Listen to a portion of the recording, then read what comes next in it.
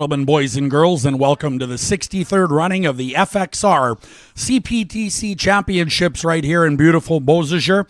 Of course, racing today starts about 10:15. The idea is to run about 20 races before noon. At noon, we will do our opening ceremonies, look at all the cool vintage sleds, and then get back to racing with Pro Champ at 1 o'clock sharp. That is our intention here, and all of our hardworking crew is planning to do that right now for FXR, our corporate sponsor here on the weekend at the 63rd FXR Canadian Power Toboggan Championships. Now, we have Brett Richter with us, our pit reporter, our roving pit reporter, in fact, who does a great job. And Brett, we're going to go down to you now in the pit area. Thank you, Darren. It's a beautiful morning here at the CPTC. I'm parked right now on the east side of the facility over here by the kids' track. They're getting ready for a great day of racing as well, obviously with big expectations to be on the big track here in a couple of years.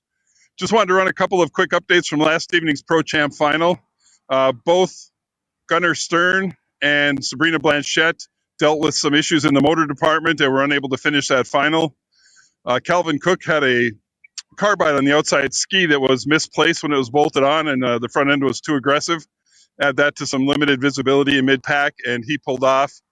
And the fourth person who blanked my mind. If it comes back, I'll bring it back to you. So we've got a couple minutes, so we thought we'd like to talk to some of the up-and-coming stars in this Ice Oval Series.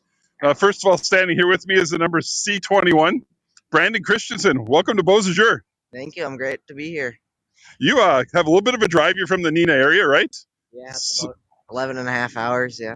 11 and a half hours to get up here just to go around in circles on the ice. Does that make a whole lot of sense? Well, I love to do it. It's a lot of fun. You've really come up through the ranks, starting with tracks like the one behind us and up to the big track now. So tell everybody what classes they can expect to see you in. Today I'll be running Junior F500, Junior 2 Sprint, and Pro Light.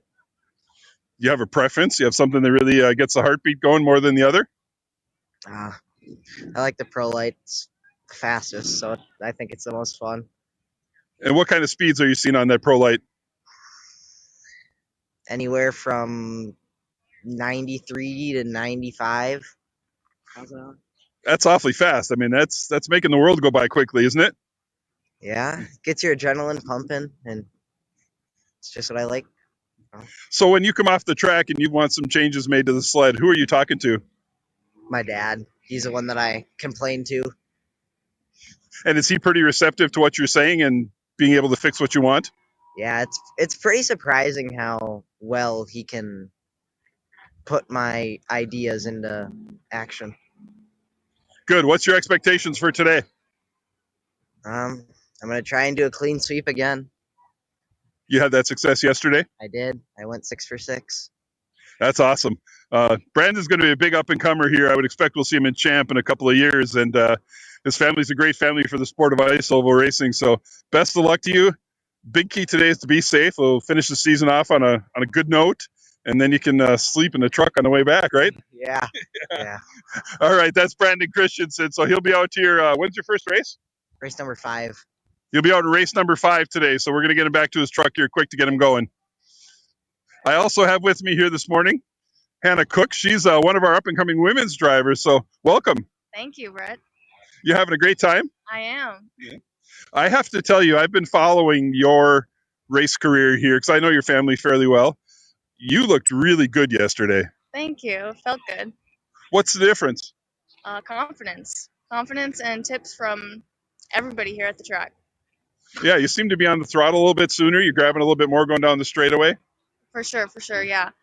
Having a brother that's been doing this for quite some time and then parents that grew up doing it helps a lot too. Are you at the point now in your career where you're looking at lines and you're looking at breaking points? Yeah, for sure. Kelvin, he's really helping me with that, and then him having friends all doing it is just helping me a lot. Is the women's F500 group competitive or is it more friendly? Both, I'd say. We're all competitive, but we're mostly just out there having fun. And I know that your dad is key to the mechanical work on that machine. Is it a wonderful father-daughter relationship, or are there some points of contention? I'd say more father-daughter. Yeah. All right. When's your first race today? Race number 9. Race number 9. So we're gonna be looking for this black helmet in the 757 in the women's F500 class. So we're gonna get these guys ready to race, Darren, and we'll be back over to the pit area here shortly. And let's get this day going. Back to you.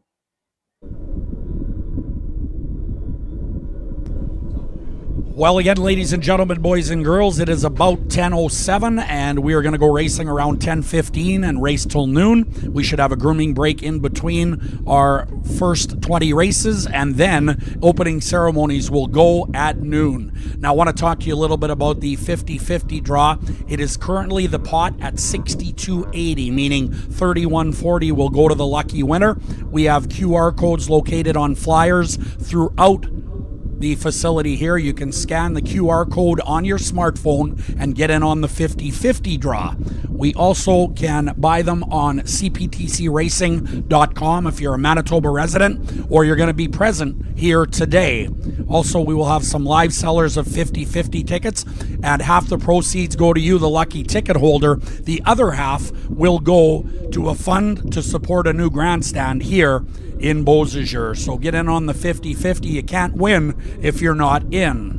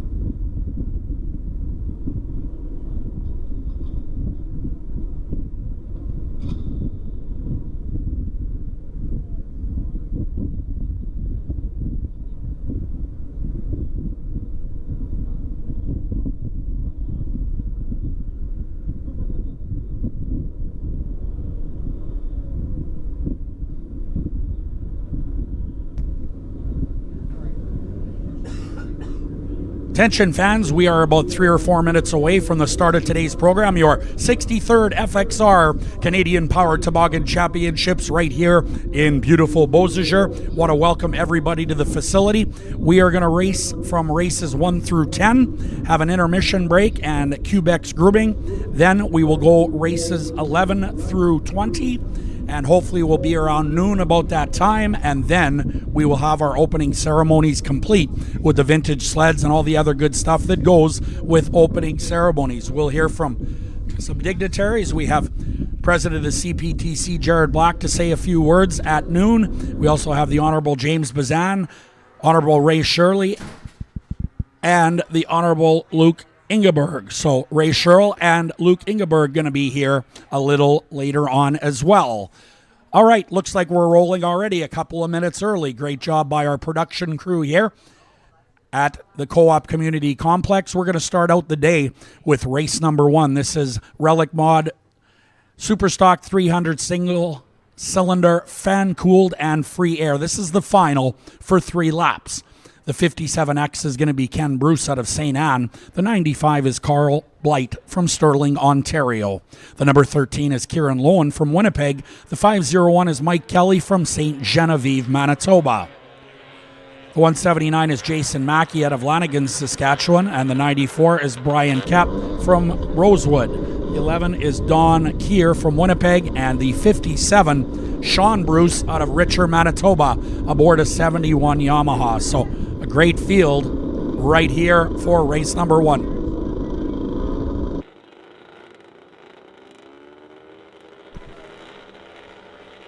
Okay, a couple of scratches here. 501 and 94. The 501 by Kelly and the 94 Brian Kep are scratched from this event. Good start by the 179. That is Jason Mackey out of Lanigan, Saskatchewan. Jason Mackey on a 1971 Arctic Cat here in race number 1. Relic Mod Superstock 300 single cylinder fan cooled free air final for 3 laps. Great racing up front in turn 3 and 4 now. This is a short jaunt at 3 laps. Here comes the 57 of Sean Bruce out of Richer, challenging the 179 of Jason Mackey. 13 is third. That's Kieran Lowen out of Winnipeg.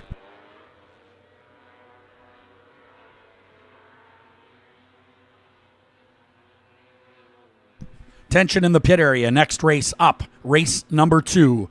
Capital Motorsports Ice Bike Open. The motocross bike's going to hit the track. Then race through the Supermod 340 Liquid Superstock 440 Liquid Combo Classic. 1 lap to go in race number 1 on the day. Relic Mod Superstock 300 single cylinder fan cooled free air final.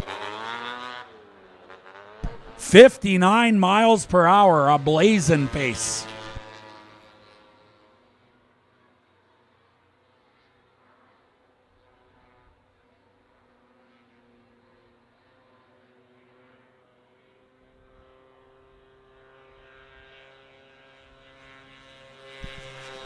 Checkered flag to your winner, the 179, Jason Mackey out of Lanigan, Saskatchewan on the 71 Arctic Cat.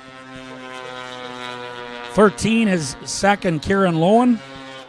There's the 57, Ken Bruce, or either Sean Bruce. We got a 57X and a 57.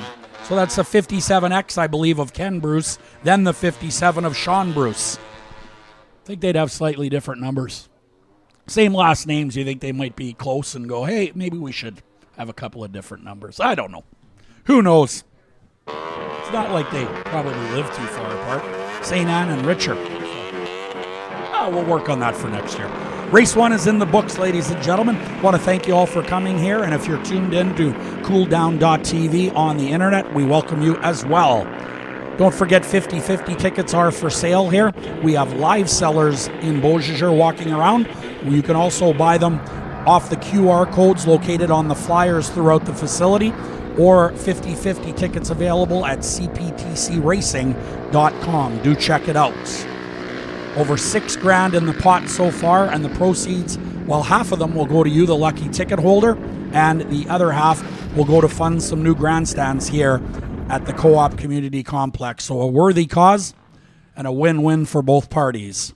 Ice bikes coming up. The 318 is Tyler Feeblecorn. Riding the 14 is Rylan Katazinski. The 58 is Jim Fleming. Caden Katowicz is out of Petersfield on the 219. And the 47 is Owen Nault out of Clandeboy. Yesterday, the 219 of Caden Katowicz out of Petersfield, very dominant on his 2022 Honda. These bikes will hit speeds of about 80 miles per hour on the straightaways. That is pretty quick on two wheels on ice. Studded tires, of course. Huge guards over both of the wheels.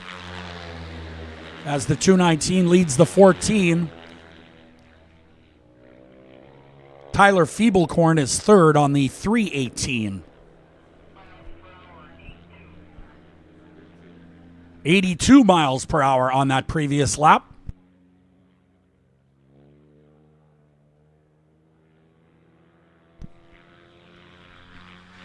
One to go. White flag is out.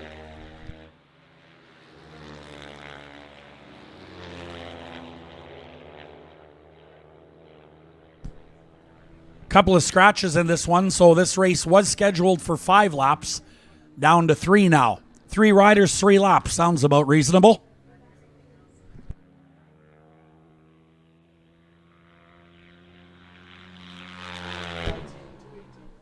.219, Caden Katowicz will win that one. Second spot, Rylan Katazinski, and third, the 318 of Tyler Feeblecorn.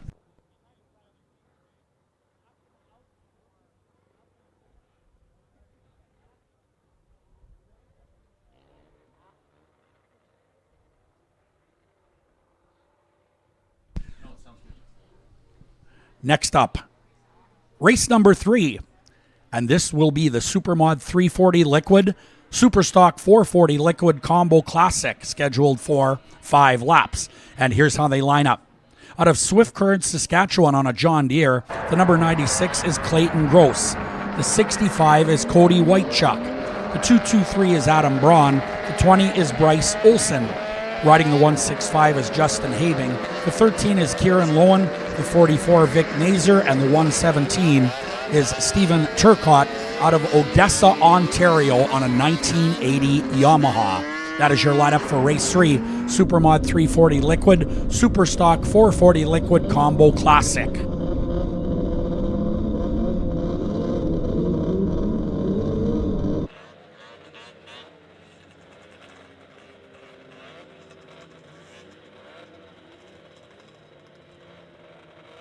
Tension in the pit area. Next up, we will go to Sportsman 600s. You need to be in staging. This race scheduled for 5 laps, and here we go. Looks like the 65 of Cody Whitechuck out of Beausejour with a great start on that 1973 Polaris.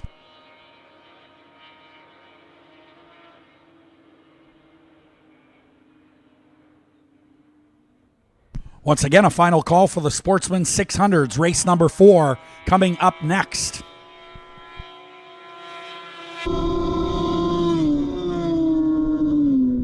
.44 is second. That is Vic Mazer out of West St. Paul.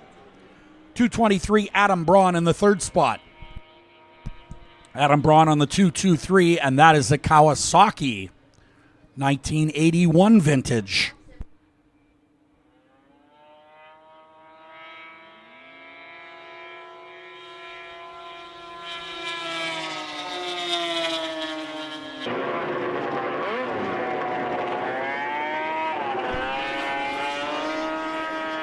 .77 miles per hour on the previous circuit.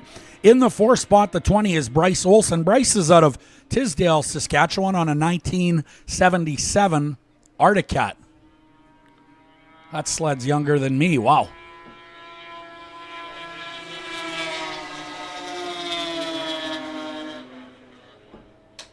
Good racing in the top 3 here in this 5-lap battle.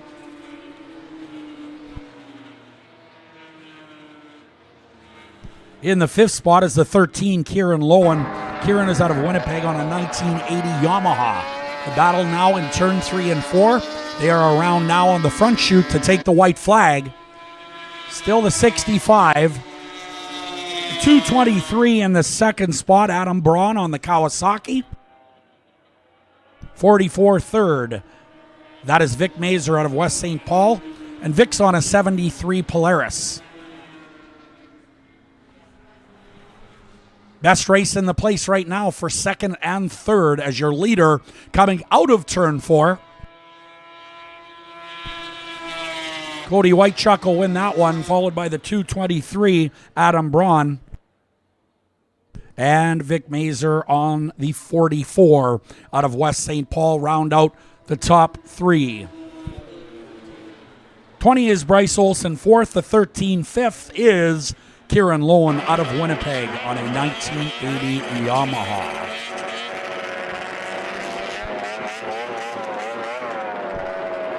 All right, next up, race number 4, Sportsman 600s, round 1 of the day for 5 laps. We'll bring you that lineup momentarily.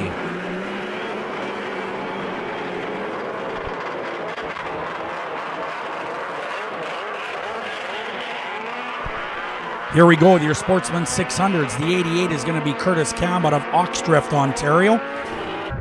Riding the number 23 is Will Manchelenko from St. Malo. The number 14 is Caden Temple from Grand Point, Manitoba. The 08 is Brad Artimowicz from Dryden. Out of Earl Grey, Saskatchewan, the 55 is Carter Herman. The number 15 is Kyle Omachinski out of Beausejour. Also out of Beausejour, riding in 96 Skidoo.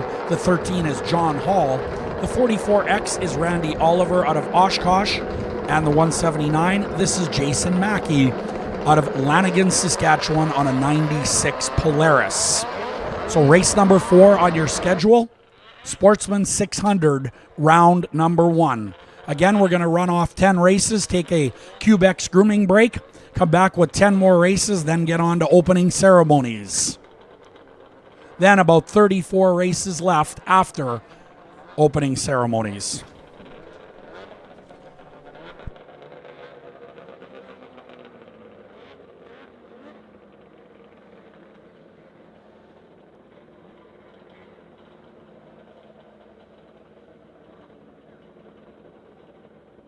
All right, 14 is scratched from this Sportsman 600 heat. Caden Temple out of Grand Point will not appear, so scratch the number 14. Nope, we got a jumper.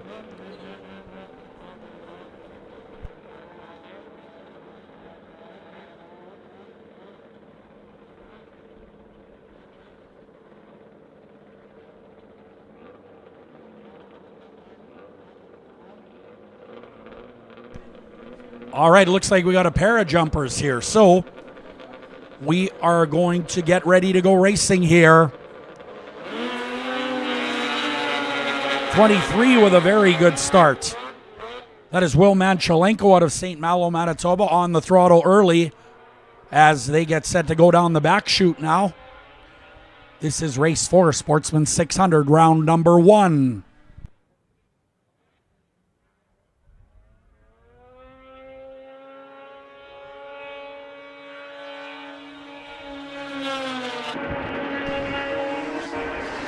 Kyle Omachinski out of Beausejour on the number 15 showing the way. That rider always smooth, fast, and consistent here in Beausejour.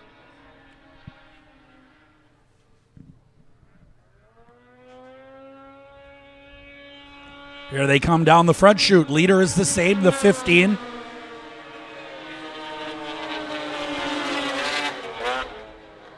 .44 is Randy Oliver. 13 is John Hall. 87 miles per hour on the previous lap for your race leader. That is the number 15 of Kyle Omachinski.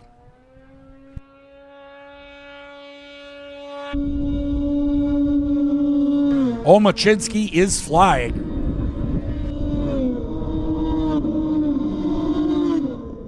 In the 4th spot is Carter Herman. That is Carter Herman on the 55 out of Earl Grey, Saskatchewan, in 4th on the Arctic Cat.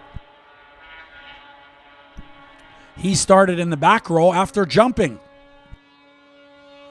White flag is out.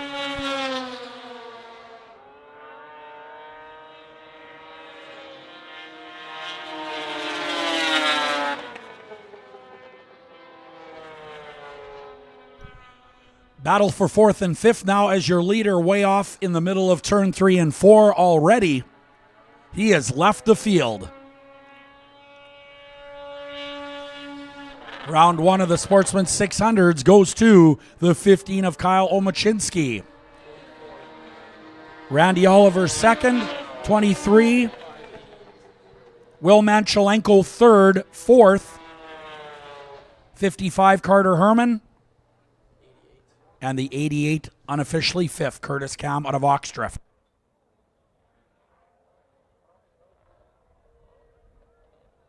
Next up, we have Junior 2 F500 on the front row. And of course, Junior 1 F500, just one competitor on the back row. After that will be race number 6, the IFS 440X Jerry Bunky Cup. This will be round 3 for 5 laps. We did race some of the Bunky Cup yesterday. We'll talk more about that as we get to it. But here we go with our next race.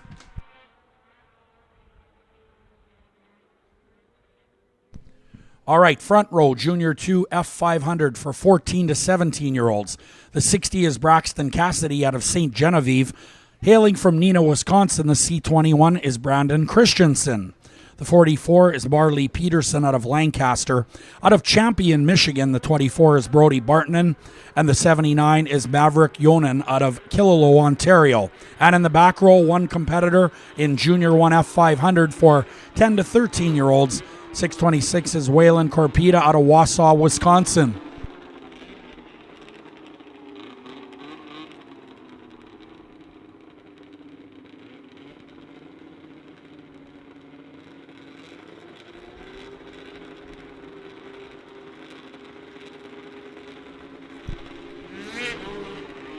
Ooh, we got a lot of itchy trigger fingers here today. Another jump.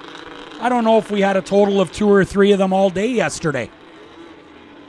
3 the whole day yesterday. Okay, so I think we're at 3 already, and we're in race number 5. We're at 2. Okay, well, we're close. Well, I know, that's what I'm thinking. We're 5 races in and a pair of jumpers. Yesterday, 3 jumpers in 50 races.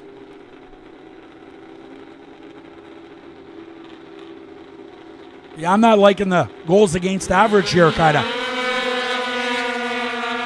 similar. Not many shots and lots of goals here already.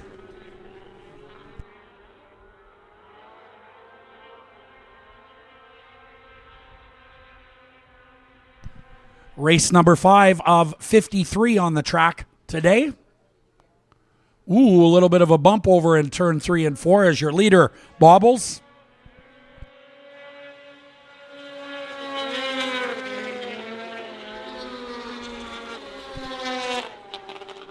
Maverick Yonan on that bright green sled, rather.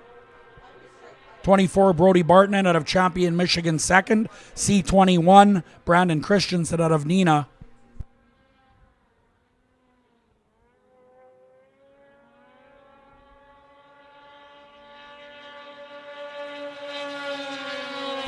'24 showing the way here.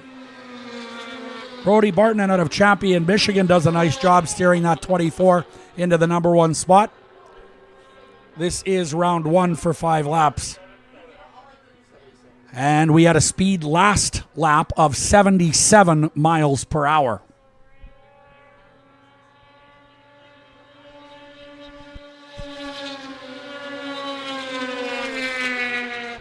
Maverick Yonan out of Killaloe, Ontario in the second spot on that beautifully prepared green sled. That is an 89 Polaris. Real good looking machine. Saw that in the pits the other day and wow, was it sharp. Beautiful. White flag coming out this time around for your Junior 2 F500 class. 24 of Brody Bartonen continues to lead. Waylon Corpita is on the 626 all by himself in the Junior 1 F500 class.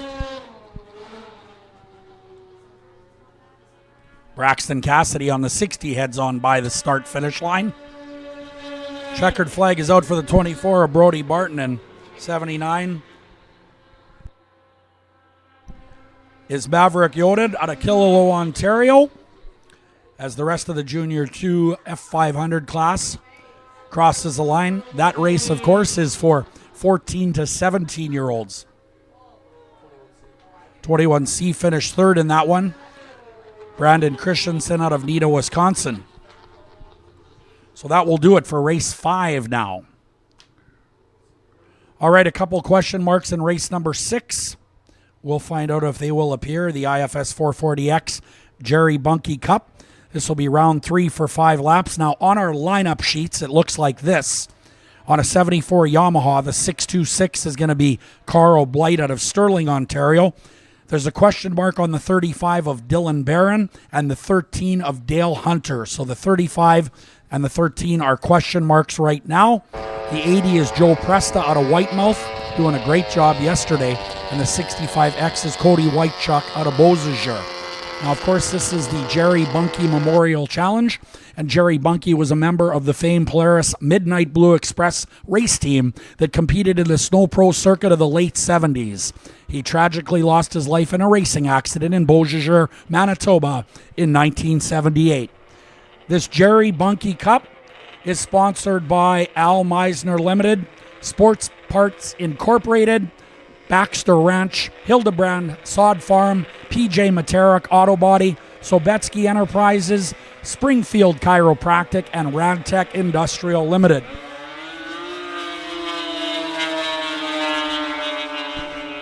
All right, this was scheduled for 5 laps. We are missing 2 as we suspected. So this 5-lap race has now been cut to 3. 3 riders, 3 laps for race number 6, your IFS 440X Jerry Bunke Cup.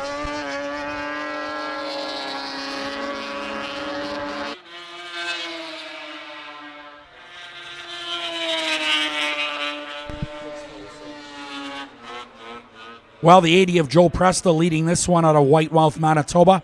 The 65 is Cody Whitechuck second. Third is the 626 of Carl Blight. Dylan Barron and Dale Hunter are out of this one.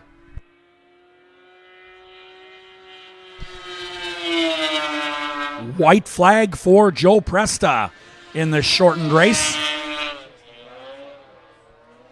Nothing changing in the top 3. 93 miles per hour. That is quick.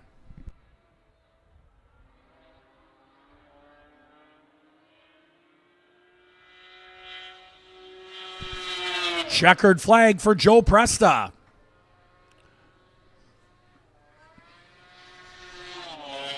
Cody Whitechuck on the 65 out of Beausejour, coming home second unofficially.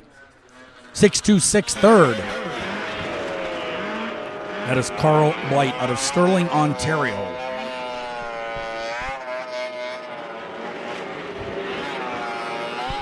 All right, moving on next to race number 7 on our schedule. Junior 2 Sprint 600 and the Junior 1 Sprint 380s will be combined. 600s will be in the front row, the 380s behind. 380s are 12 to 14-year-olds.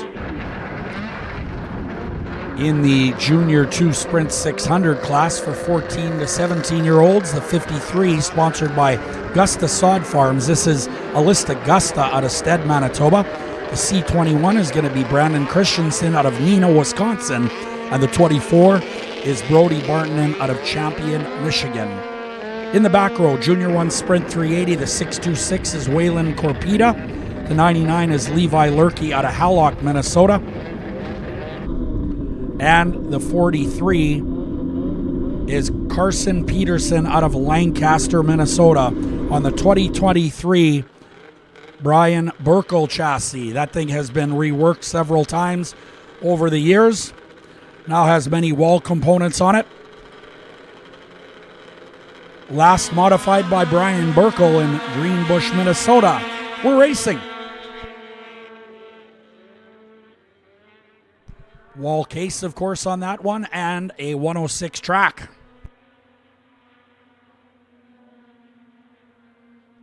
We are racing here, race number 7, Junior 2 Sprint 600, and the Junior 1 Sprint 380s, a combined race. C21 is your leader, 24 second, the 53 third, Alyssa Augusta third in the Junior 2 Sprint 600 class.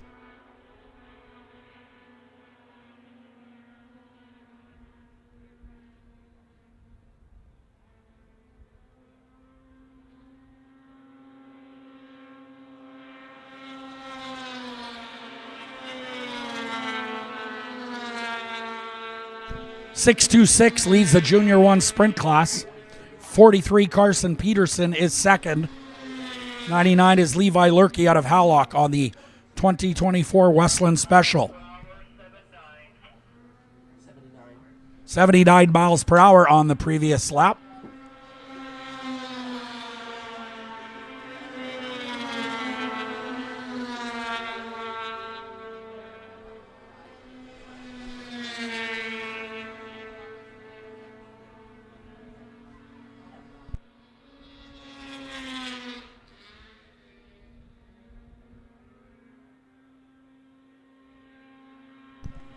One to go, white flag is out. The Century 21, C21 of Brandon Christensen out of Nito, Wisconsin, showing the way in Junior 2 Sprint 600 action.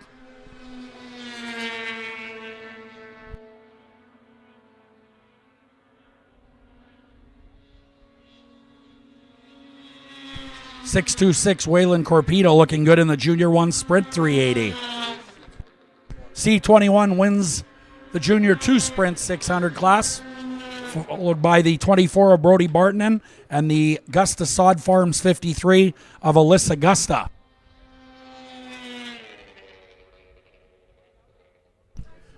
Second in the Junior 1 Sprint 380 was the 43 Carson Peterson out of Lancaster on the 2023 Brian Burkle chassis. Formerly built by Larry Ruglin, that chassis. It's pretty cool. It's gone through a lot of iterations over the years and last worked on by Brian Burkle with Betty Wall parts, which should be available to Brian Burkle because he lives in the Greenbush area. All right, race 8 coming up very soon. I'll bring you that lineup. It is going to be the Superstock 340 Free Air, 340 Liquid, 440 Fan Combo Final for 5 laps.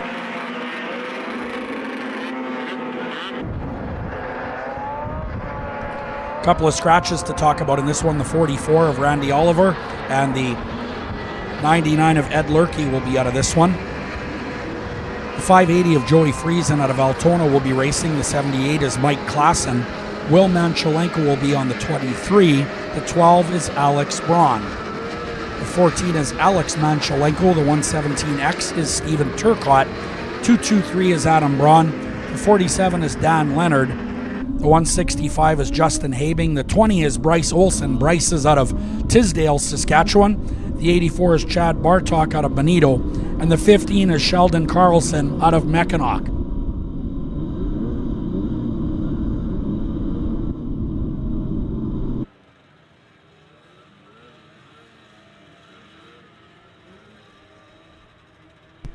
All right, race number 8 on your schedule. Race 8, 9, and 10, then we'll go to a Quebec's grooming break, then come back with 10 more races, then opening ceremonies. Don't forget to get your 50/50 tickets here today. Scan the QR codes on the flyers located throughout the facility.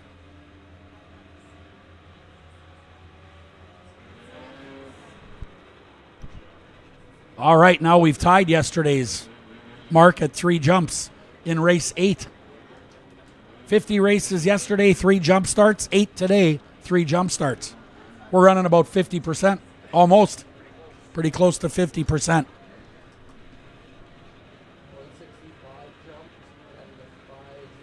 See, Anthony, you can learn a little math in the public education system. I surprised you, didn't I? Here we go.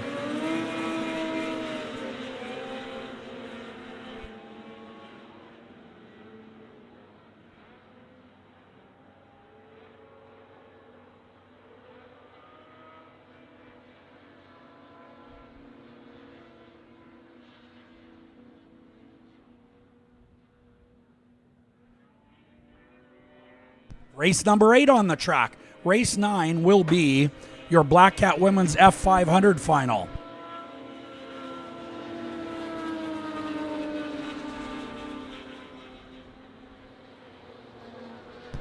84 Chad Bartok is out of Benito, Manitoba. Looking good on the 76 Arctic Cat.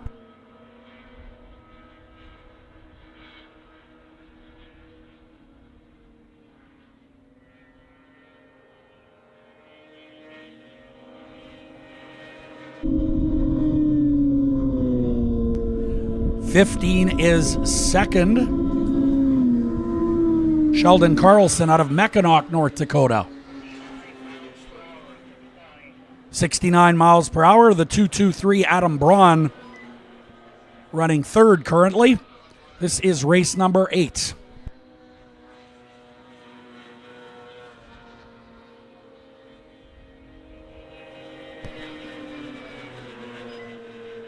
Rider very slow into turn number 1 and 2. 20 currently fourth. Bryce Olson out of Tisdale, Saskatchewan. Bryce is on a 77 Arctic Cat.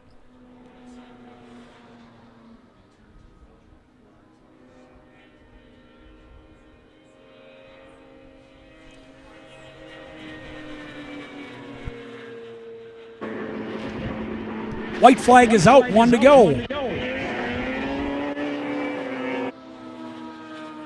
Chad Bartok out of Benito, Manitoba, leading the 15 of Sheldon Carlson on the final lap. They are now in turns 3 and 4.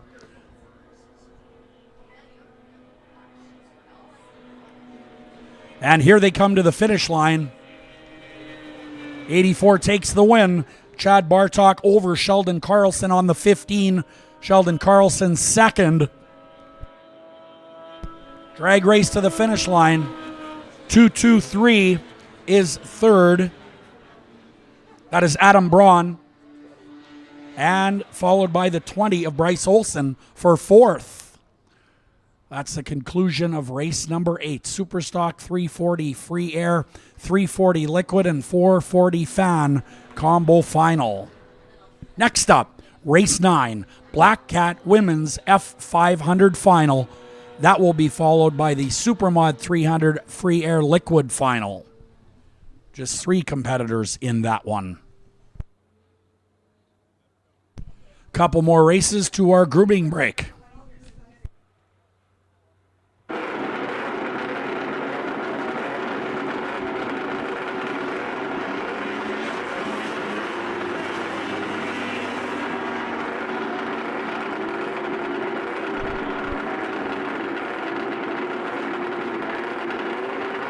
Waiting the arrival of race number 9, Black Cat Women's F500 final. 5 laps is scheduled for this one. The 44 is going to be Marley Peterson from Lancaster, Minnesota. The 757 is Hannah Cook from Dayton, Minnesota. The 113H is Hannah Westland. The 113 is Kendra Westland. The 30 is Jocelyn Rathke out of Wausau. And the 434, this is Miranda Peterson from Lancaster, Minnesota, riding a 1989 GPR. Sounds like the number 30 could be a scratch. Jocelyn Rathke, scratch out of Wausau.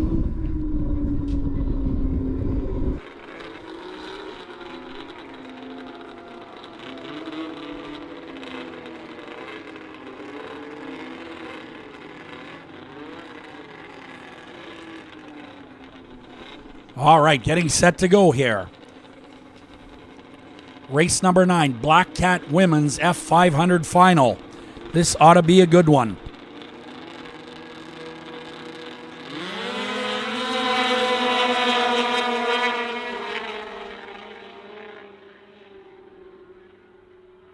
And we're away in your Black Cat Women's F500 final. They are racing.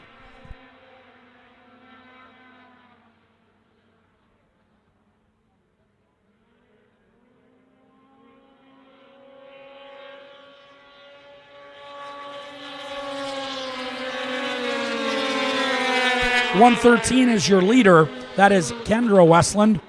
Hannah Westland is on the 113H. 434 Miranda Peterson is second out of Lancaster. But just know that 113 is Kendra Westland. The 113H is Hannah Westland.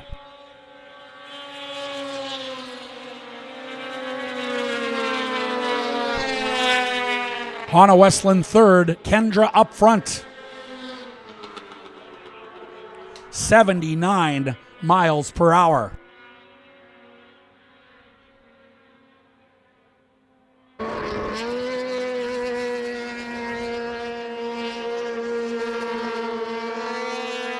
Green flag being displayed.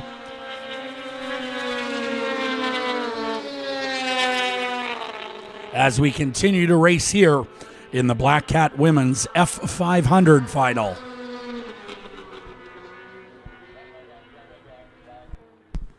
Sounds like we have a red flag on the course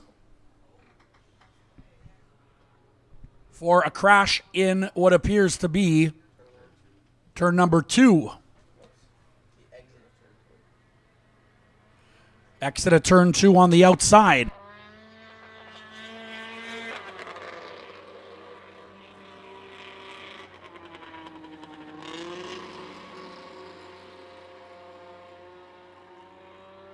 We will bring you a report from turn 2 just as soon as we can.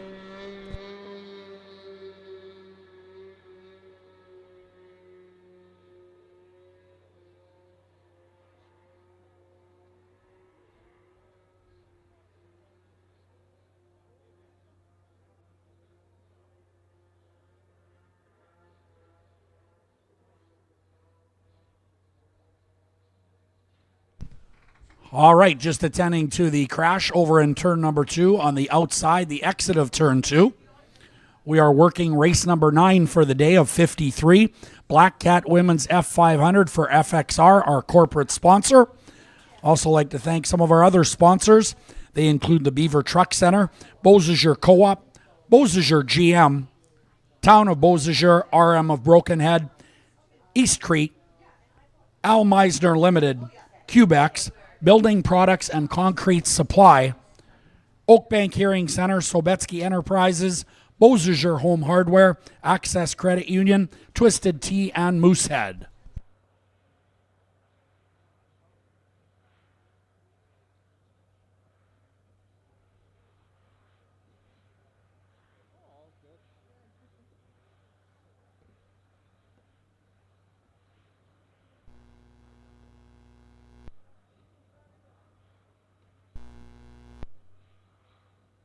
All right, all good from turn 2. We are told by Riley Baker, our head flagman, 7:57. That was Hannah Cook involved out of Dayton, Minnesota. Right here. And there is the replay.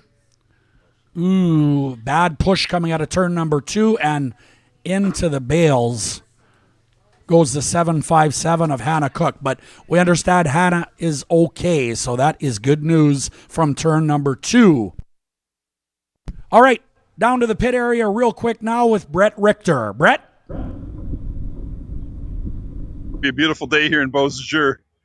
I'm out here with Ron Teroff. Drives that number 4 Outlaw. That looks like a ton of fun.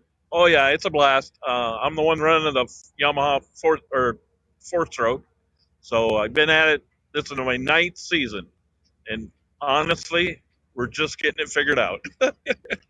Yeah, it seems like there's a lot of give and take when it comes to an Outlaw. Oh yeah, it's unbelievable. I finished 4th every race yesterday. I was 1st and 2nd in December, so I like the track. I love the track. It's always a good track. So put the high gear in and go. This is a whole different animal. You guys are in there in a 5-point harness, a fire suit, steering wheel, whole ball of wax. So it's you can't even compare it to a snowmobile. Oh no! It ain't nothing like a sled. It's more comparable to a sprint car with skis and a track. So. And just curious, we talked to somebody named Araya Plasky yesterday. What's it feel like to be beaten by somebody, a young, female? Oh, we're glad to have her. Yeah, I kind of when she passed me yesterday. Well, she kind of bumped into me and got past, but that's all right. It's part of the racing. But I just love it. Young girl like that can get in it. This is only her 2nd year, doing very well. So. Sounds great, Darren. We're having fun here in the pit area, so back up to you. Thanks very much. All right, getting set to go back racing here. Race 9, Black Cat Women's F500 Final. And this one will be Sans Hannah Cook. Jaslyn Rathke was an early scratch on the number 30. 757 just coming off a crash. Hannah Cook out of Dayton, Minnesota on the 1989 Polaris. Couple of Westlands in this race. Kendra on the 113, Hannah on the 113H. The 434 is Miranda Peterson. Getting set to go racing once again. And here we go. Marlee Peterson is fourth on the 44 at the start as we head on down the back straightaway and towards turn number 3. White flag will be coming out this time, indicating just one more lap to go in your Black Cat Women's F500 Final. Kendra Westland up front. 434, Miranda Peterson in the second spot. Nice job so far by the 113 of Kendra Westland out of Strathcona, Minnesota on the 1989 Polaris. 113, Kendra Westland is your winner. 434, Miranda Peterson. Hannah Westland is third on the 113H. And the 44 is fourth. That's a lot of fours. 44 fourth. Marlee Peterson out of Lancaster. Race 9, Black Cat Women's F500 Final, now in the books. Next up, Race 10, Supermod 300 Free Air Liquid Cooled Final for 3 laps. We'll bring you that action momentarily here for FXR at the Co-op Community Complex.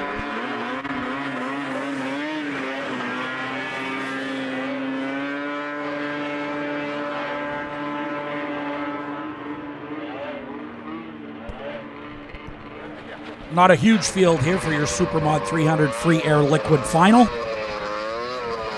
13 is going to be Kieran Lowen, the 165 Justin Habing. Habing is out of Dougald, Manitoba. And the 44 is going to be Vic Mazer out of West St. Paul in this abbreviated 3-lap contest. Following this, we'll go to a Cubex intermission break.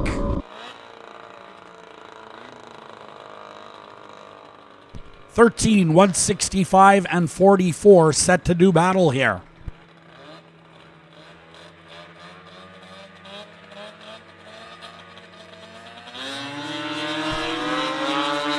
Lots of power in the number 44.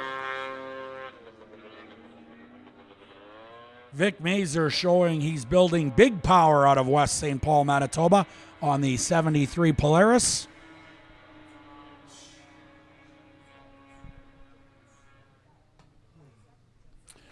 This race scheduled for just 3 laps.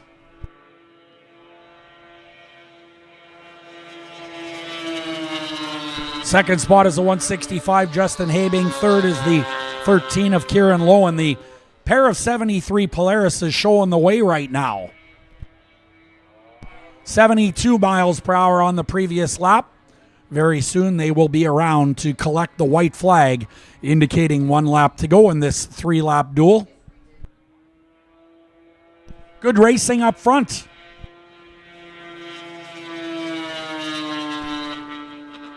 Vic Mazer out of West St. Paul continues to lead.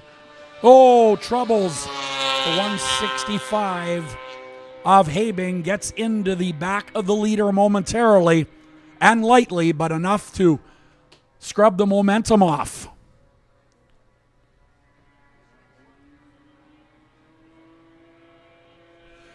Here they come to the checkered flag. Your winner is going to be Vic Mazer. 165 is second, Justin Habing, after almost picking off the leader on the last lap in turn 1 and 2. Kieran Lowen on the number 13 will be third. Well, ladies and gentlemen, boys and girls, that'll do it for the first part of our race program here today. The 63rd FXR Canadian Power Toboggan Championships has now arrived at our first grooming break courtesy of Quebec's. We invite you over to the concession area. Get yourself something hot to eat or cold to drink. You can also visit the Moose Den, that is our beer garden, and check out our CPTC promo wear. We're going to be back with you momentarily with more racing from the 63rd FXR Canadian Power Toboggan Championships.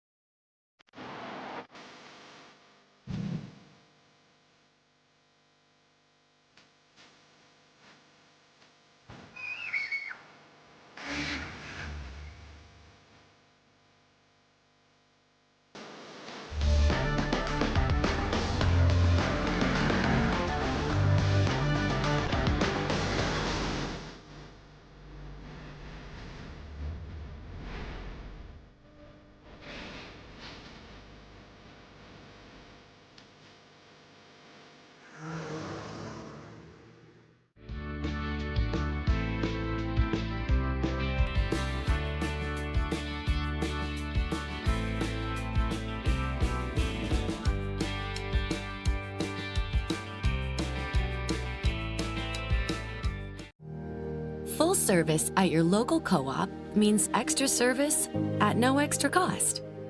We'll fill your tank, clean your windshield, and get you on your way. And full service is part of why co-ops are able to provide good jobs to more than 25,000 Western Canadians.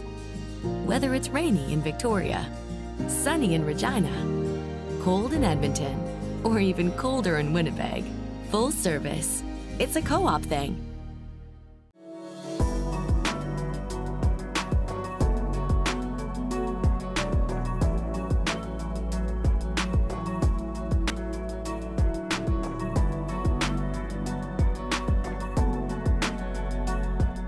Are you a homegrown fan cheering blue and gold wherever you go? Passionate about our province and caring for our communities? For the ultimate Bombers fan, level up your game day experience with the Access Credit Union Bombers debit card.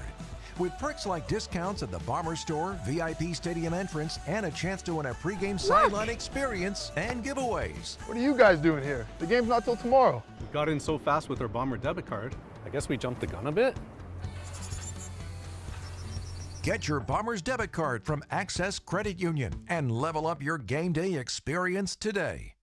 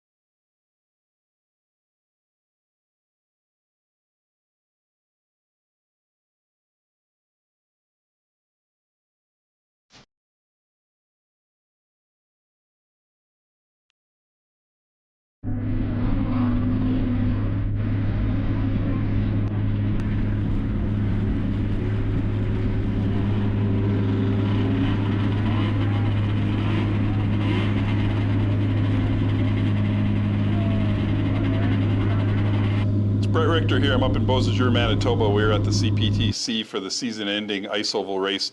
It has been a long, grueling season this year. Racers have wished for a full season for a number of years because of weather concerns the past few years, and all of a sudden we got one and everybody's kind of like, I'm ready to be done. So we're going to run this weekend and we are going to get the season wrapped up, and it's going to be a lot of fun. And I'm actually going to have some time today to talk with Davis Jennings, who I don't even want to say part-time racer because one race a year doesn't really count, but more like full-time mechanic now? Yeah, full-time mechanic these days. Yeah, Weatherhill Racing. Weatherhill Racing, Weatherhill Skelton Racing. Great, awesome. So how many sleds are you running this? Well, you've ran a number of sleds this year, right? How many sleds have you tried to put out at once? Well, we got 2 sleds. We've had a few different driver changes throughout the year. But yeah, 2 sleds mainly. So are you running 2 this weekend? Yes. Okay, yeah. And that's Danik? Danik Lambert on the number 3 and Felipe Roy Lalonde on the 48. Hollywood. better known as? Hollywood and Fast Phil. Oh, that's it. Okay. Yep. All right. It's good to know those names along the way. So you've got a history. We were just talking that you raced in Eganville this year. Yep. So you still have the ability and can race one of these champ sleds. How does that help you from a mechanic standpoint then? I think it really helps. It's nice to be able to understand both sides of it. So, you know, I can stand on the sidelines and watch Danik or Phil and kind of, you know, watch what the sled's doing and, you know, understand it and kind of have a few things to suggest to change it or make it better. Yeah, having a clear understanding of both sides of it really helps. Tuning aspect. Are you more of a handling or a horsepower person? Handling. I think handling makes the difference. And do the drivers agree with that? I think so. Yeah. You got to go around the track. You got to go through the corners to be fast. So, corner speed equals straightaway speed. So. Okay. So with two drivers, and I know they both have different driving styles. I've seen them both, and they approach the sport the same. But you know, obviously everybody drives a little bit different. Mm-hmm. How close are setups then between those two sleds? They're pretty different, to be honest. Yeah, pretty different. You've got that, you know, the baseline for handling, but then just what each driver likes is fairly different at times. So a lot of the people that will watch this are people who are not necessarily knowledgeable fans. You know, they don't understand a lot of the setup stuff. What's the key to champ speed in the corners? You know, people talk about forward bite or, you know, rotation or, you know, high siding and that type of stuff. Can you kind of break that down and say in order for champ sled to really corner well, it needs to do these things, and this is kind of how we make it happen? Yeah. So basically, I mean, you talk about, you know, the sleds pushing and being loose. Those are the two terms that you hear mainly. So when a sled pushes, you're not getting that front end bite. And it won't hold itself in the corner in the line. So when you get back on the throttle, it removes ski pressure, and then it kind of amplifies that push. So you're not getting through the corner and out of the corner. When a sled's loose, it's kind of the opposite. You get back on the gas, and the track breaks loose. You rotate a little bit too much, and then you're also losing momentum through the corner because the track's spinning. So finding that happy medium, and you change one thing at the back of the sled, and then it changes the front, and then vice versa. So again, you got to find that happy medium to get that perfect setup, and that's always a moving target too, right? Because the track changes throughout the day, conditions, soft ice, hard ice, everything goes into play. So right, we're going to see a lot of that this weekend based on the way the weather is. Yes, absolutely. Yeah. When you talk about changes in the back of the sled, are you talking about stud patterns in the track? Or are you talking about the amount of track on the travel of it? Yeah, so a big adjustment you make is the amount of track on the ground. So the more track you have on the ground, the more traction you're going to have. But in doing that, you're going to lose front end pressure. Yeah. And how much can that track travel up and down in the back? You know, we only move the bolt, you know, like one turn or half a turn, and it makes quite a bit of difference. So I mean, you can. You know, we count the amount of bars, so you get the sled sitting on the table with the driver on it, and you count how many bars of track are on the ground, and, you know, rough measurement, you know, 8 inches or so of track is really all that's contacting the ice at one time. You know, half an inch or another inch of track on the ground makes a huge difference. So that's amazing. Very minute changes. Right, so you're talking about a track that's either 106 or 116 inches in length, and you're only using 8 inches of it at any one time. Yep. Pretty crazy. I learned something just like that. Yep. So there we are with that. Carbides in the front end make a huge difference as well. Yep. And for people who don't understand that, really, you see a ski, but a ski is almost just for looks, right? Because there's a little wear bar on the bottom. Yeah, it's just carrying the carbide, just carrying the runner, essentially. Right. And how long are those? 10-inch carbide on the outside and 8 on the inside. Okay. So within the last couple of years, they changed that rule. So we used to be able to run whatever size carbide on the inside and outside. Now it's limited to the 8 on the inside. Did you used to run shorter or longer? 10 on both sides was a pretty common setup. That's 10-inch carbide on inside and outside. That's what I always ran. Okay. Yeah. So going to 8 inches on the inside made the sled do what? You have to compensate with maybe a little bit more camber on the inside. Okay. So laying that spindle over, helping to bring that sled into the corner. So does that slow it down a little bit? No, I wouldn't say. No. So it's just a little bit of driver preference too. Some people run less carbide on the front just so it's not as aggressive. It doesn't wear you out. But like I said earlier, you can have something, you know, a softer suspension in the back, or you're doing something in the back of the sled that's then changing the front. So right. It's, yeah. I could get into some of this technical stuff for a long time. Since I tell people, I don't know the difference between a spark plug and a muffler, so you know I really need to do some homework. Yeah. So I find it really interesting to learn some of this stuff. Yeah, there's a lot to know and a lot to understand about it. Yeah. Where do you see your future in the sport of snowmobile racing? Do you see this going long term? You want to be a team owner someday? You want to like bring some young people along and get them to the sport, and you like this kind of stuff? Yeah, it's interesting you mention that, because within the last couple of years is kind of the first I started thinking about that. You know, maybe being a team owner one day would be really cool.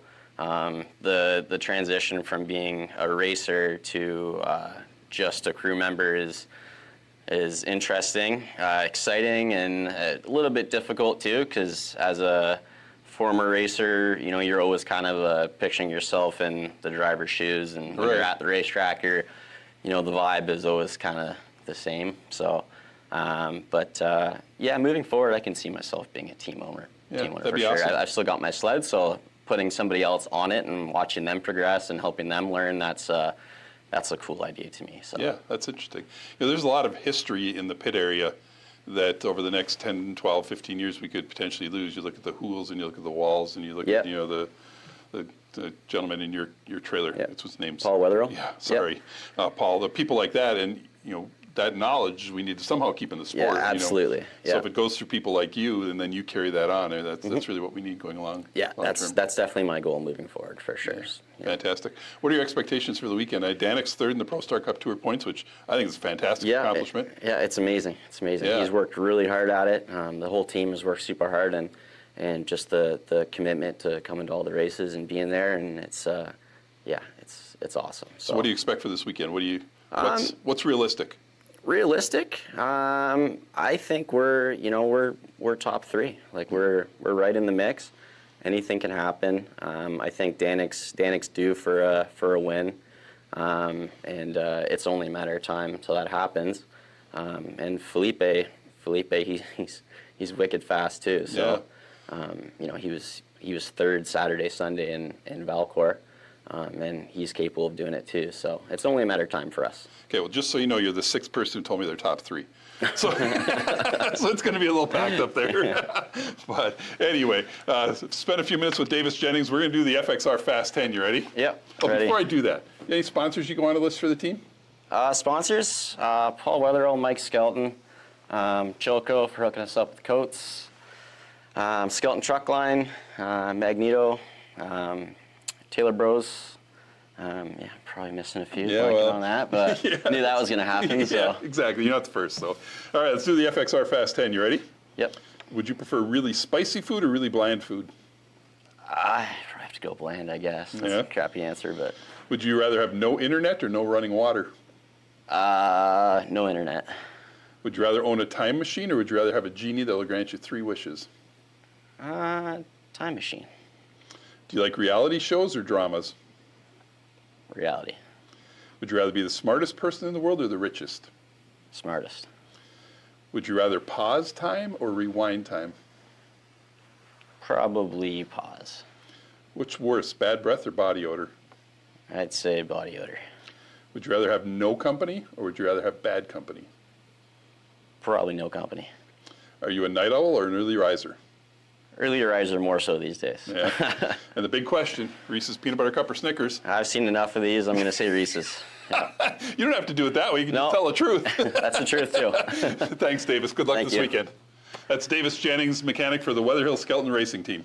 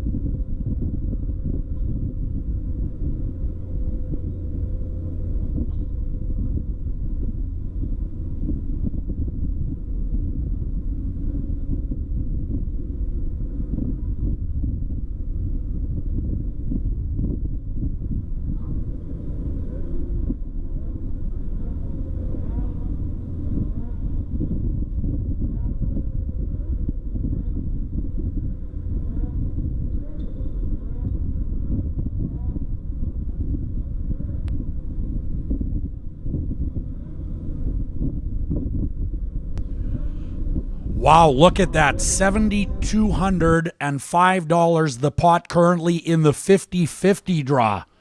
That is more than doubled from yesterday.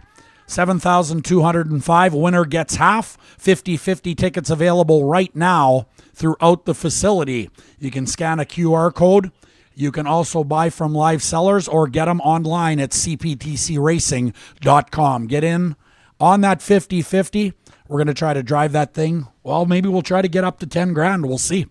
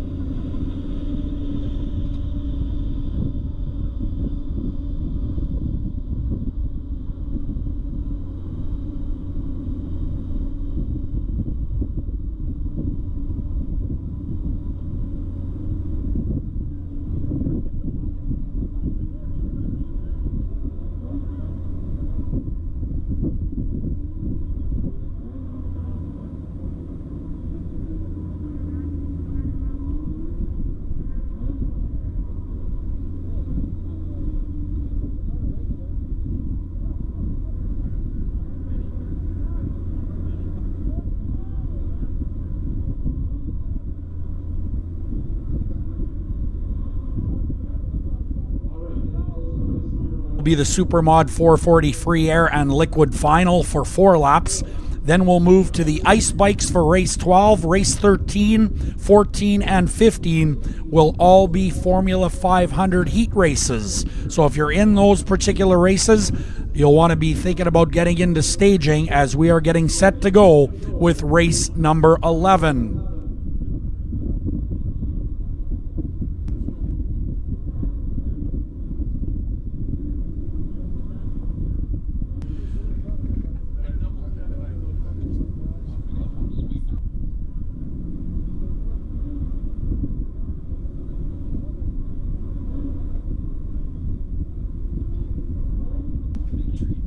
All right, if you got your schedules in your hand, the ice bikes race 12 will be reduced to 4 laps from 5. 4 laps for race number 12. 4 bikes we understand now, so 4 laps.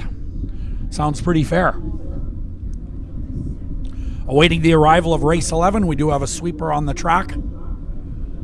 Snowcross putting on a practice during the intermission break, courtesy of Cubex.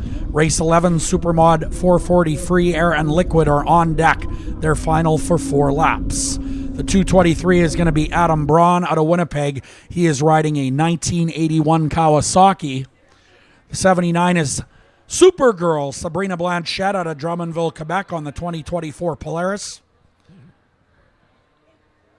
74 Yamaha is Carl Blight on the 626, and the 65X is Cody Whitechuck out of Beausejour on a 73 Polaris. Supermod 440 Free Air and Liquid final. Getting set to go. Keep your eyes on the 79 out of Drummondville, Quebec. An accomplished rider, no doubt about it. One of the top female riders this sport has ever seen, Sabrina Blanchette on the 79. Next up after this, ice bikes for 4 laps. Be ready in staging. There is a good look at the 223 of Adam Braun. Nice looking 81 Kawasaki. 65 Cody Whitechuck. 626 Carl Blight. And of course, Supergirl, Sabrina Blanchette out of Drummondville, Quebec. Good start for the 65 and the 79. Cody Whitechuck, whoa, on the inside and around the outside goes the 79 of Sabrina Blanchette. She is not scared of the outside of the racetrack and flying that rider out of Drummondville, Quebec.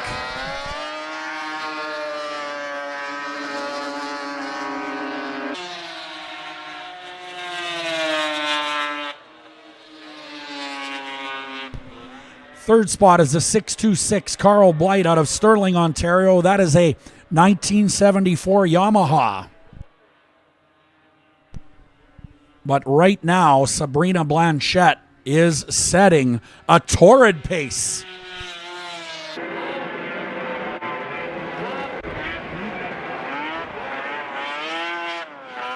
Cody Whitechuck second. 626 Carl Blight third. Adam Braun is on the Kawasaki, the number 223. 92 miles per hour on the previous lap. White flag is already out.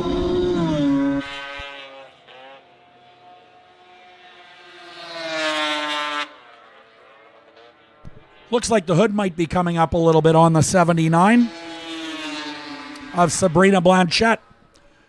She is entering turns 3 and 4.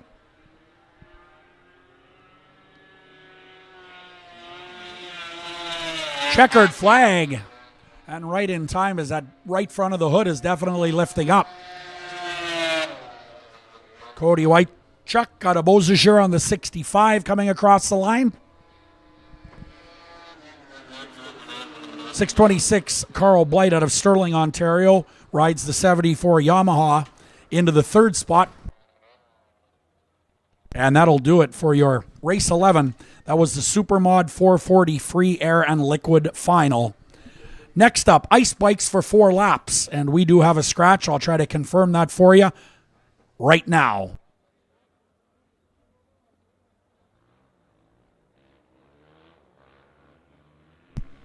Here's the original lineup in the Capital Motorsports Ice Bike Open. 47 is Owen Nault out of Clandeboy. Riding the 14 is Ryland Katazinski from Selkirk. The 58 is Jim Fleming from Winnipeg. The 318, Tyler Feeblecorn from Beausejour. And the 219 is Caden Katowicz from Petersfield, Manitoba. Now we're told we have a scratch, so we'll try to figure it out as they get to the line. There's the 219, 14, 318. And the 58. 47 missing, I do believe.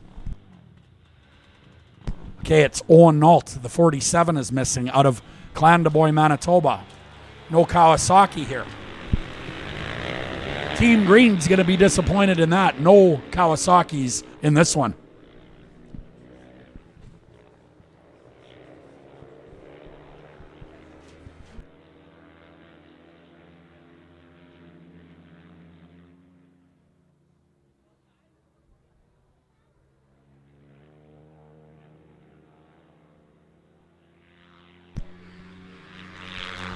Green flag being displayed. The 219 leads the 14. Third is the 318 of Tyler Feeblecorn out of Beausejour. But Caden Katowicz out of Petersfield on the 219, continuing what he's done all weekend, and that is dominate.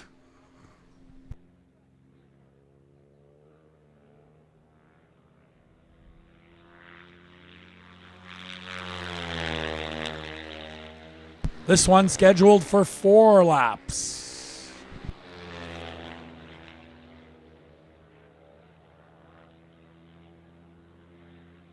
.84 miles per hour on the previous lap.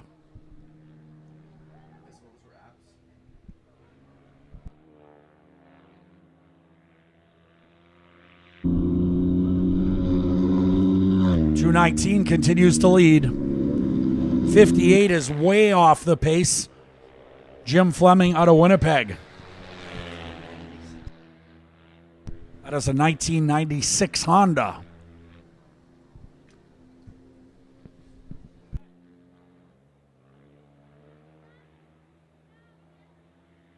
Caden Katowicz on the 219 looks back and sees nothing. Big lead and a great big win for the 219. Caden Katowicz. Rylan Katazinski out of Selkirk in the second spot. And third is the 318 of Tyler Feeblecorn on the 2020 KTM. Feeblecorn is out of Beausejour.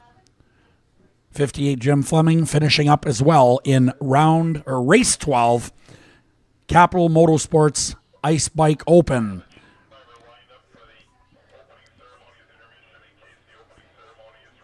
All right, so next up, race 13, 14, and 15 will all be F500 races. Formula 500's hitting the track. Round 1, Heat 1 for 5 laps in each. 135 is going to be Blair McDonald in race number 13. The 7 is Marcus Catlin from Merrill, Wisconsin. Riding the 17, this is Jared Sackvey from Beausejour. The 23 is Dylan Fox. Dylan is from Balmoral, Manitoba. The 434 is Miranda Peterson from Lancaster. And the 34X is Cale Bellow from Waupun, Wisconsin. That is your lineup for race 13. Formula 500 round 1, heat 1. 2 more F500 races will follow this one. So if you're in those fields, you need to be at staging right now.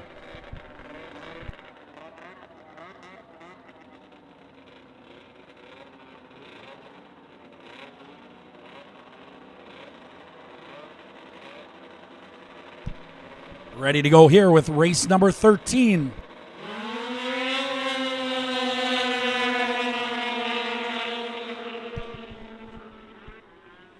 Number 7 around the outside, Marcus Catlin out of Merrill, Wisconsin. And Marcus Catlin currently leads, but he's got lots of company heading into turns 3 and 4 here on the big half-mile oval. The 7 liking the outside of the track. Here comes the 23. That is Dylan Fox challenging. What a great race into turn 1 and 2 here.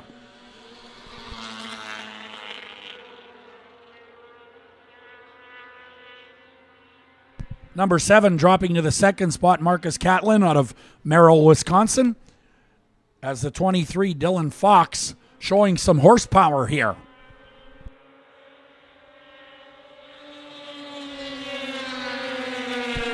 '17 is third. That is Jared Sackvey. The 434, Miranda Peterson, is fourth.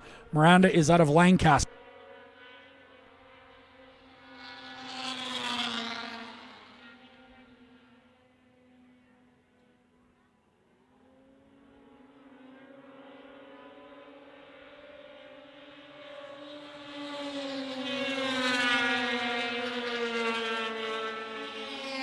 Dylan Fox showing the way here in race number 13. 80 miles an hour, even 80 miles per hour on the previous circuit.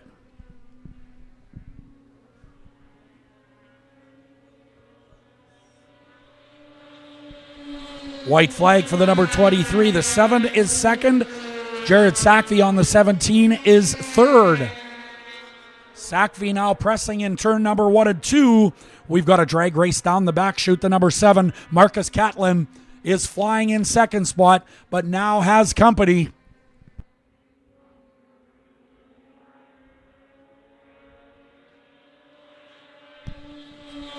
Dylan Fox is going to win that one. The 7 second, the 17, the 434 in fourth.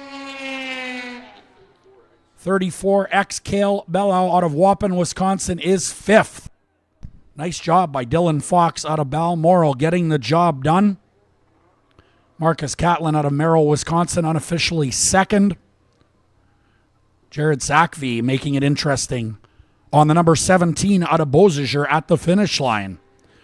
Race 14 on its way already.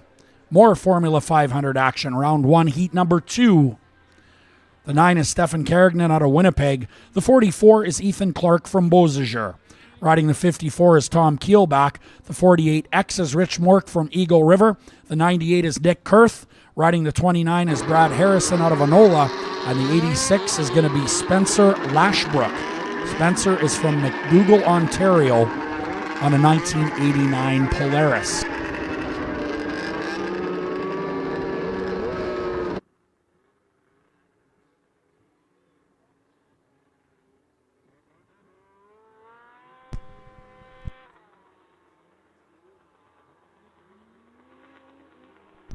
Here comes the 9 of Stefan Kerrigan. We want to welcome everybody that's tuned in to cooldown.tv on the internet.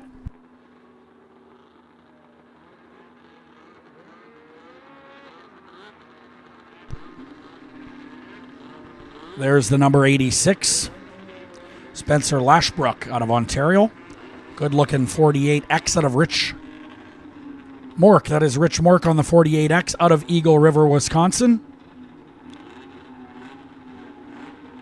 Nick Kurth out of Wausau on the 98. Good field here. Very strong drivers.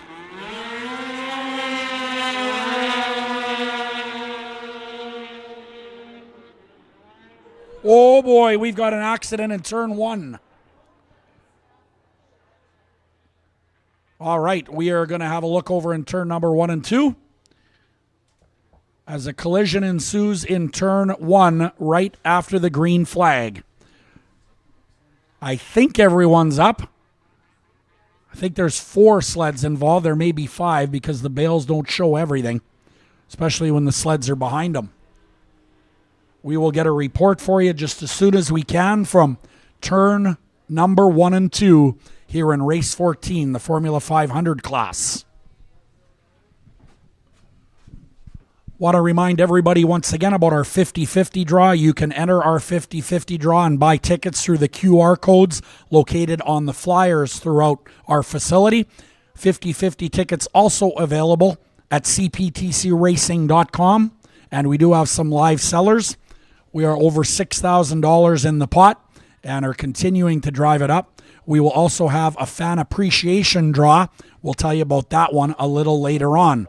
That will happen at our final race of the day, part of the 63rd Canadian Power Toboggan Championship event. While looking at the cooldown.tv replay, we do have a monitor now in the grandstands as well. And wow, that corner got very narrow very, very quickly. We're going to try to take another camera and have a look at it from another angle. Here they come off the starting line, an inside look at this melee. Everybody going for about the same spot. Looks like a rider clipped the berm. And wow, that happened quickly. The 9 of Stefan Kerrigan tries to avoid it. His sled barrel rolling. But Kerrigan perfectly okay, looking back and making sure no more sleds were on their way. So I think we're pretty fortunate over there. That was one of the worst crashes of the weekend, but I believe everybody is up and okay. Very good news. All right, staging. We need Formula 500 once again. That'll be our final Formula 500 race in round 1. We'll have 3 of those in a row. This is race 2 of the Formula 500 class. So race 15, more Formula 500s. Race 16 will be Junior 2 Stock Fan 380 and Junior 1 Stock Fan 380. Then race 17, Super Stock, 250, 300, 340 Fan Combo Final. So if you're in those races, you can be ready in staging.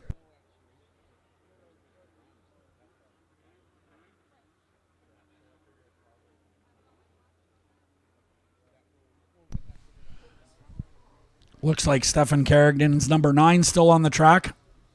Stefan, of course, makes his living as a paramedic and assists here in the event of more serious crashes. That guy is something else. Races, acts as a paramedic in his day job, of course, and also helps out the paramedics here. So he is just a wonderful dude. Great guy to meet, and Stefan Carrigan does a real nice job in that F500 class.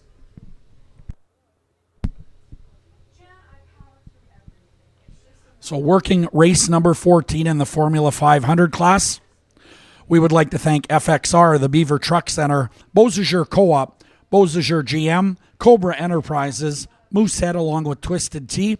Products available, of course, at the Moose Den right now. Also like to thank Access Credit Union, Beausejour Home Hardware, and Sobetsky Enterprises for all of their support. Sleds moving now in turn number 2 at the exit of pit row.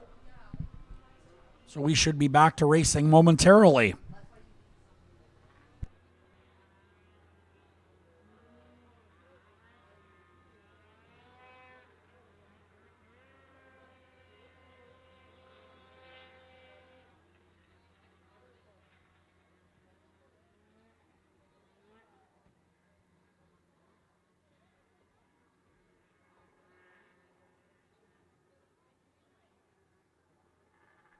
All right, we're not going to have too many left, I don't think, for this race number 14. We'll find out when they hit the starting line.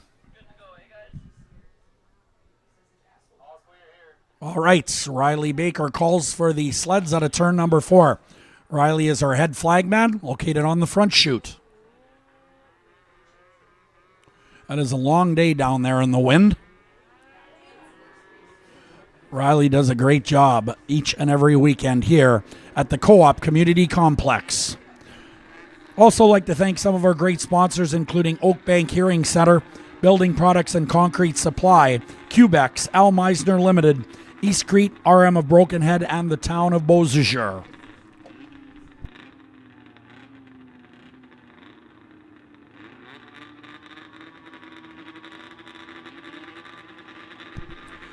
Look at him over. Here we go. 29 of Brad Harrison with a good start. Brad Harrison out of Enola, Manitoba on his 1989 Polaris. Always fast and always smooth here on the big half-mile oval at Co-op Community Complex.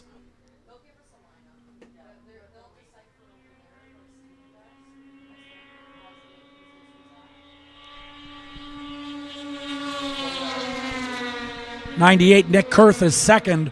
Nick is out of Wausau, Wisconsin on a 1990 Polaris. 86 in the third spot. That is Spencer Lashbrook. 79 miles per hour on the previous lap.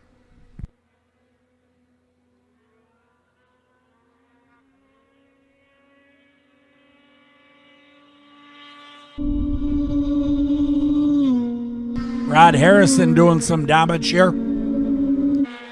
86 still running in the third spot. Spencer Lashbrook out of McDougall, Ontario.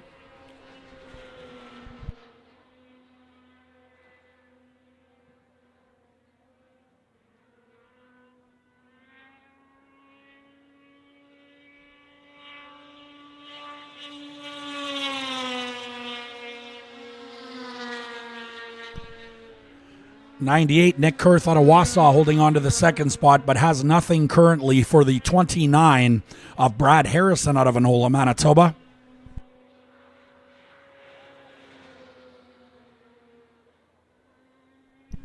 Lap 4 now complete of 5. White flag is out for Brad Harrison, your leader. With about a half straightaway lead on Nick Kurth on the 98. 86, Spencer Lashbrook out of Ontario, third. Big spread, about a half a straightaway between first, second, and third now. Brad Harrison will take it. Second to Kurth.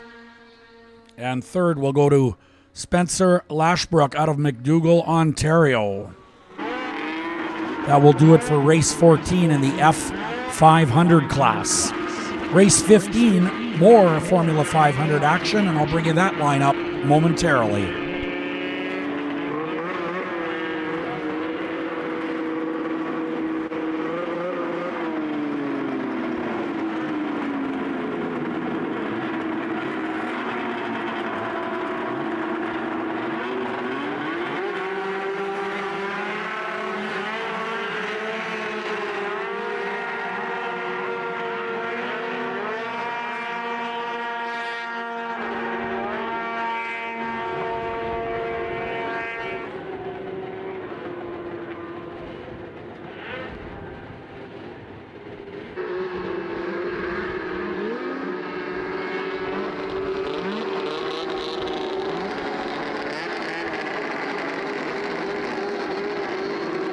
All right, here's your lineup for your next F500 race.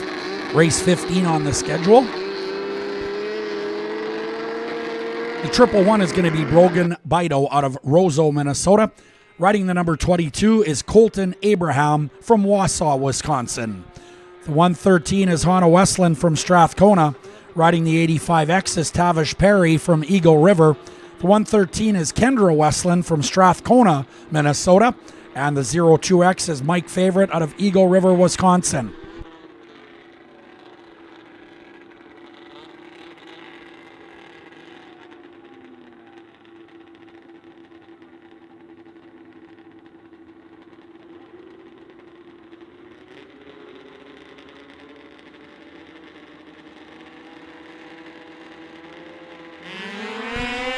Here we go. Looks like the 22 with a slight advantage into turn number 1 and 2. That is none other than Colton Abraham out of Wausau, Wisconsin on a 1990 Polaris. Westland battling as well. Always competitive in the Formula 500 class, and you are seeing that right now live at Co-op Community Complex or on the internet at cooldown.tv. 22 is in the number 1 spot. Kendra Westland on the 113 doing a nice job in second. 02X Mike Favorite is third. Mike Favorite out of Eagle River, Wisconsin. 113H Hannah Westland in the 4th spot.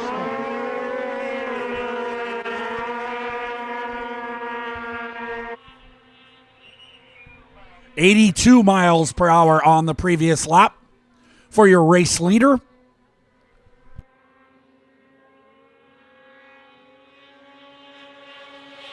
Colton Abraham, your leader.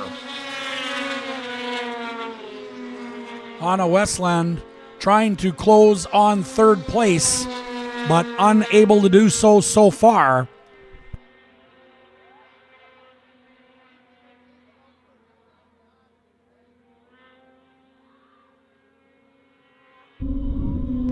White flag, 1 to go for the number 22 of Colton Abraham. Kendra Westland 2nd, Mike Favorite 3rd, Hannah Westland 4th. Leader looking good so far.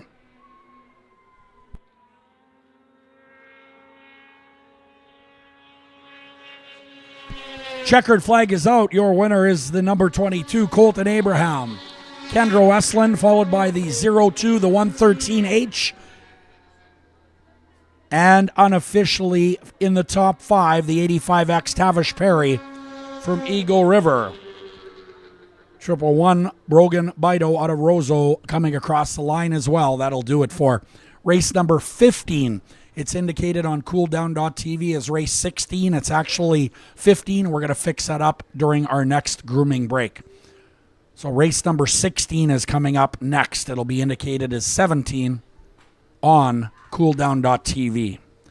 Race 16, Junior 2 Stock Fan 380 and Junior 1 Stock Fan 380.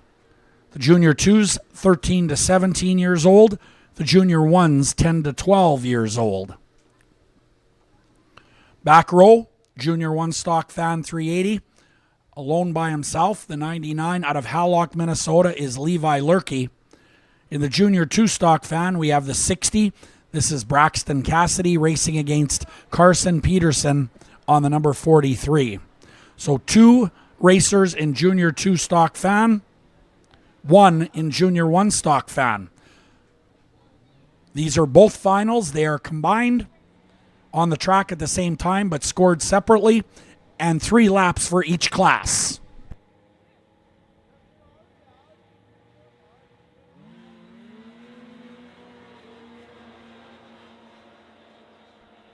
And we are racing.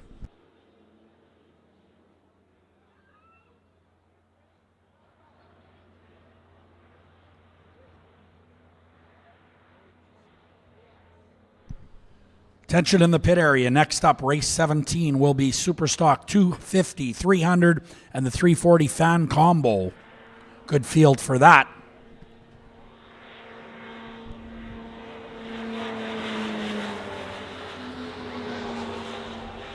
'43 is Carson Peterson leading the Junior 2. Levi Lurkey leading the Junior 1 Stock Fan on the 99.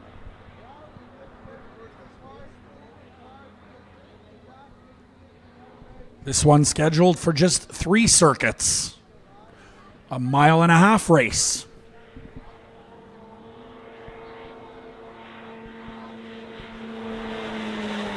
'43 continues to lead. Carson Peterson out of Lancaster, Levi Lurkey leading the Junior 1 Stock. The 60 of Braxton Cassidy in the Junior 2 Stock Fan 380 class is second. 65 miles per hour on the last lap. As the checkered flag now coming out onto the front straightaway. Your winner, Junior 2 Stock Fan 380, is Carson Peterson out of Lancaster, Minnesota on the Premier Ag Chassis. Levi Lurkey will win the Junior 1 Stock Fan final. Second will be the 60 in the Junior 2 Stock Fan class. That is Braxton Cassidy out of St. Genevieve, Manitoba.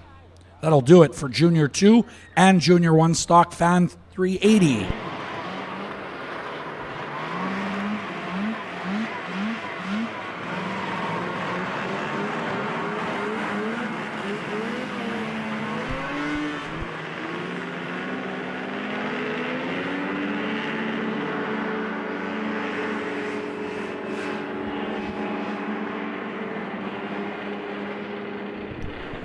Race 17 coming up.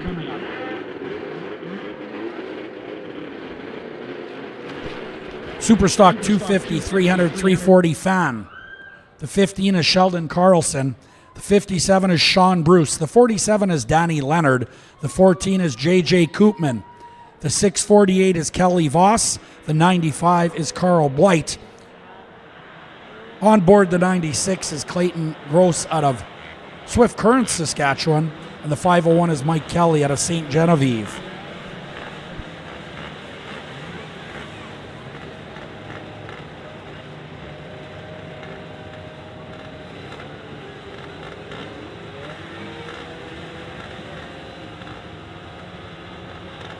Race 17 getting set. This is a final for 5 laps. Superstock 250, 300, 340 fan.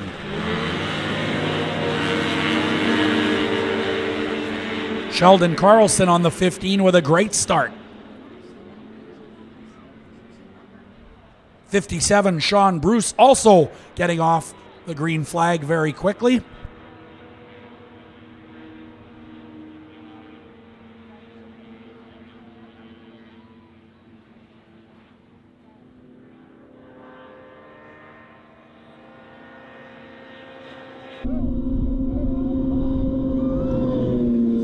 '57 And the 14 in third, that is J.J. Koopman out of Jansen, Saskatchewan on an 81 Yamaha.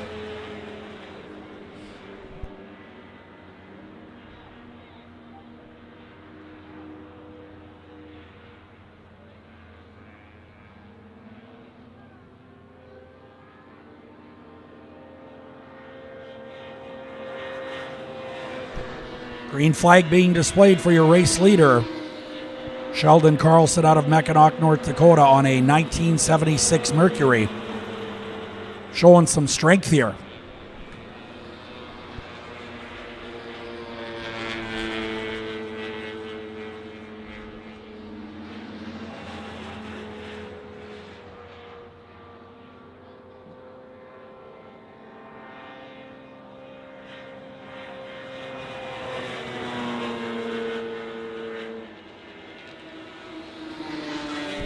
'57 Sean Bruce out of Richer, Manitoba.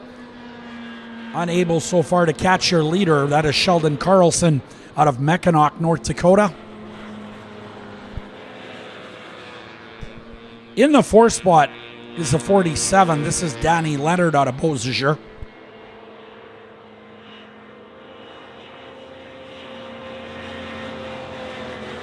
White flag is out for the 15, your leader. 1 to go. Having to contend with lap traffic now. 57 of Bruce.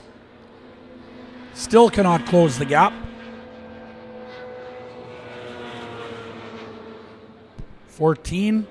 J.J. Koopman holding on to the 3rd spot.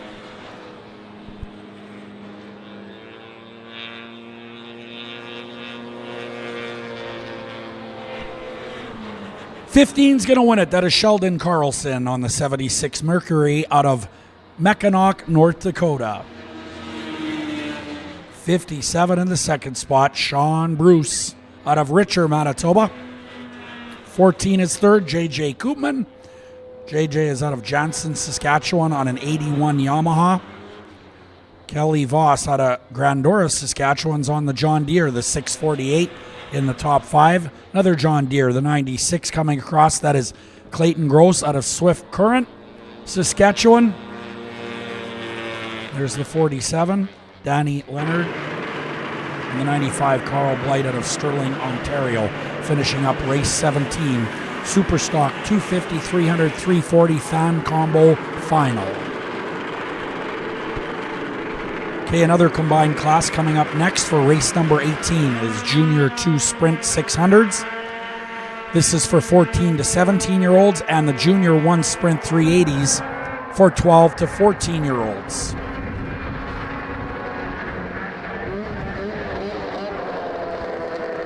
In the Junior 2 Sprint 600 class, the 24 is Brody Bartonen. The 53 is Alyssa Gusta. She is on the Gusta Sod Farms entry out of Stead, Manitoba. The C21 Century 21 sponsored entry is Brandon Christensen out of Neenah, Wisconsin. And the 24 is Brody Bartonen from Champion, Michigan on a Skidoo. Now in the Junior 1 Sprint, this is the back row. 43 is going to be Carson Peterson. The 626 is Waylon Corpita. And the 99 is Levi Lurkey out of Hallock.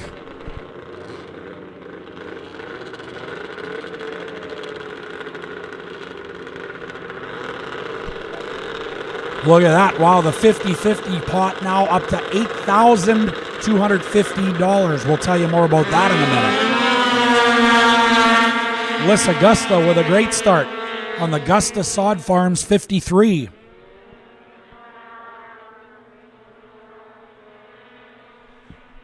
$50-50 draw up over $8,200. Half goes to the lucky ticket holder. The other half goes to the Co-op Community Complex. We are going to build some new grandstands. Get in on the 50-50 draw. You can't win if you're not in. Live sellers, QR codes located throughout the facility. And of course, you can buy them at cptcracing.com. But you must be a Manitoba resident or present at the facility.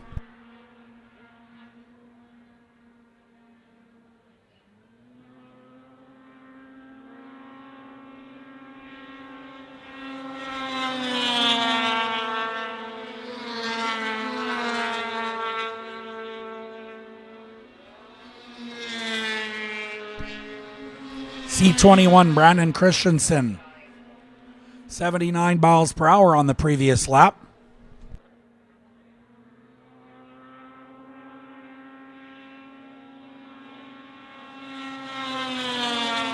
'53 in the second spot is Alyssa Gusta. Brody Barton out of Champion, Michigan on the Arctic Cat, third in the Junior 2 Sprint 600 class. 626, Waylon Corpita and Carson Peterson lead the Junior 1 Sprint 380 class. White flag is out for the Century 21 entry of Brandon Christensen. Christensen with a sizable lead.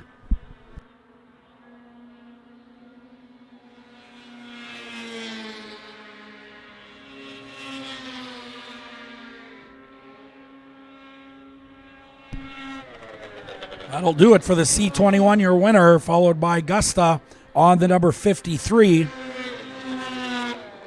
24, Brody Bartonen out of Champion, Michigan, takes third in the Junior 2 Sprint 600 class.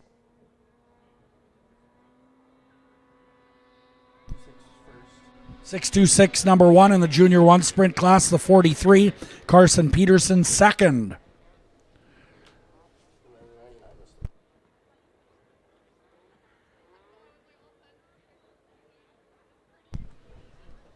All right, coming up next, race number 19. More of the Jerry Bunke Memorial Cup. This will be round 4 for 5 laps. Sponsored by Al Meisner Limited, Sport Parts Incorporated, Baxter Ranch, Rantec Industrial, Sobetsky Enterprises, Springfield Chiropractic, PJ Materick Auto Body and Glass, and Hildebrand Sod Farms, quality Kentucky bluegrass.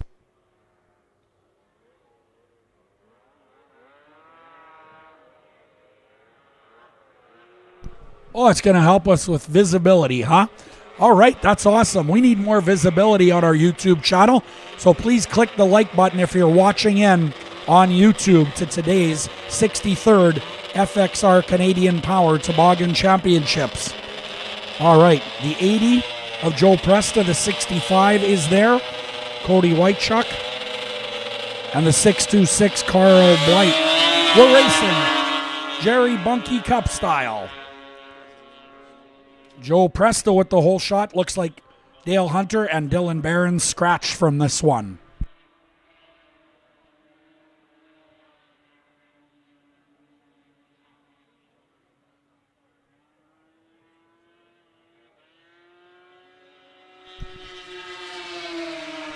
Joe Presta on the number 80 leading this one. 626 second, that is Carl Blight out of Sterling, Ontario. 1974 Yamaha leading Cody Whitechuck. So Whitechuck third, Blight second, Joe Presta first. White flag is out, 1 to go.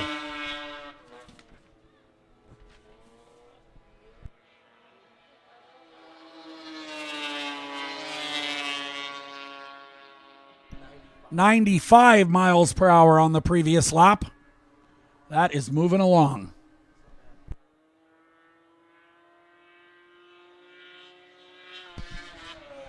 Joe Presta takes the win.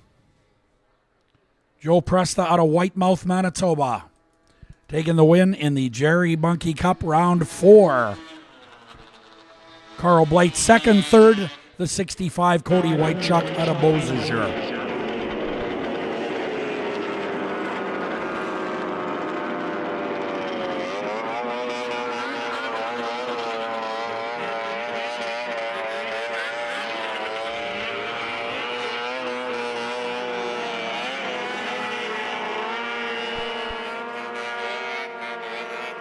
Wow, thanks out there. 21 likes just like that. I wish my wife would listen to me like that. 21 likes on our YouTube broadcast just since we talked about it. Thank you very much out there. Race 20 coming up. This will be a final race before our grooming and opening ceremonies. The grooming break brought to you by Cubex. And here is race number 20. This is Junior 2 F500 for 14 to 17-year-olds. Final for 5 laps. The 79X is going to be Maverick Yonan out of Killaloe, Ontario. The C21, sponsored by Century 21, is Brandon Christensen out of Neenah, Wisconsin. The 24 is Brody Bartonen from Champion, Michigan. The 60, this is Braxton Cassidy from St. Genevieve, Manitoba. The 44 is Marley Peterson out of Lancaster. And on the back row is the Junior 1 F500 class, a single competitor only. That is Waylon Corpita on the 626. C21 with the whole shot. Brandon Christensen looking good. Brody Bartonen on the 24 following along down the back straightaway. 79X Maverick Yonan in the top 3 early in the Junior 2 F500 class.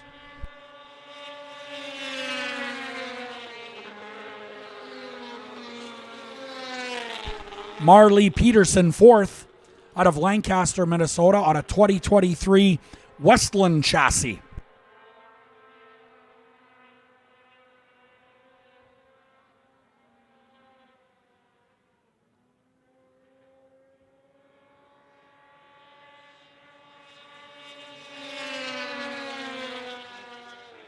Green flag being displayed.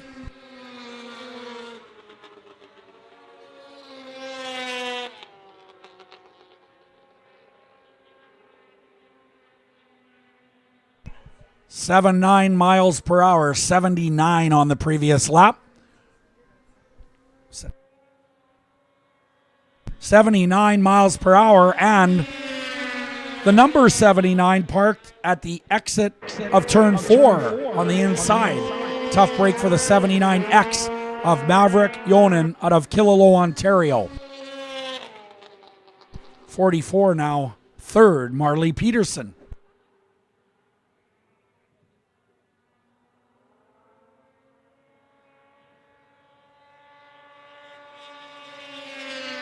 C21 is your leader still. That is Brandon Christensen. 24 is 2nd, Brody Bartonen. 3rd, the 44, Marley Peterson out of Lancaster, Minnesota.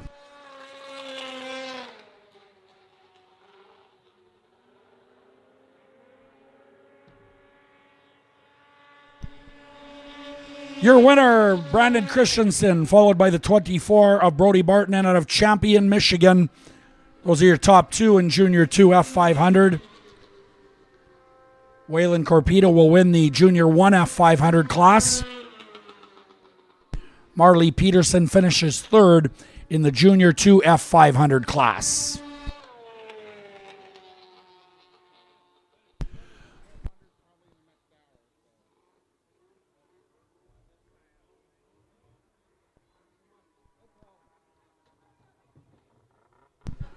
All right, ladies and gentlemen, boys and girls, now time for a grooming break. So, Quebec's bringing you the grooming break here. We invite you over to the concession. Get yourself something hot to eat or cold to drink. Our Moose Den is open. Grab yourself an ice cold beverage. What we're going to do is go to our Quebec's intermission break, do some grooming, and come back with opening ceremonies, including our great-looking vintage sleds. So you'll want to check out opening ceremonies coming up after our grooming break. Don't forget, grab a 50-50 ticket, and we're going to tell you a little bit more later about our fan appreciation draw for our final race of the day. That'll be our Canadian Power Toboggan Championship for the Pro Champ 440s. We're going to give away $500. Free tickets available for that. But in the meantime, grab your 50-50s, and we'll be back with you soon for more of the 63rd FXR Canadian Power Toboggan Championships.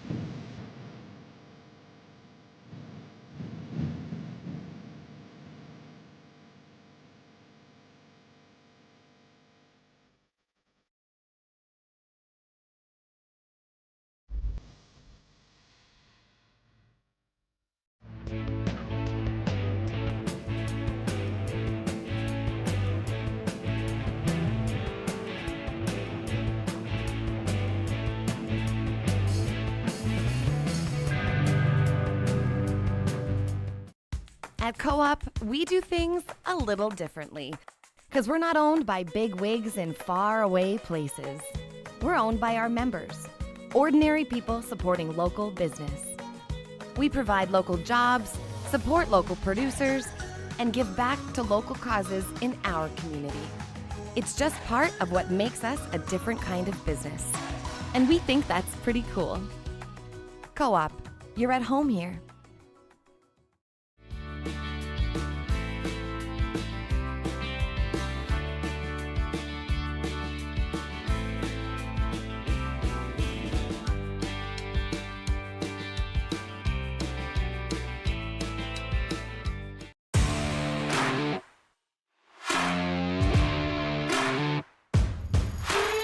We've got guys from automotive, we've got guys from heavy duty. Everybody helps everybody.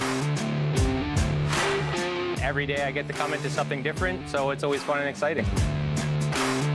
You'll do everything from PDI up to a full engine rebuild. It's hard work, but it's good work. Are you looking for a great place to work?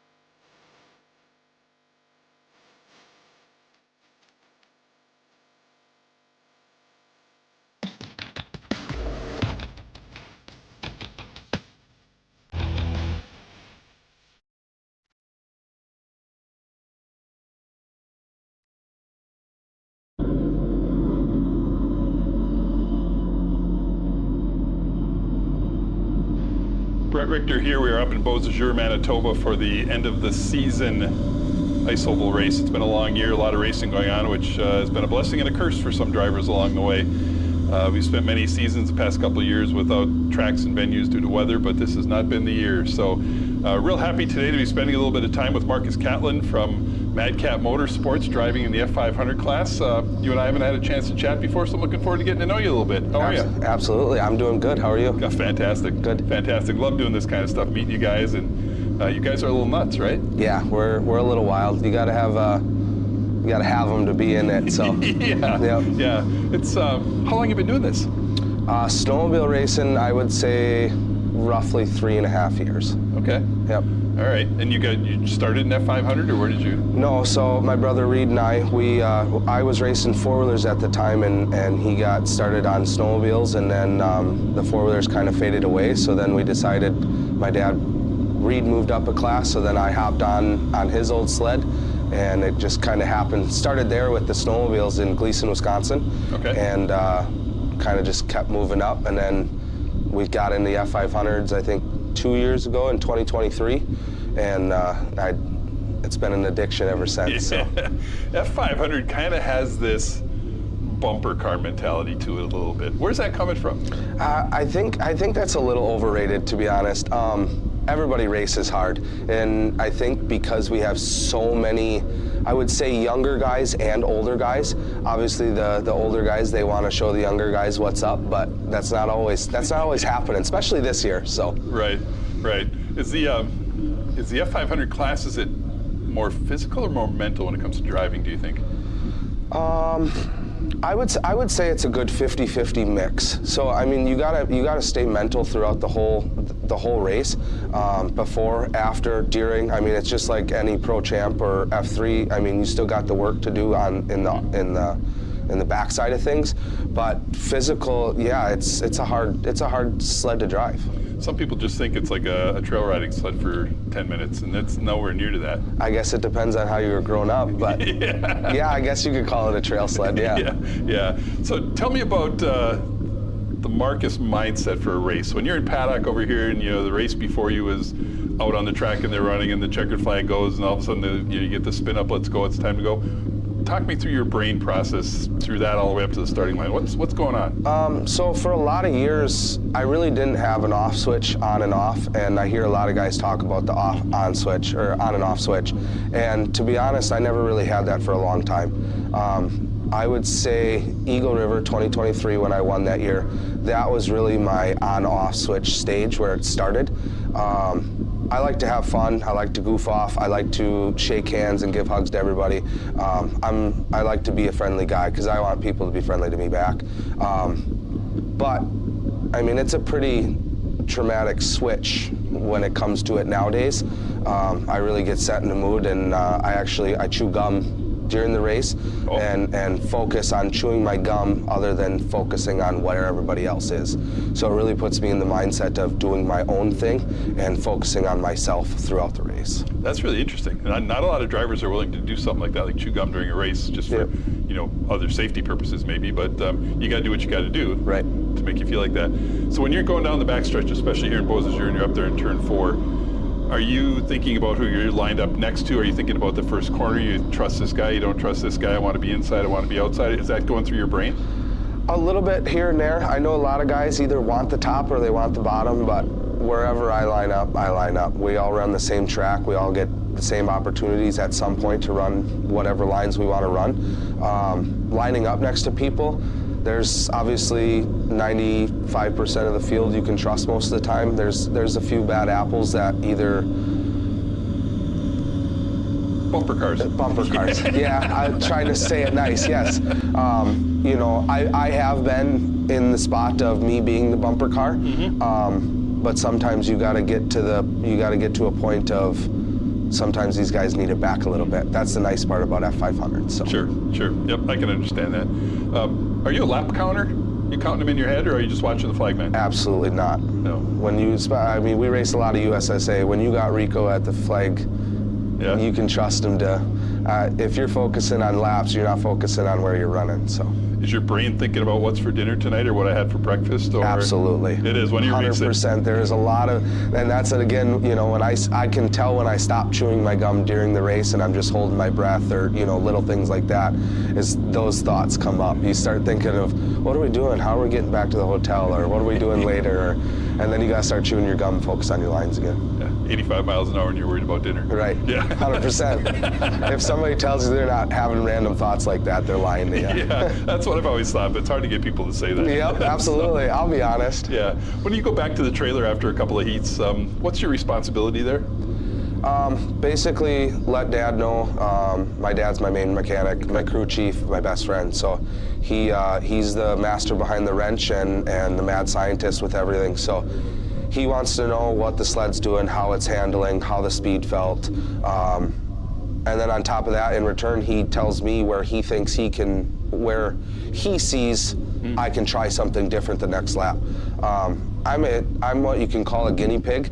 We like to be fast, don't get me wrong, but we like to try new things. I'm a huge guy on trying to try different lines and not set focus on one line, because as we all know, the track changes so much. Right. So I try to focus on trying different lines. That way, if a certain line doesn't form through the day the way I want it to, you always have options. So we bounce back and forth on handling and everything, so it's a little bit of everything, carbides and checking studs and fluids, and he goes to I mean, it's a good mix for both of us to work on it. Is your communication pretty clear? Does he get you, or is it sometimes where you've got to maybe explain things to a different degree so he can make the adjustments you want? So I've been racing since I've been 5, whether go-karts, four-wheelers, stock cars, snowmobiles. So him and I have a really good understanding on exactly how we communicate to each other. As to where somebody would go to a different trailer talking about stuff, and usually there's different words being used for the same thing, basically. Right. So it's between Dad and I, it's pretty good, clear communication. That's fantastic. That's great. It's in the end, it's such a neat community of people, and to have family and friends involved in it, it's just a great thing. So if you can do this with your family, how does snowmobile racing compare to other things you've raced? You mentioned go-karts and four-wheelers and that kind of stuff. How's it compare? So other than the body beat up, I would say this is probably I race off-road side-by-sides in the summer now also. That's fun, but you're not, I mean, you're in a cage strapped to a 5-point harness, strapped to a seat, you know. Right. This is adrenaline. This is heart pumping. This is beating your body. This is what true adrenaline junkies thrive for. Yeah. Obviously, we're not flying through the air, but I mean, we're hopefully right. But you know, we're doing here at Beausejour. I mean, you're doing 80, 90. Yeah. Champ guys doing 100 miles an hour. So I mean, this is fun racing. So. And it's not uncommon to go into a corner and have a ski come and bump you in the shoulder. 100%, absolutely. You know, people just think it's, you know, you're kind of like in this bubble, and you're not in a bubble at all. No, quick little fun fact, actually, Ironwood, me and Randy Oliver, we went into a corner side by side, and he pushed up a little bit, and I came down a little bit. I actually sat on his running board to get through the corner for a short period of time. That's a fantastic story. So, I mean, we're rubbing shoulders, and, I mean, you can do it clean. You can see it in the champs guys, in the champ classes. Those guys they're touching bodies, they're touching sleds, and they're getting through the corners clean. So I know the 500s can do it, but maybe one day we'll get there. Fantastic. Where's the name Mad Cat come from? Mad Cat Motorsports. So that's a long story. Shout out to my buddy Dylan Johnson. He actually kind of gave that to me back in my stock car days. Not really back, a few years ago, but I was an aggressive driver. I didn't let anybody push me around, and I gave back what they gave me. So it kind of turned into me being always angry. And obviously the last name's Catlin, and he showed up at the race shop one day and came in the shop screaming Mad Cat, and I'm like, there it is. I like that. I like that, and it stuck, and everybody at the track was calling me Mad Cat, and it was one of those things that just kind of happened, so. We'll have to see if I can get that information over to Darren in the booth this weekend and see if we can get the Mad Cat added into your name. Yeah, so absolutely. We'll see what we can do with that for you. Thank you. Because you don't strike me as an angry guy. No, not anymore. Like I said, I'll give back what is given, but I'm not going to go out and purposely wreck somebody. I mean, like I said, we're doing 90 miles an hour, so there's no reason to do that. That's right. That's right. You'd rather have a friend at the end of the day. We all want to go home. Exactly. Yeah, exactly. Yeah. It takes a lot of people to go and make racing happen. Whether it doesn't matter what discipline we're in, you know, it takes a lot. So who do you want to thank to help you get to the track? And first and foremost, I got to thank my dad, Todd Catlin, the Big Cat. And my brother Cole. They had, especially this year with Cole, he moved back from New York and North Carolina. He's been at every race this year. But my dad, obviously, for wrenching countless hours in the shop when I'm out of town for work. Obviously, wrenching here at the track, driving to all the races, using his trucks to pull the trailer, and Cole for helping out nonstop. My wife and kids, my stepmom, Amy. I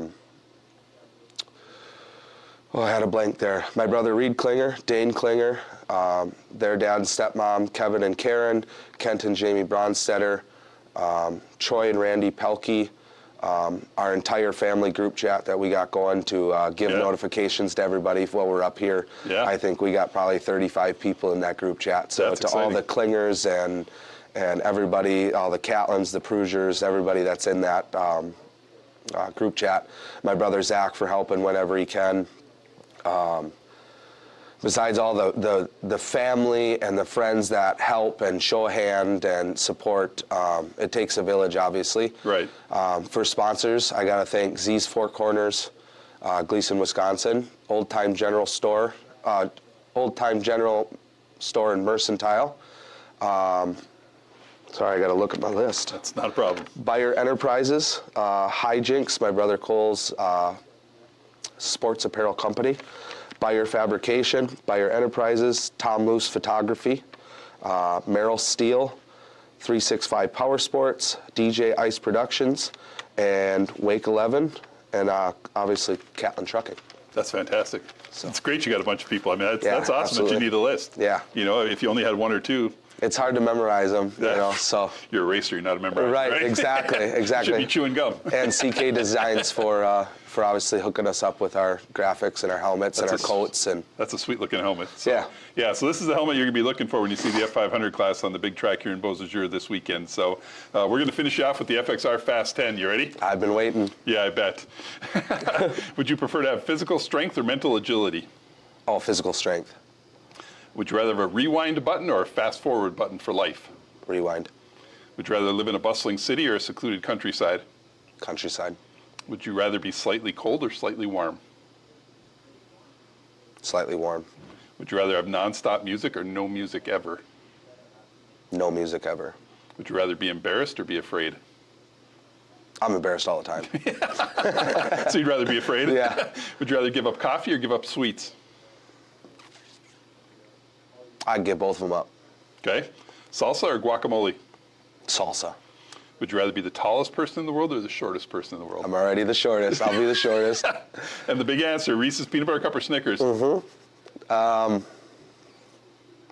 Don't get this wrong. I like them both. Don't get this wrong. Reese's. Good answer. Best of luck this weekend. Hope it goes really well for you and be safe. Thank you. Marcus Catlin, the number 7F500.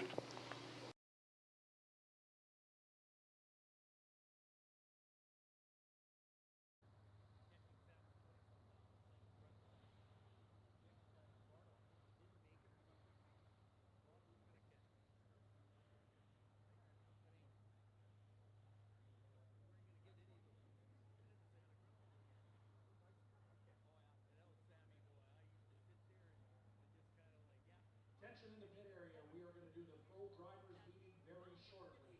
Pro drivers meeting shortly in the pit area.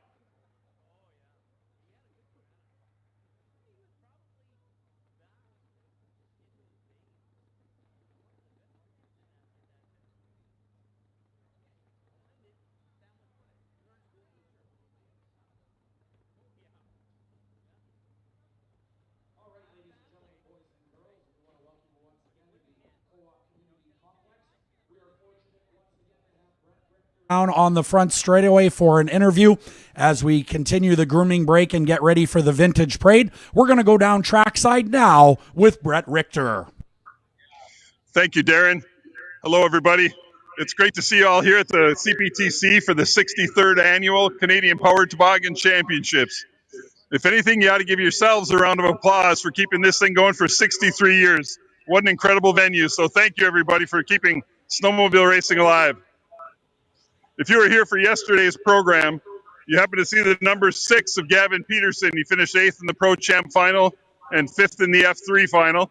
He's kind enough to step out today and join us for a few minutes and talk to you about what the expectations are for this afternoon. In addition, if you have any questions for Gavin, we'll take those here in just a couple minutes. So, Gavin Peterson, welcome to the front stretch. How's it going, everybody? He is a Skidoo driver, so if there's any Skidoo fans out there, you want to maybe show him a little bit of love? We got Skidoo people in the crowd? Some people you're going to have to win over. Hopefully, yeah. How's that rivalry with the Polaris team going there? Is that do you feel a little bit of Skidoo Polaris rivalry, or is it just man on man? I don't think there's really a rivalry going on. It's weird with the sound up there. It's definitely a difference between drivers. There's not really any feuding going on per se, but yeah, we're all just driving. As Gavin and I were coming out here, we talked a little bit about this facility. Tell everybody what you think about this track, the property, the people that are working here, that type of stuff. I really like this track. It's one of my favorites. Super wide, it's long, it's fast. It helps separate everybody so we're not so bunched up together, and just makes for better racing, I think. When you're going down the straightaway here, you're hitting, I would guess, close to 100 miles an hour, right? Yeah, 98, 99 sometimes. Pretty close to 100. And what's going through your brain at that time? I mean, you waving to people in the crowd? Are you thinking about dinner, or are you looking at something else? Well, thinking about getting around the guy in front of me most of the time, but sometimes you get hungry when you're out there. Yeah, everybody has a chance to think about food now and then. So if you do have a question up there in the crowd, feel free to raise your hand. We'll get Gavin to answer that for you. So you're running both Champ and F3. Tell people really what the difference is for these sleds from a driving perspective. The Champ is purpose-built for ice oval, so it's a lot easier to ride. I mean, it's still tough to ride, but the F3, it's like riding a tank. It's tough to ride around, and I don't know, it's tough to describe them. The F3 feels very top-heavy, maybe doesn't corner as well?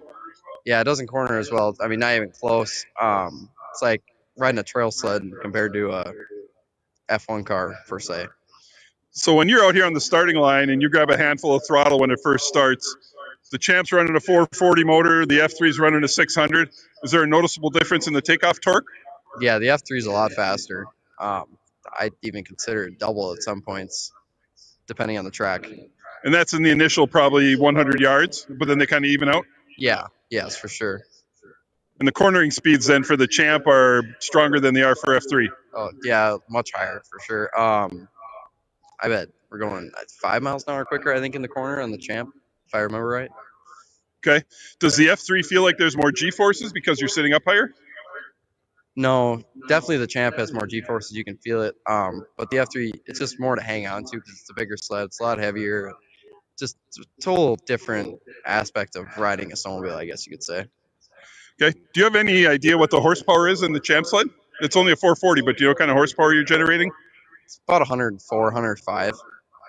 So that's an awfully quick sled out there going up against your competitors. So any questions from anybody yet? No? We got a loud no. We got a hard no. So you've got your helmet out here with you. Tell us a little bit about the safety gear that you put on before you come out for a race. Just like knee pads, chest protector, a helmet, obviously. I used to wear a neck brace, but I didn't really like it. But other than that, I mean, that's really about it. You wear a mouth guard at all? No, I don't like them. No? A little bit of a renegade there for some of that type of stuff. There is also we have a question coming. There's also a very...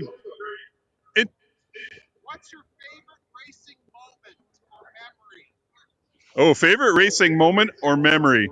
Probably my podium here in December. Gavin's first podium in the Pro Champ class was here in December this past season. If I remember right, that was Blaine Stevenson was the winner that time? No, Gunner. Gunner, and then Justin Peterson. Is that Sunday's race? Yes. That was on Sunday's race. Yeah, that's right. Good. Your Champ sled and both your F3 also have a large data collection system. Tell us a little bit about what you're collecting from that. We use the AIM system. It just records it takes your lap times, your RPM, speed, shows you, it kind of helps you explain what you need to do with your clutching. It shows you a lot of different things, I guess. So these machines are really quite technical, a lot more than you'll find in a regular sled. You'd find even some of the vintage classes that you're running out here. Yeah, for sure. There's a lot going on. And do you have any idea how many carbide or how long your carbides are on the front? Run a 10-inch on the right and an 8 on the left. And what about studs on the track? Any idea how many? A lot. I'm not sure. Last we checked, somewhere in the neighborhood of 300 picks on each track that comes out here to race. So Gavin's going to come out in the third heat of the Champ, round 1 here, and then you'll be out in the F3 round, which I think is a couple races after that, right? So these guys put in a ton of work. It's a lot of hard work to race both Champ and F3, especially in this condensed schedule you're doing here for your fans. So let's send Gavin off with a big round of applause. We'll wish him some luck. You're going to be watching for that white melon when he comes up to the line here in just a little bit. Good luck today. Thank you. Back up to you, Darren. Thanks very much, Brett Richter. We're getting set to roll the Vintage Parade at about 12:35. That is 7 minutes away. So if you want to take part in the Vintage Parade, have a look at all the cool sleds. 12:35 is when we are going to begin opening ceremonies.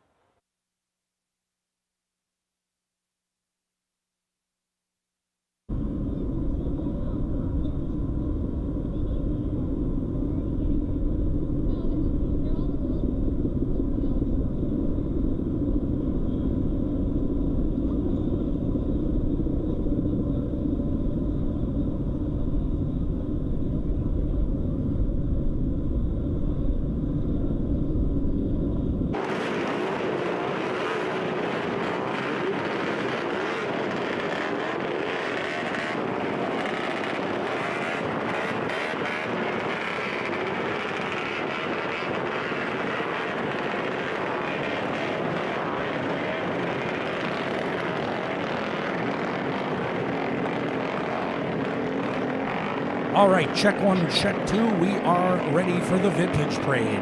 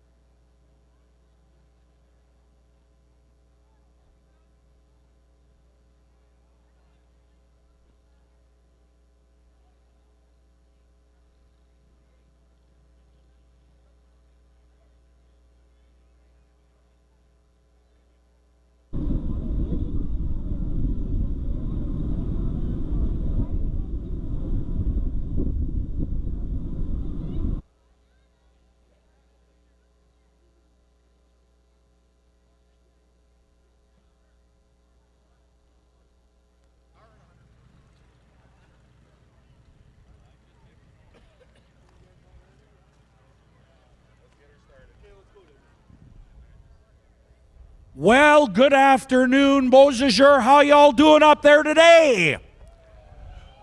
All right, we want to welcome you all to the 63rd FXR Canadian Power Toboggan Championships on this great big half-mile oval. And before we begin, I want you to put your hands together for all of these great vintage sleds.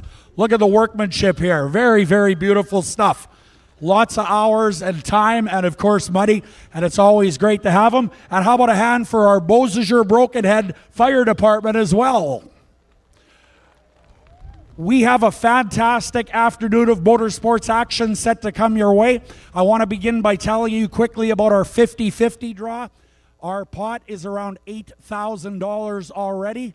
We'll give away half to the lucky ticket holder. We will obviously give the other half to the CPTC for new grandstands. So now we're going to introduce some dignitaries here as we get set to go with a great race event. I want to first welcome the president of the CPTC, Jared Black. Thanks, Darren. First, I'd like to thank all you guys for coming out to the 63rd Canadian Power Toboggan Championship. We have a lot of dedicated directors and volunteers that help put this show on. There's about 200 of us. So let's give a round of applause for them and all their hard work. This event would not be possible without some incredible sponsors we have for the facility in this event. Beausejour Co-op, Cobra Enterprises, Beausejour GM, Access Credit Union, Moosehead and Twisted Tea, Beausejour Home Hardware, FXR, Beaver Truck Center, Oakbank Hearing Center, Sobetsky Enterprises, and everyone else that helps sponsor the program. Tonight, following racing, there's a banquet over in the Brokenhead River Community Hall. You're more than welcome to join us. There's a dinner and awards presentation. This year, we're doing something new. We're doing a new race schedule. So if you see anyone like myself or any of the directors, we want your feedback on it. Let us know what you guys think. Obviously, we want to make it fan-oriented, and hopefully you guys enjoy it. This year, CPTC continued to improve our facility. Lots of upgrades happened. We're going to continue to do hard work around here to help make the fan experience as good as it can be, both in person and on the live stream. As Darren mentioned, we're doing an online 50-50 this year. Please be sure to get your tickets.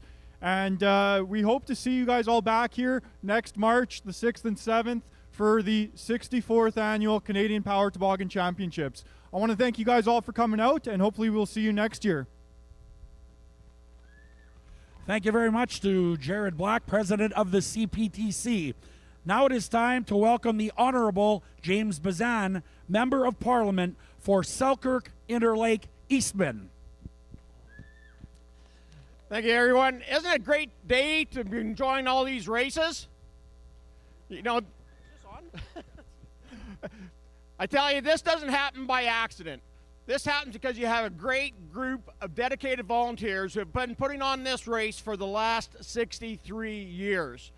They go above and beyond the call of duty to make sure that we all have this great venue, that we can enjoy this amazing racing that they put on year in and year out, line up the great competitors, and line up all the sponsors. So first and foremost, let's give a great shout out to all the volunteers and the board of directors that make this possible at CPTC. I also want to thank all the competitors that have come from far and wide to come here and enjoy this track. It's in great shape today. We have this amazing weather to enjoy this race. And finally, let's just say again to the sponsors that put together all the money to make sure that we have the prize dollars as well as keep this track in an amazing condition that it is. So on behalf of the great people at Selkirk, Interlake, Eastman, and all my colleagues in Parliament, congratulations on 63 wonderful years. Have a great CPTC 63rd anniversary competition. Thanks very much, the Honorable James Bazan. Now we're going to move along and welcome the Honorable Ray Sherrill, Mayor of Beausejour. Good afternoon, ladies and gentlemen, and welcome to 63 years of racing here in Beausejour. It's with my great honor and pleasure to welcome all you fans. I know many of you have come for lots and lots of years, and time again, all the drivers, the racers. But we have to sit there and thank, again, it has been mentioned, the directors and the volunteers. We have people in this community that actually take a week off work instead of going on holidays. They come here to volunteer for this whole week take time out of their schedules. They're building racetracks. They're putting out bales here on Friday in the wind and doing an amazing job in our community. This is the only track in North America that's 100% run by volunteers for 63 years. That's an amazing feat to have a world-class facility right here in Beausejour. And I want you to make sure if you're walking around today, please thank a volunteer when you see them, because without that, we wouldn't have this facility. I want to welcome all of our racers that have come from all over the place. And again, you, the fans, all the people that have sponsored this facility, and thank you for all the hard work you've done. And please, let's see you here next year. Thank you very much. Thank you very much, Ray Sherrill, Mayor of Beausejour. Now at this time, we would like to welcome finally the Honorable Luke Ingeberg, Deputy Reeve of Brokenhead. Welcome everyone to the 63rd races. I saw a sign the other day when we were traveling for a hockey tournament. It really rang true to me. It says that volunteerism is the rent you pay to live in a great community. And I have to say that is 100% true. Without the volunteers we have in this community, we wouldn't have the great community we have. So as everyone has said before me, I got to give a big thanks to the volunteers. This event is the trademark of Beausejour. We all recognize it. This is our big thing. So I would just like to welcome all of our participants. Hope everyone has a safe trip and safe races today, and may the best person win. Really, in the end here, we came to hear snowmobile exhaust, not the exhaust from us. So I'm going to pass it back over, and have a great day, everyone. Thanks very much, Luke Ingeberg, Deputy Reeve of Brokenhead. Well, before we start today's event, we have one more important thing that we need to do. It is time now for you to please rise, remove your headgear, as we welcome Thomas Goot with the singing of the American and Canadian national anthems.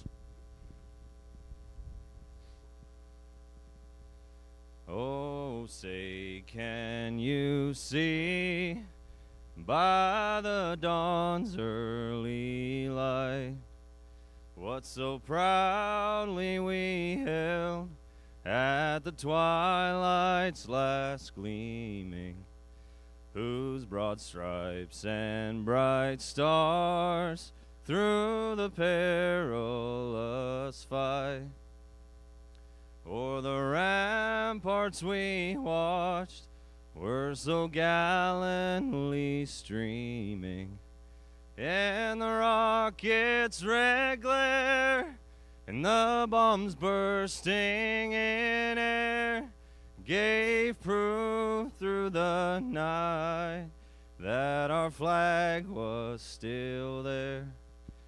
Say, does that star-spangled banner yet wave o'er the land of the free and the home of the brave?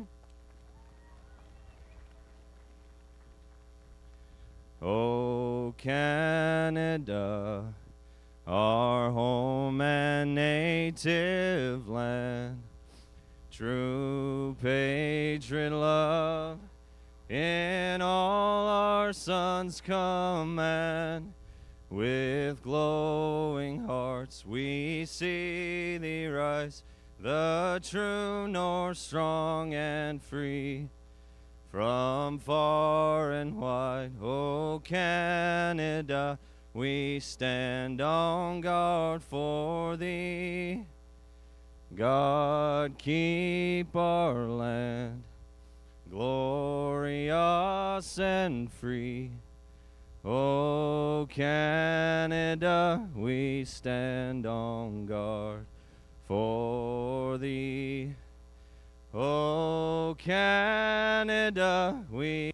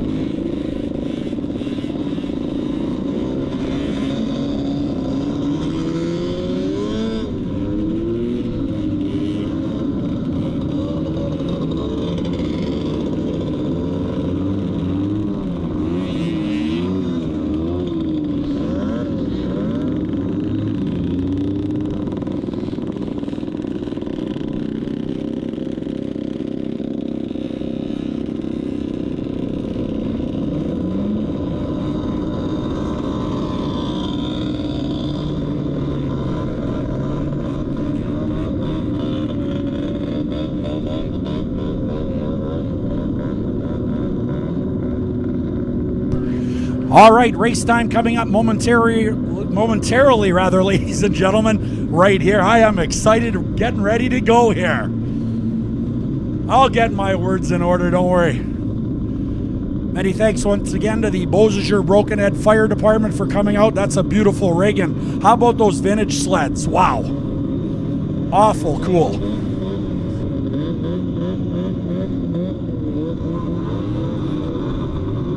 Some of those things looking older than the snow itself.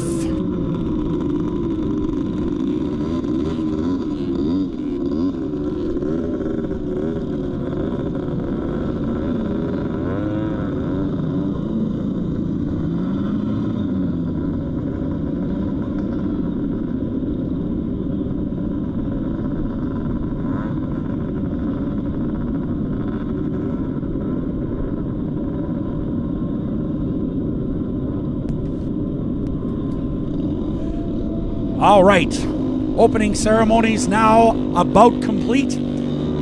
Our Pro Champ 440s will start at 1 o'clock sharp, so about 12 minutes or so to your Pro Champ 440s for race number 21 on the day. That will be round 1, heat 1 for 5 laps of the Pro Champ 440s. Now, you have a few minutes. Get on over to the Moose Den, grab yourself an ice cold beverage. The concession is open. They have delicious food over there.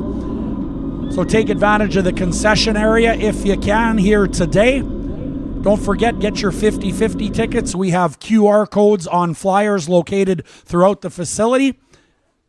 We'll get you an update on the pot for the 50/50. Half of that money will go to the lucky ticket holder. The other half will go, of course, to the CPTC to help build some new grandstands. This place is constantly evolving. They do a wonderful job here, so help us out on the 50/50 draw, and somebody's going to go home with, for sure, more than $4,000 here today. So we're going to be back with you shortly, just before 1 o'clock, with our lineup in race 21 on the day. Pro Champ 440, round 1, heat 1, all part of the 63rd FXR Canadian Power Toboggan Championships.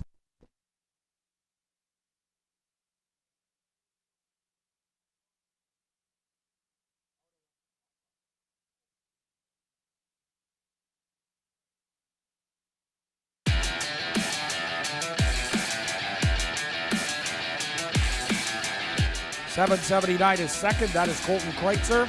13, John Hall out of Beausejour.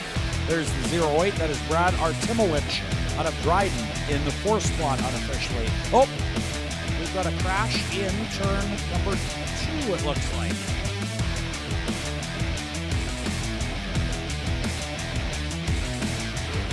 As we get set to go racing here in the Pro Champ class. Gunner Stern, G-Money, first to the first turn. Spinner. And a crash in turn 2. But an easy get off for the rider as the red flag comes out here in race 23. There's Miranda Peterson out of Lancaster. And we've got a crash in 1 and 2, but it appears the rider is okay. Back up on their feet.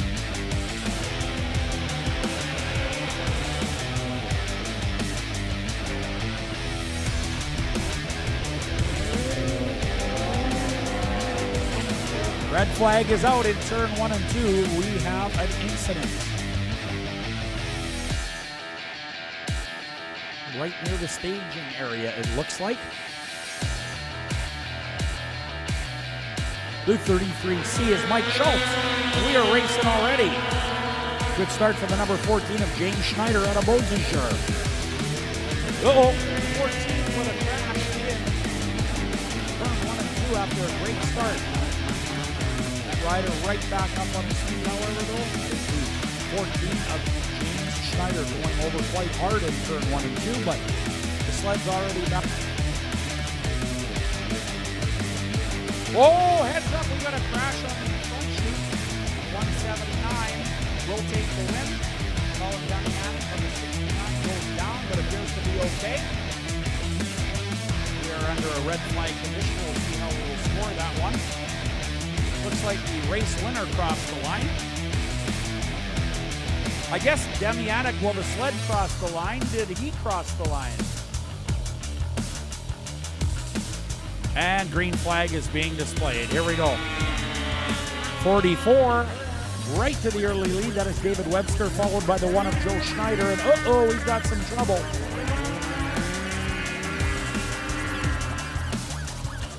But the race continues on. Some spin-outs. Try that on a regular snowmobile. That was pretty exciting. I like that stuff. We've got a red.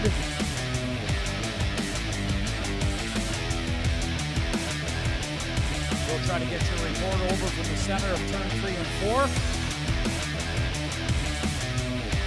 24 is in the bales, we are told. That'll be Jordan Sobetsky on the Sobetsky Enterprises 24. I can see the replay. Yep, the sled into the bales.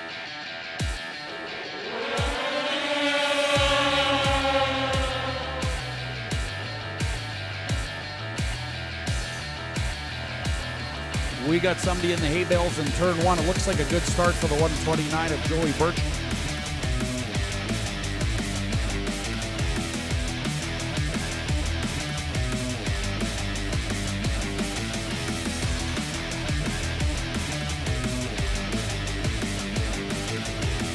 Don't forget, it's an overall point series.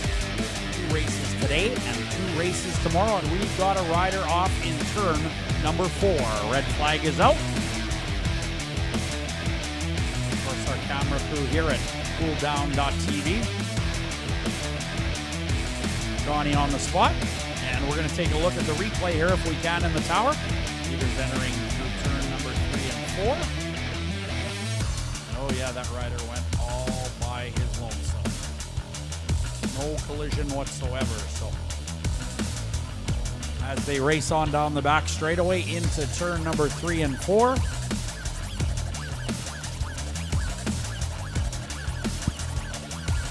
We've got a red in turn number 4. Crash in turn number 4.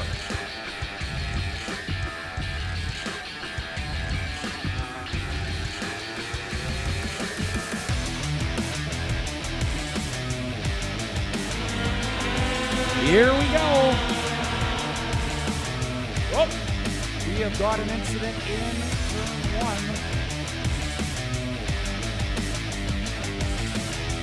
Looks like all riders are on their feet, so that is good news. A little bit of a squirrely start by the looks of things, and then there were sleds everywhere.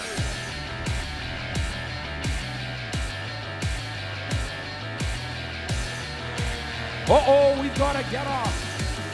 What was that on the back chute?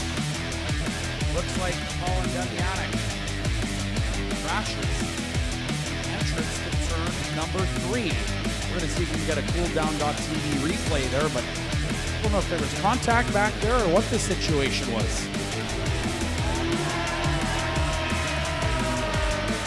They are hauling the mail here in this last chance qualifier, wanting to get into that main event big time. 97 miles per hour. Uh-oh, crash in turn 3 and 4. Well, you almost had the feeling that something had to give. Such competitive racing here in the last chance qualifier. All right, another look at cooldown.tv here. Yep, second place goes way off the sled, high sides it. Great job by the other riders to avoid the fallen rider and everybody into the bales, and I think everybody is okay. So that Sobetsky, wow, after being involved in turn 4 in an earlier crash, is moving. How about it, Beausejour? First spot in the last chance qualifier. Sobetsky followed by the 6 and the 15. All right, we're going to do it again for Black Cat Wear Parts, another F500 race. Did someone just fly off their sled? Sure they did. We're not even racing yet. Talk about starting your morning off tough. We have somebody off their sled before they reach the staging area.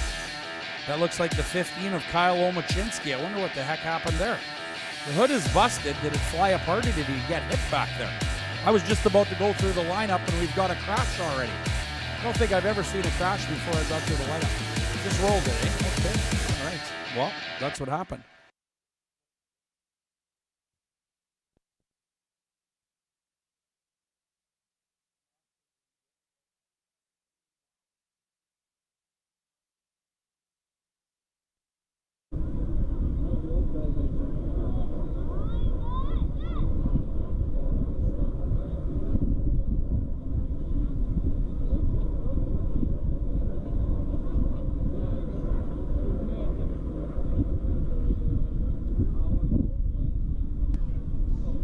Hey fans, we are just about 2 minutes away from the start of Round 1, Heat 1, Pro Champ 440 racing, all part of the 63rd FXR Canadian Power Toboggan Championships.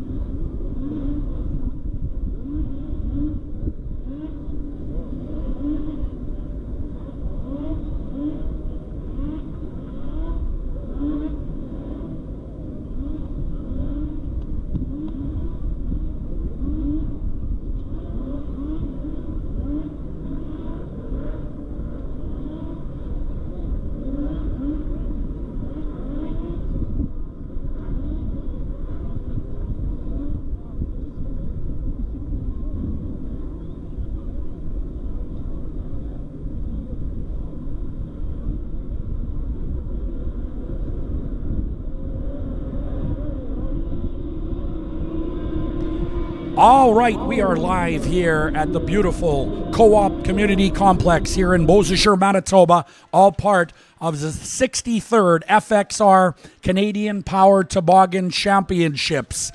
Already run 20 races on the day. Coming up next, race 21, Pro Champ 440.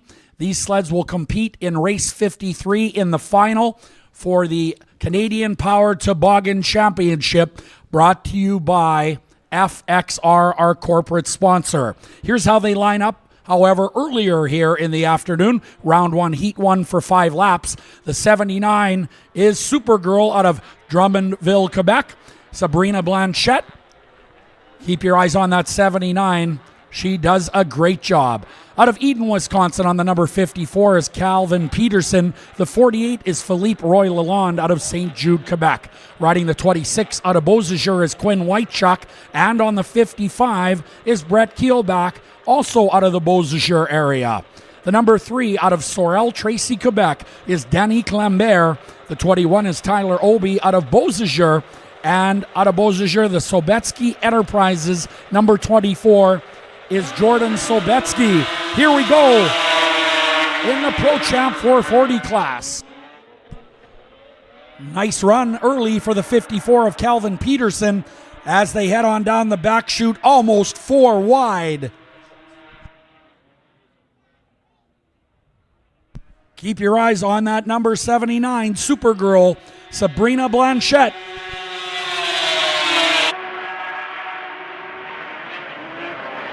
.48, Philippe Roy Lalonde is your leader. 79, Sabrina Blanchette in the second spot.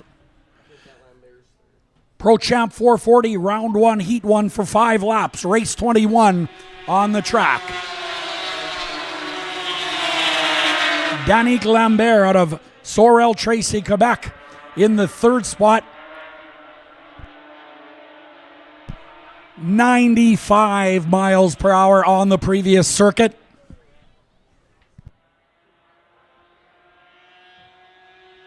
.48.79.3, the Quebec contingent in the top 3 here. The Quebec riders looking awful tough here for the 63rd FXR Canadian Power Toboggan Championships. White flag being displayed for the number 48 of Philippe Roy Lalonde out of St. Jude, Quebec.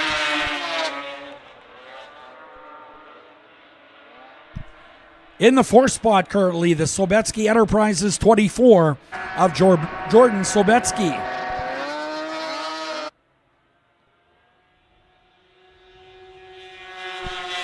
Checkered flag, Philippe Roy-Lalonde, followed by Supergirl Sabrina Blanchette, and the number 3 coming across, Danique Lambert out of Sorel Tracy, Quebec, as we have a rider slowing on the outside of the front straightaway at the exit of turn number 4. What a great job by our Quebec riders here, traveling a long distance and finishing 1, 2, 3 in race 21. Tyler Obi out of Beausejour on his Skidoo has stopped on the front chute off to the grandstand's left. We will get our safety crew who do an excellent job here at Co-op Community Complex. Want to welcome everybody to the live event here at Co-op Community Complex. We'd also like to thank everybody tuned into our YouTube channel and cooldown.tv doing an excellent production. Like to thank Brett Richter, who's here in the pits doing a lot of reporting throughout the day, as Tyler Obi gets some help on the number 21. Race 22 coming up next, and we'll have that lineup shortly. Pro Champ 440, round 1, heat number 2 coming up next. That will be followed by race 23, more Pro Champ 440 racing, round 1, heat 3. Then we'll move to Sportsman 600s, and then Pro Formula 3 for race 25. So that's your next handful of races coming up at the 63rd FXR Canadian Power Toboggan Championships. Now, while we have a minute, be sure and get your 50-50 tickets. We'll give you an update momentarily, and there it is. Are you kidding me? $10,280. Half will go to the lucky ticket holder. We did reach 10 grand. You can buy your 50 tickets off the QR codes on the flyers located throughout the facility. You can also buy them at cptcracing.com or from our live sellers for the 50-50 draw. Over 10 grand now. Somebody, if you're a Manitoba resident or present here, is going to go home with over 5 grand here today in the 50-50 draw. That is impressive.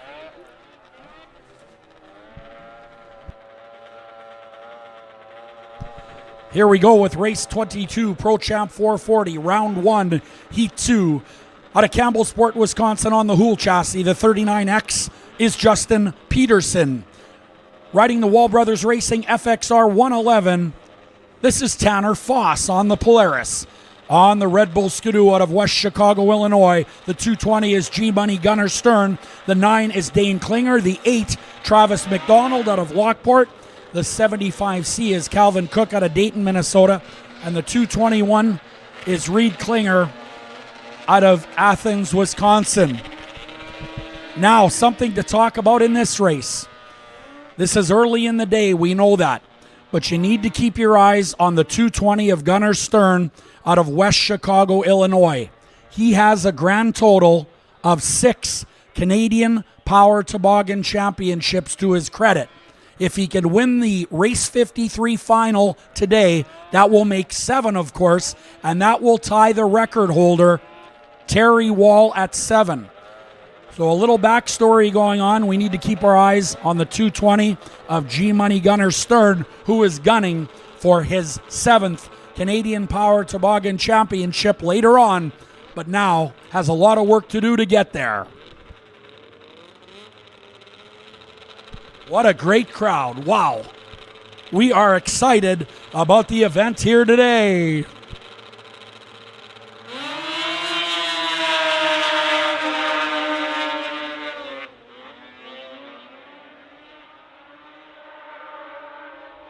Great racing action down the back straightaway. The top 4, well, you could put a blanket over them right now. Getting real tight in turn 3 and 4 now. Coming out of turn 4, 3 wide.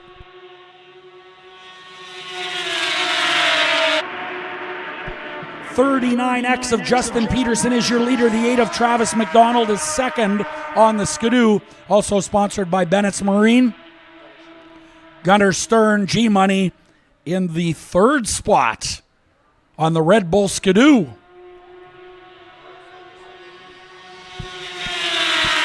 Travis McDonald has won several Saturdays and Sunday races in Beausejour, but is gunning for his first Canadian Power Toboggan Championship.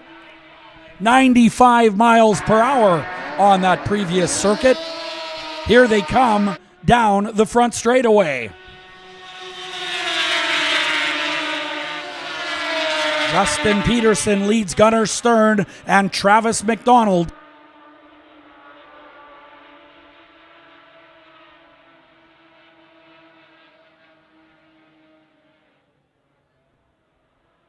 Travis McDonald throws up his hand, it looks like, in turn 3 and 4.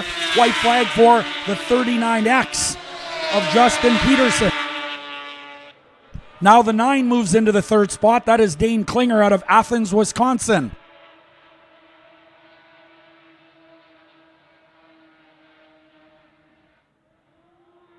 Here comes the race to the finish. It's going to be close.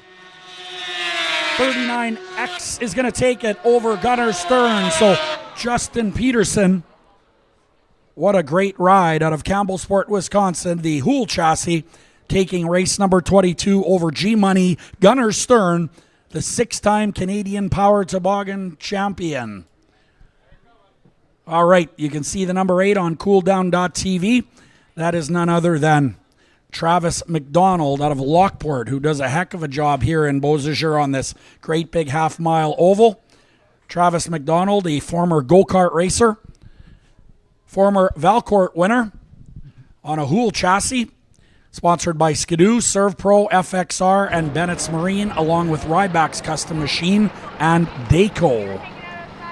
So they're going to take that number 8 back to the trailer, and the RPM racing crew will have to get to work, try to get that particular sled ready for the final if they can make it. Race 23 coming up next in Pro Champ 440 action. This will be round 1 again, but heat number 3. So a very good contingent of Pro Champ sleds with us. That is our Canadian Power Toboggan Championship class.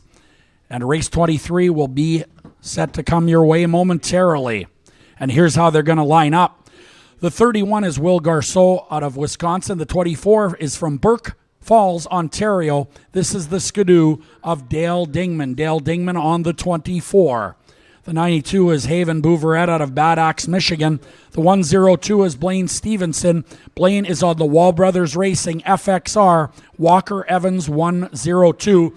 And Blaine Stevenson yesterday wrapped up the USSA Pro Star Cup Championship. So congratulations to Wall Brothers Racing and pilot Blaine Stevenson for winning the 24-25 USSA Pro Star Cup Points Championship. Your next rider or driver out of Chisago City, Minnesota is the number 6 of Gavin Peterson, and a local rider out of Beausejour is on the 16. This is DJ Saluk. And rounding out the field is the 30 of Jaslyn Rathke out of Wausau, Wisconsin. Scheduled to start on the number 30 is Jaslyn Rathke.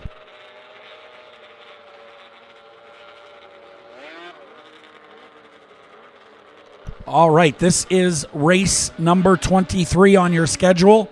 We have a total of 53 races here today. Race 53 will be our 15-lap Canadian Power Toboggan Championship race for all the marbles, brought to you by FXR. We're getting set to go now.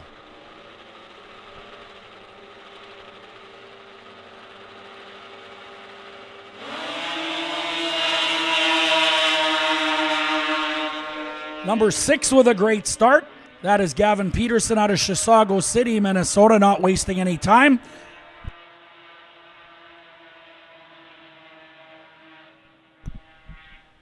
Blaine Stevenson off, obviously no slouch, off the line as well. Stevenson leads with the 6 in the second spot. Gavin Peterson second. Blaine Stevenson on the Wall Brothers Racing FXR 102 begins to run the string out on the back straightaway. Great battle for second and third now as we head on through turns 3 and 4. Stevenson with about a quarter straightaway lead.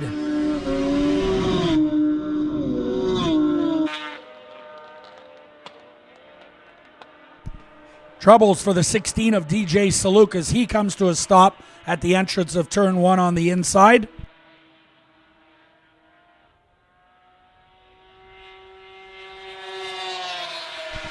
Stevenson looking strong.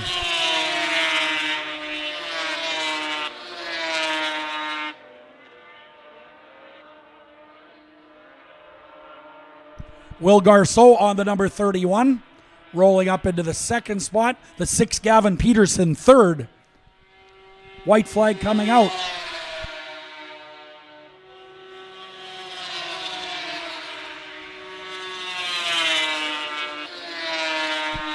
In the 4th spot is the 30,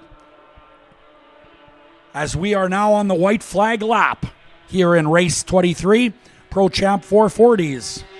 Blaine Stevenson is going to take the win, the rider out of Hutchinson, Minnesota. 31 and the 6, second and third. Then the 24 will come home fourth. The 24, of course, is Dale Dingman out of Berks Falls, Ontario. So Blaine Stevenson on the Wall Brothers Racing FXR Polaris looking awful strong in that one. He would like to win race 53, but a lot of them would, and it is tough business in race 53, our final race of the day. Next up will be race 24, Sportsman 600s. But before we get to that, we want to talk a little bit about that race 53, our Canadian Power Toboggan Championship race for the Pro Champ 440s. Now, we talked about the 50-50. We still want you to buy one of those if you haven't yet. However, in race 53, just before the race, we are going to hand out tickets that are free for a fan appreciation draw. We did this yesterday. It worked out great. So here's what you have to do for race 53. You have to come over to the grandstands, grab your free ticket for the fan appreciation draw. Once you have that, we will draw after the feature event. We are going to give away a total of $500 to the lucky ticket holder, but you must be in the grandstands during the race, and we will call the winner following the race after the interviews. So do hang around for the $500 fan appreciation draw. That coming up after race 53, our final race of the day, before we head on over to the community hall and have a great meal and an award ceremony.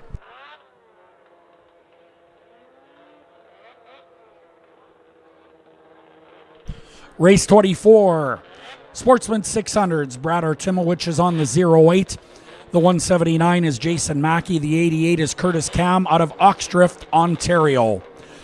Riding the 13 is John Hall from Beausejour. The 44X is Randy Oliver. Randy is from Oshkosh, Wisconsin. The number 14 is Caden Temple from Grand Point, Manitoba. The 55 is from Earl Grey, Saskatchewan. This is Carter Herman. The 23 rider, Will Manchelenko, and on board the 15 at the handlebars is Kyle Omachinski out of Beausejour. Great start for the 23 of Will Manchelenko early in the race. We are racing in race 24, your Sportsman 600s on the track. Great battle in turns 3 and 4 now as they battle in the top 5. Omachinski is your early leader here on the number 15.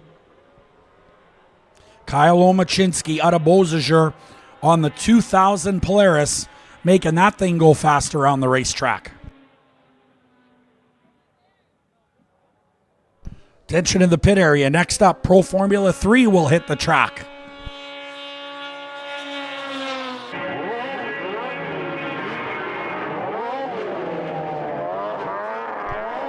Curtis Cam is on the number 88 of Oxdrift, Ontario, 2000 Polaris mounted rider. This round 2 Sportsman 600 race scheduled for total of 5 laps.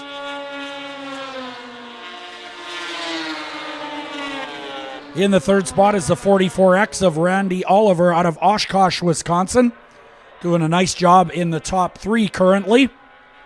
Trying to chase down the 88 of Curtis Cam in 2nd. Your leader, Omachinski out of Beausejour, around to take the white flag.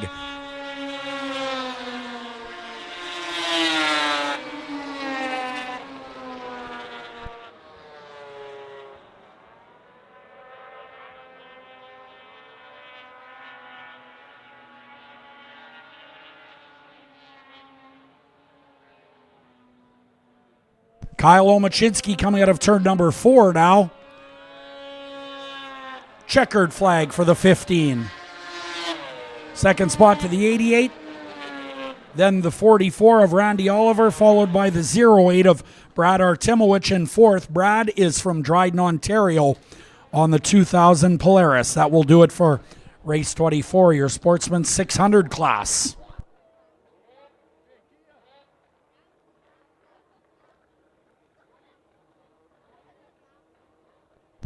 Race 25 coming up next, Pro Formula 3s.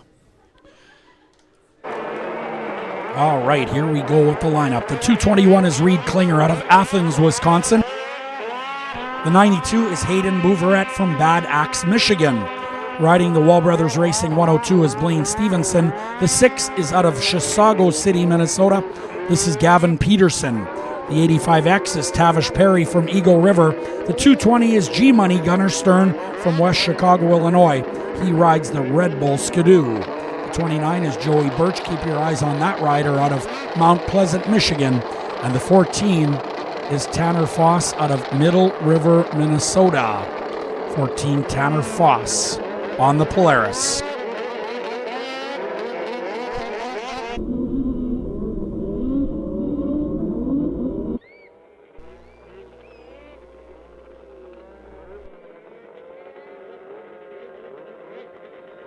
All right, a change to the number on Tanner Foss, not number 14. It is 111, we're told.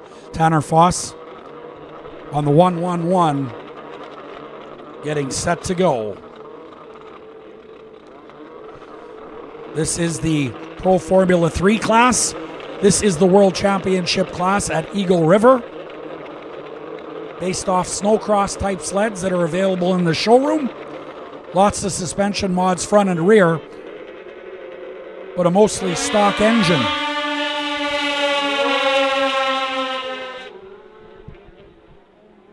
Good run so far for the number 6 of Gavin Peterson out of Chisago City, Minnesota. Flying out of the hole and first to the first corner on that number 6.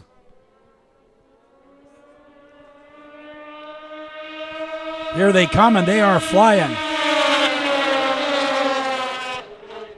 Little bit sideways in turn 1 and 2 as they chuck those sleds in there, trying to gain an advantage over their competitors. 97 miles per hour as we continue to race here. The Red Bull Skidoo looking pretty strong up there. To the inside of turn 1 and 2 goes the Red Bull Skidoo and has the lead.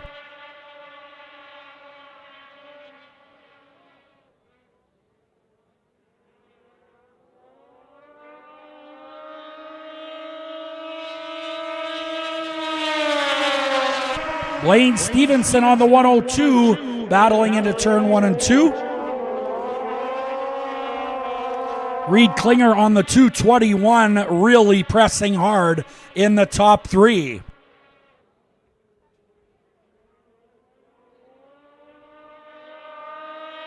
Look at this battle. The 221 into the number 1 spot with 1 lap to go. What a great race here. Definitely the closest of the day.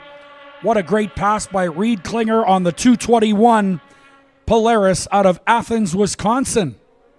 This one's not done yet. 221 is going to win it. Stern, Stevenson in the top 3. Wow, was that entertaining to watch. Reed Klinger, second last lap, picking off the Red Bull Skidoo of Gunnar Stern out of West Chicago, Illinois. Reed Klinger with a heck of a performance there in round 1 of the Pro Formula 3 class.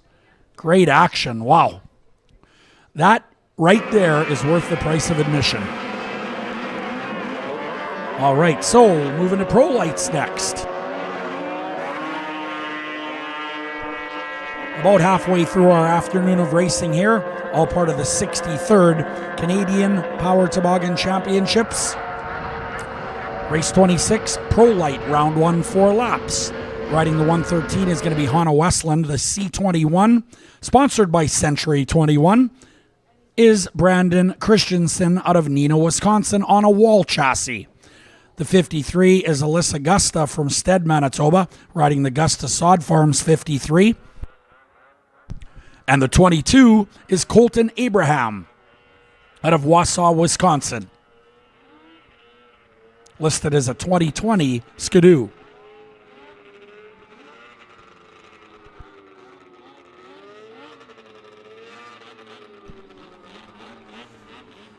Alyssa Augusta on the Augusta Sod Farms 53.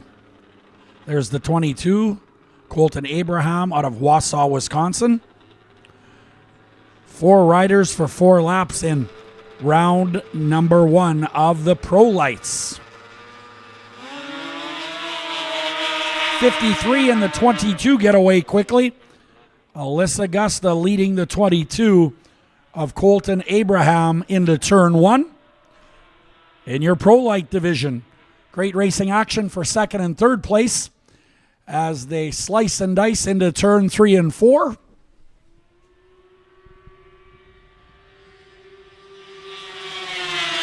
Gusta leading the 22 of Colton Abraham. Abraham now to the inside of turn 1 and 2. Can't make it stick down there. And Gusta on the 53 continues to lead this one into turn 3 and 4. These sleds really, really move.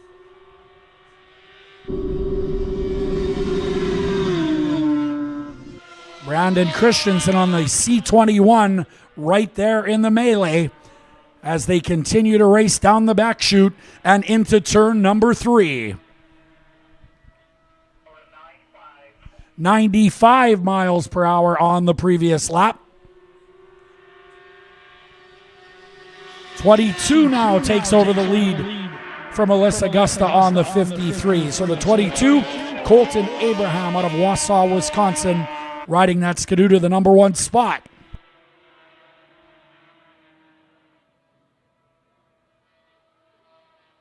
Top 3 very close on the racetrack.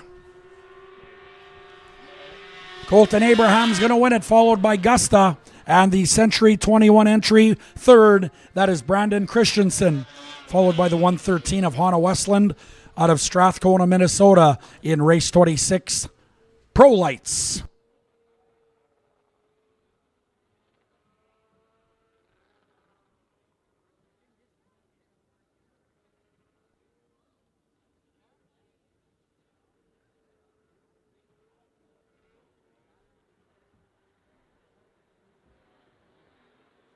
All right, next up, Outlaws 600s. These are a sprint car style snowmobile. Seat belts, roll cages, rolling start, all of it, but on snow. Aria Plasky, it is my favorite. Aria Plasky on the number 18. The 19 is Chris Plasky. Driving the 18 is Shorty Curran out of Browntown, Wisconsin. The 4 is Ron Teroff out of Lisbon, Iowa. The 44W, this is David Webster from Monroe, Wisconsin. 36 is Tom Stoltman, and the 1 is Jumpin' Joe Schneider. Getting set to go racing. Here we go.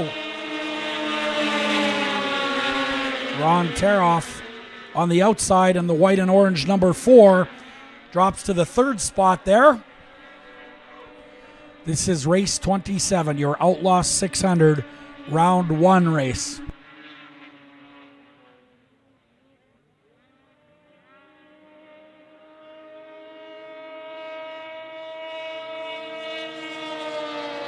(19) Chris Plasky, leading 18 Araya Plasky. Jumpin' Joe Schneider in the 3rd spot in the number 1, now 2nd. Challenging the 18 of Araya Plasky.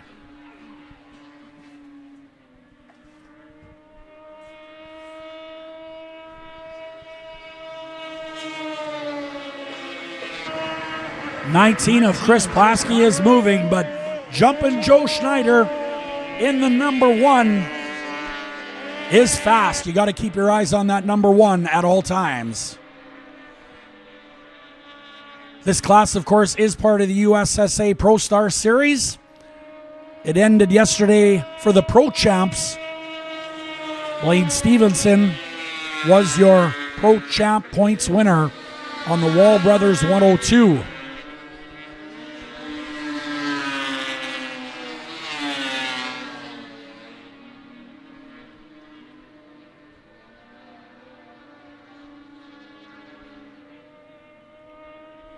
White flag being displayed, 4 down, 1 to go. Chris Plasky doing a great job up front. Joe Schneider in the second spot. Araya Plasky is third. The 44W, Dave Webster out of Monroe, Wisconsin, is fourth.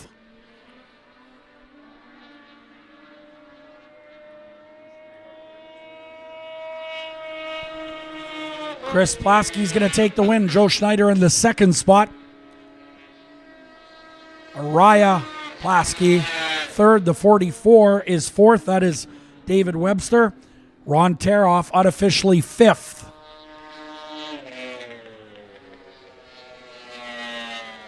And that'll do it for race 27, your Outlaw 600 class.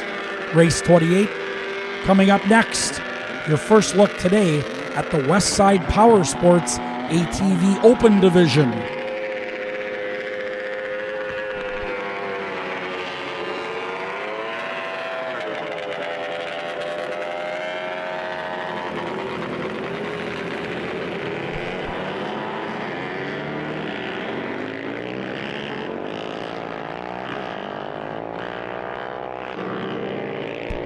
All right, our last race now before another QBEX intermission break.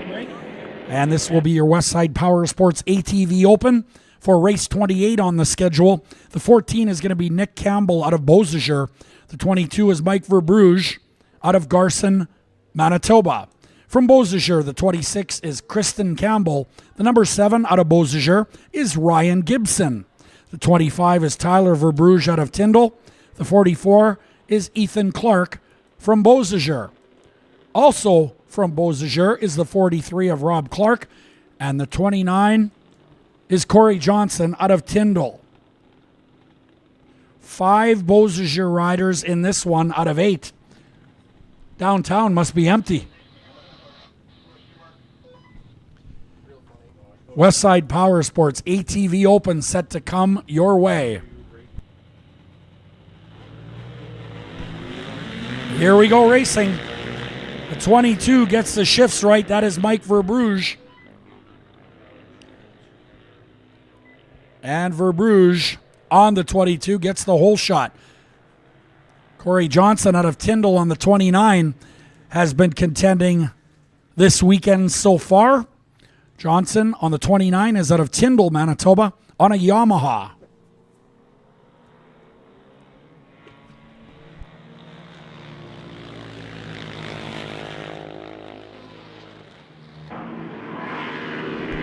Corey Johnson on the 29 in the second spot, trailing the 22 of Mike Verbruge.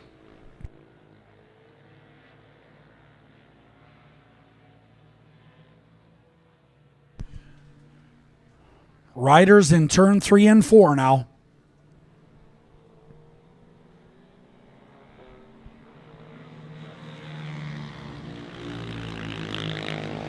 .44 is Ethan Clark in the third spot. Hey, 73 miles an hour. Wow. We got a rider pulling off in turn number 2, going to the pit area. Obvious mechanical problems.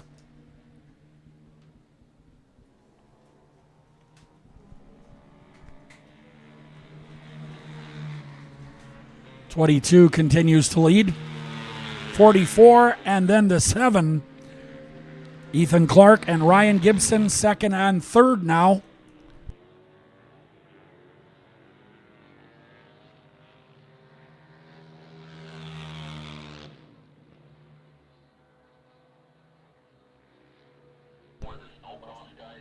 This time around, we will see the white flag.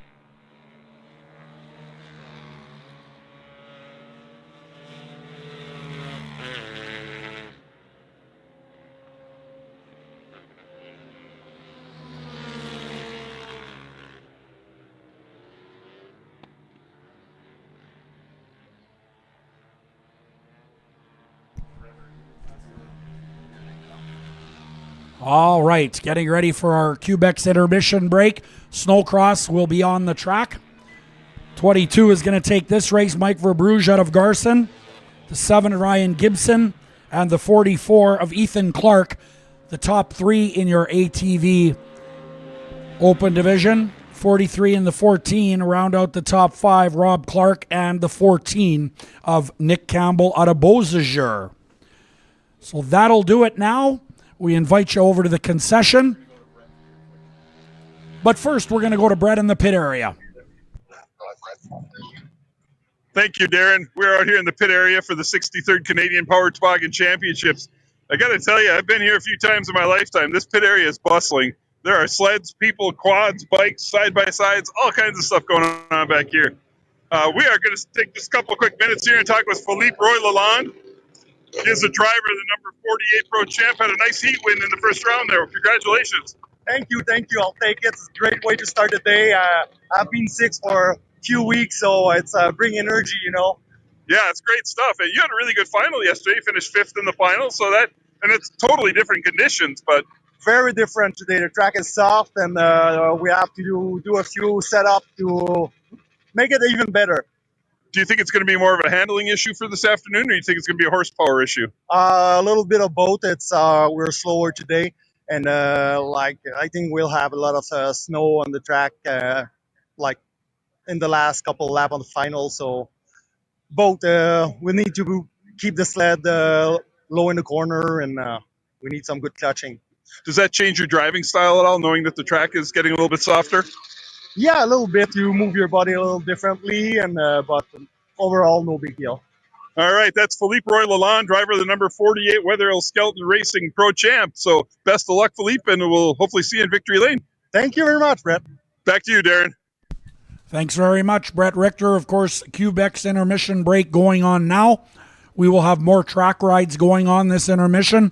Get on over to the Access Credit Union Family Fun Zone and get on in on the track rides. Viert Landscaping Snow Oval coming right away. That is Oval Cross, they call it. This is round 1. During this intermission, the 08 is going to be Frank Viert out of Winnipeg. The 83, Kyle Cates from Beausejour. 65X is Cody Whitechuck. The 14, Austin Overwater. And the 333 is Matt Meyer out of Cooks Creek, running in the Viert Landscaping Snow Oval Cross.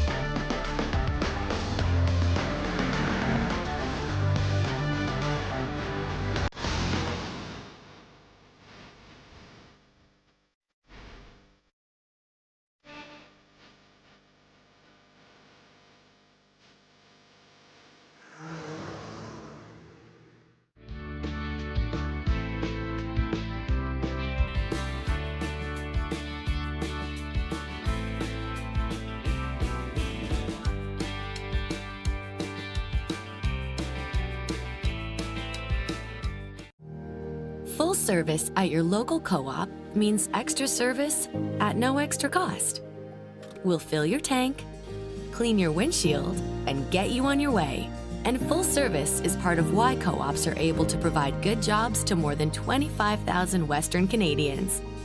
Whether it's rainy in Victoria, sunny in Regina, cold in Edmonton, or even colder in Winnipeg, full service. It's a co-op thing.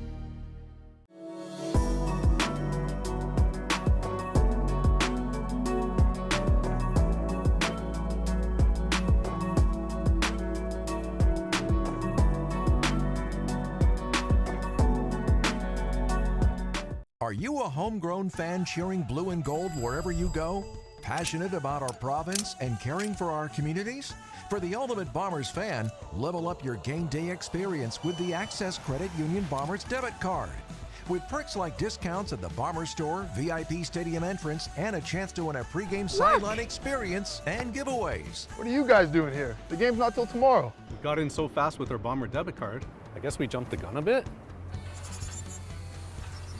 Get your Bombers debit card from Access Credit Union and level up your game day experience today.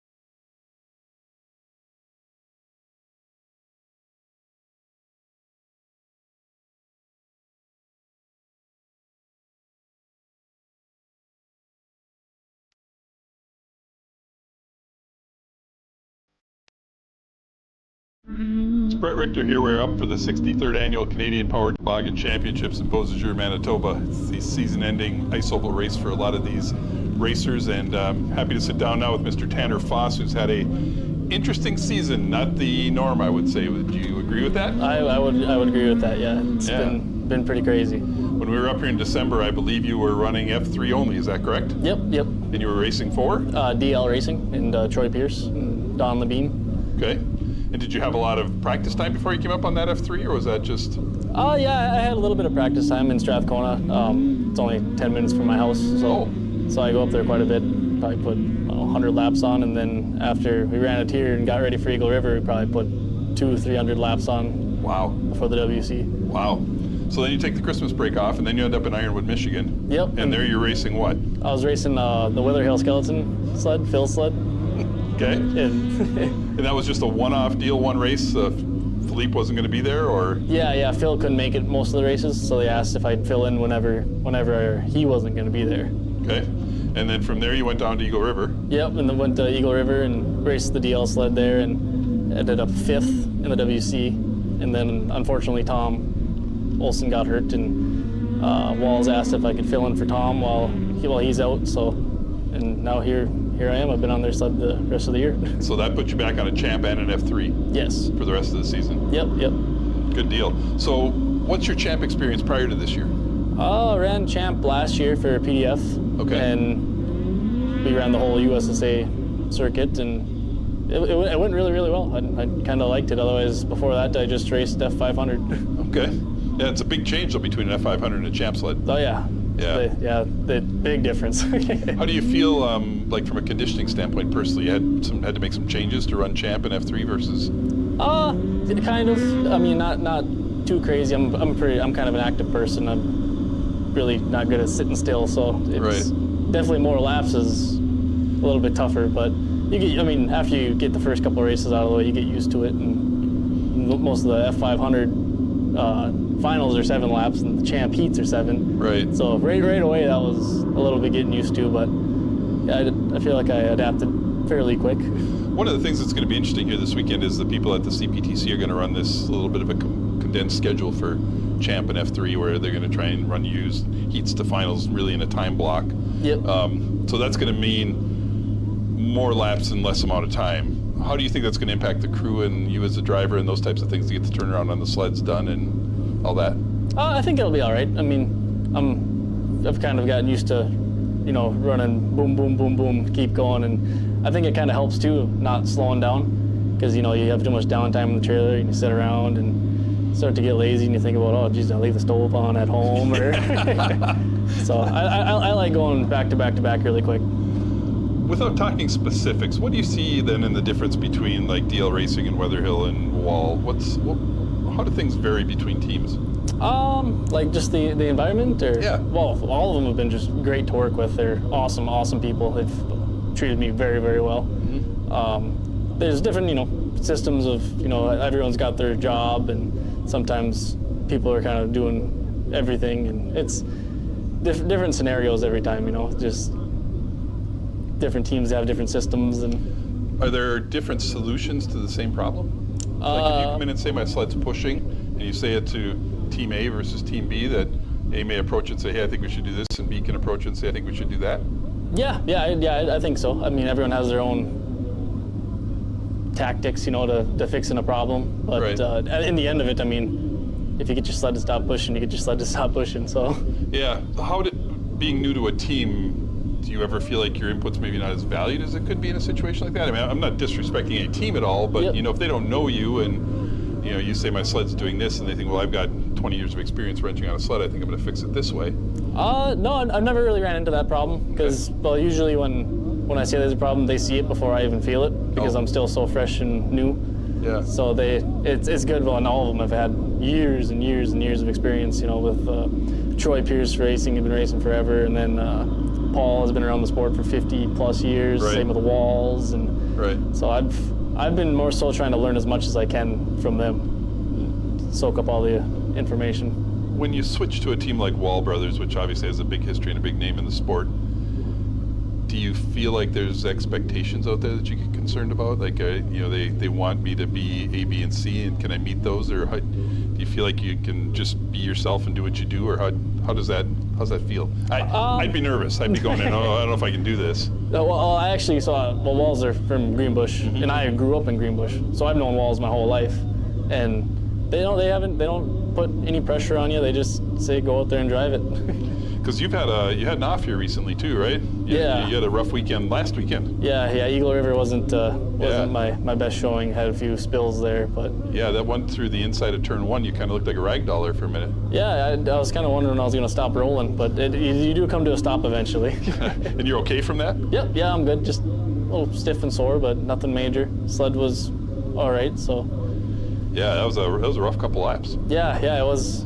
I definitely don't want to do that again. It's a lot more fun when you stay on the sled. Yeah. When that happens, you get into a situation like that, because I believe the first one was, did you get clipped in between 3 and 4 and you ended up going up high on 4 and into the bales? Yeah, I just got tagged kind of right at the apex of the corner, and it just enough to make the sled tip up on me, and I couldn't bring it down before the bales got to me. Yeah. When that happens, is it in your mind, does it take a long time for that to occur? Do you see like, oh man, here it goes, I feel it happening, yet it happens in a second and a half or something, but does it seem like it takes a long time for this event to happen? Yeah, I think so. It seems like when I was sitting up on top of the sled when I was high siding, it seemed like the bales were coming super, super slow, and I thought I had enough time to bring the sled down, but you're going a lot faster than you think. Yeah, interesting. I've always wondered when that type of situation occurs, how realistic it feels in your mind, so something bad's going on, but right.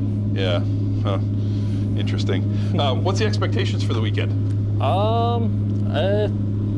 Just do the best I can. Finish in top 3 is the goal for every race. Obviously you shoot for that number 1 spot, but right. I'm happy to get a podium finish whenever. So. Yeah. You've got the speed, right? Yeah, I think so. Yeah, Walls, they know how to make a sled go fast. So. Yeah. Do you find yourself following driving lines of other racers then that are good around here and trying to emulate some of that? When I first got into champ racing, I did. I mean, I watched like Blaine and Gunner around here. They seemed like they always had a lot of speed and good lines, so I try to learn from them, as a new driver. Yeah. But the more experience I get, I see them taking a line, I'm like, gosh, there's got to be a faster one somewhere. I got to find it, whether it's inside or outside, right? Yes, yeah. Yeah, good. Takes a lot of people to bring you to the racetrack every weekend, right? Yep. Yeah, you want to thank some sponsors and give them a little love here? Yeah, absolutely. I want to thank Wall Brothers Racing with Dave, Dustin, Dermont, Jordan, Jeff, Terry, Brandon, Mary, everyone at the shop that keeps the sleds, fixed and put back together before the next weekend. I want to thank Polaris Racing, Walker Evans, FXR, Woody's, RCCA, World Tech, Camso, and TG Design. Got him. And if I missed any other ones, I'm sorry. It's all good. We're going to wrap this up, Tanner, with the FXR Fast 10. You ready? Yep. Would you rather have unlimited clothing or unlimited food? Unlimited food. Would you rather win the lottery or would you rather land your dream job? Land my dream job. Would you prefer local food or international cuisine? Oh, local. Would you rather be meme famous or commercial famous? Commercial. Would you rather see the future or change the past? See the future. Would you prefer a Broadway musical or local theater? Broadway. Would Would you rather travel free for 1 year or have free lodging for 5 years? Travel free for a year. Do you prefer to chill by yourself or do you like a group party? I like my alone time. I like to chill by myself. Would you rather tell somebody the painful truth or a comforting lie? The painful truth. Reese's Peanut Butter Cup or Snickers? We can only be frimes one way, just Reese's. so you know. Good Reese's. answer. So, best of luck this weekend. Be safe. You've had some tumbles, so let's take that out of the mix and no more hay bales, and hopefully we'll see you on the podium. Yeah, absolutely. All right, that's number 111. Tanner Foss. Yep. Yeah, 111. Tanner Foss, Polaris Pro Champ and Polaris F3 here at the 63rd Annual CPTC in Beausejour.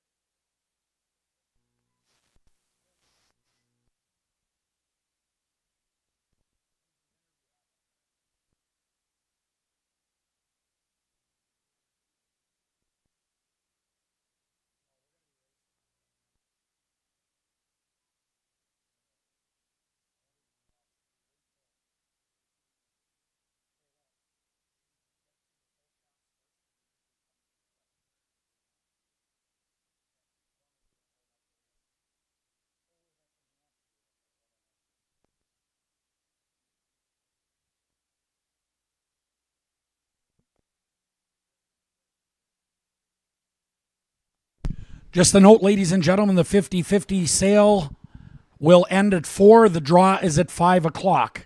We are at $12,525. Winner gets half.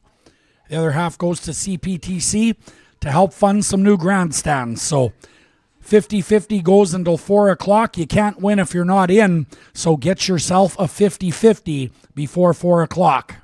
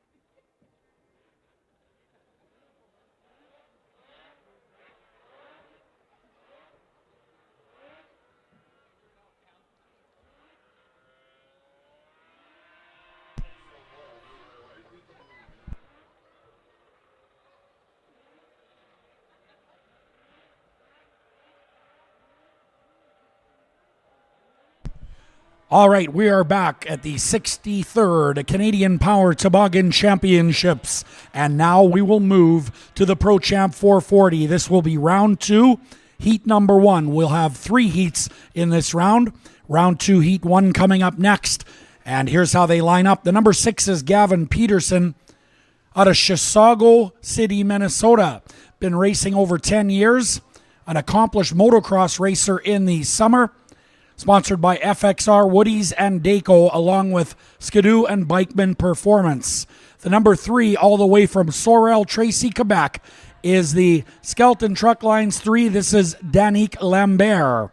The 55 is out of Beausejour. That is Brett Keelback. Brett's been doing a nice job on the 55, a local rider. And, of course, Brett is out of West Pine Ridge, Beausejour area, sponsored by FXR and Churchill Wild. The 54 is Calvin Peterson. He'll be riding in race number 30 out of Eden, Wisconsin. Just about 20 years old, sponsored by Pure Technical and Tennyson and Associates. The number 16 will be DJ Saluk out of Beausejour. The 75C is Calvin Cook. Calvin Cook, sponsored by Polaris along with FXR. Former Sprint 1 and 2 competitors is Calvin Cook. The 102 needs no introduction. The recent winner of the USSA Pro Star Cup Points Championship. The 102 is Blaine Stevenson out of Hutchinson, Minnesota. And Jordan Sobetsky is on the 24.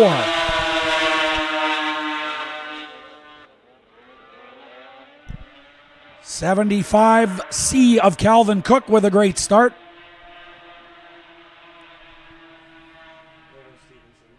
In his early 20s, giving up now the lead to the 102. No stranger to the lead. The Wall Brothers Racing FXR Walker Evans 102 of Blaine Stevenson out of Hutchinson, Minnesota. Into the second spot now goes the number 3 of Danique Lambert out of Sorel, Tracy, Quebec. The Skelton Truck Lines 3. Passing the 75 of Calvin Cook.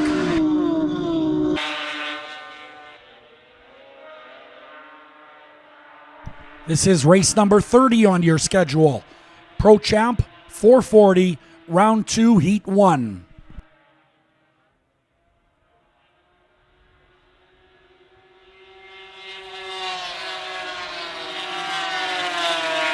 $55 is in the 4th spot. That is Brett Keelback out of Beausejour on the TAC chassis.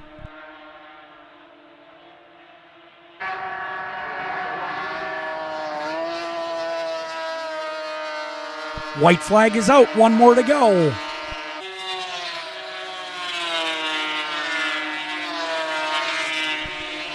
In the 5th spot is number 6. That is Gavin Peterson out of Chisago City, Minnesota on the Skidoo. Trying to close up on the 55 of Brett Keelback.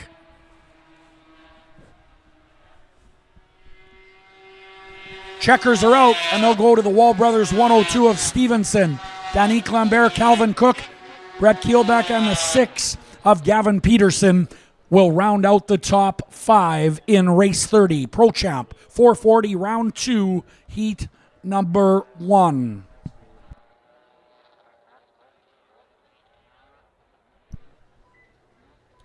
All right, we are going to go down trackside now on the front straightaway with Brett Richter. Brett?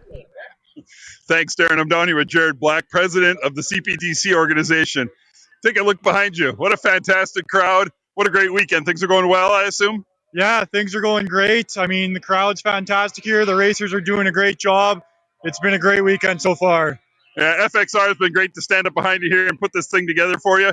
I suppose you want to share a little thanks with them. Yeah, I mean, FXR has been supporting us for quite a few years here. We're grateful for everything they do. And I mean, they're just incredible supporters of the sport. Hey, everybody in the stands, they can see you live on Cool Down TV. Stand up and wave for a quick second before this next heat of Pro Champ. Thanks, Jared. Good luck the rest of the weekend. Thanks, Brett. Everybody have fun. Back up to you, Darren.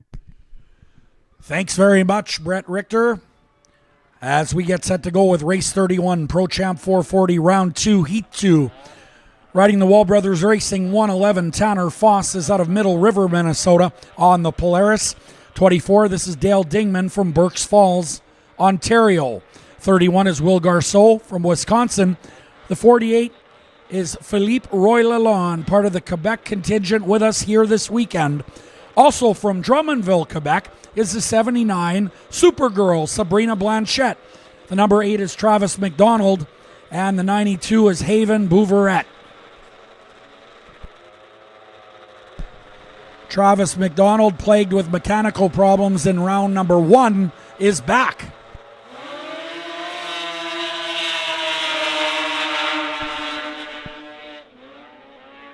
McDonald with the hole shot.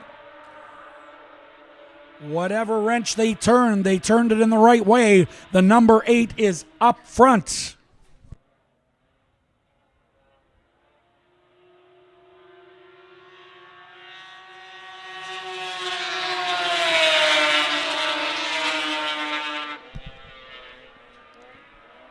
The 111 in the second spot, sponsored by Wall Brothers Racing FXR, and Walker Evans in the second spot. Tanner Foss filling in for the injured Tom Olson. And doing a good job of it. The 48 is third, Philippe Roy Lalonde. Sabrina Blanchette out of Quebec, fourth. 95 miles per hour on the previous lap.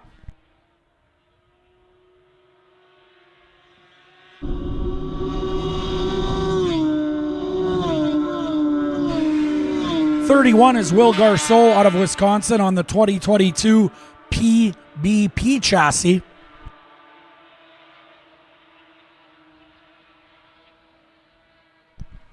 Battle now in turn 3 and 4 as your leader comes around to take the white flag. 48 in the second spot, Philippe Roy Lalonde. But right now, Travis McDonald on the number 8 looking real strong here.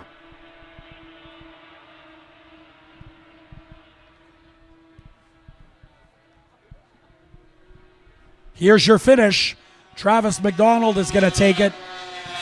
Followed by the 48, Philippe Roy Lalonde, Tanner Foss on the Wall Brothers Racing, number 111, and then it'll be Sabrina Blanchette, Supergirl, in fourth.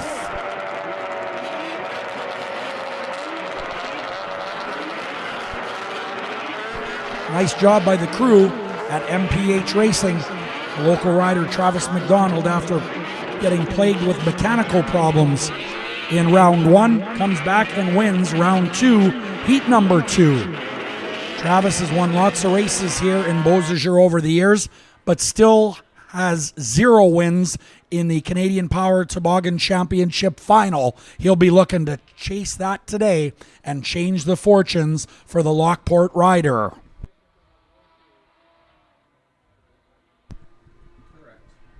Race 32, Pro Champ 440, round 2, heat 3. The 21 is Tyler Obi out of Beausejour. Riding the number 30 is Jaslyn Rathke from Wausau, Wisconsin. The 39X is Justin Peterson out of Campbellsport, Wisconsin. The 9 is Dane Klinger from Athens, Wisconsin. Also out of Athens is the 221. This is Reed Klinger.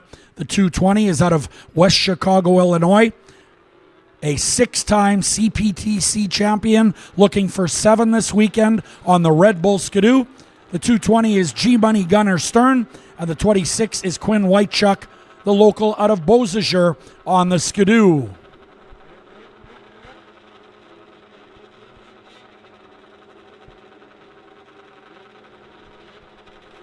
All right, getting set to go. Race 32, Pro Champs. Our Canadian Power Toboggan Championship class.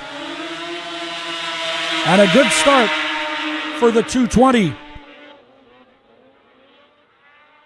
39X in the second spot so far. Klinger's third and fourth.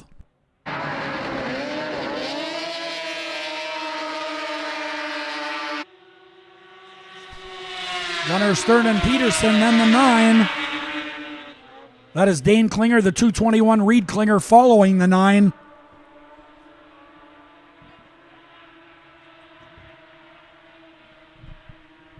They are moving right along here at the 63rd Canadian Power Toboggan Championships. Fifth spot, the 26 Quinn Whitechuck out of Beausejour.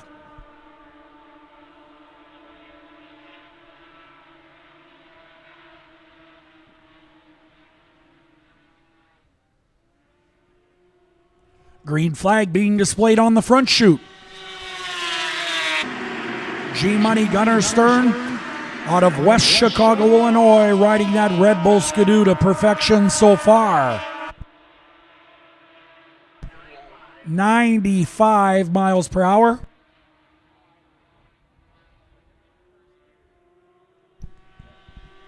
White flag for your leader, 39X of Peterson.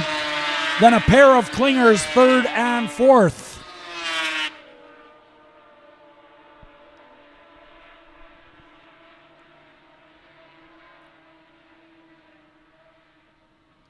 Here comes your leaders to the checkered flag. Gunnar Stern, Justin Peterson second.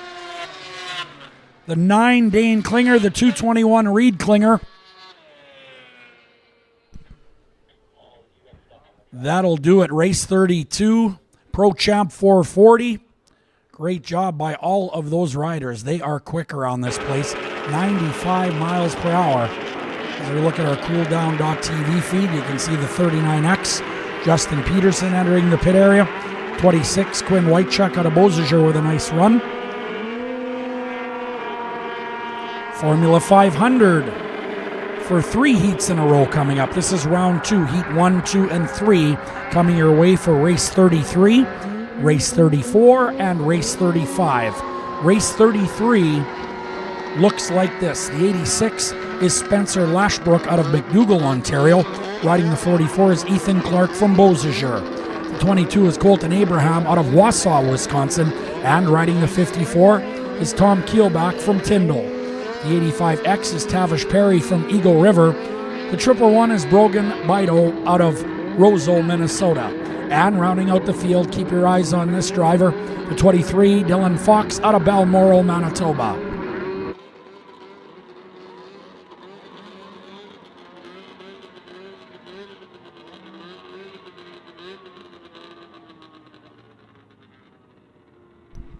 Tavish Perry inside on the 85X from Eagle River, Wisconsin.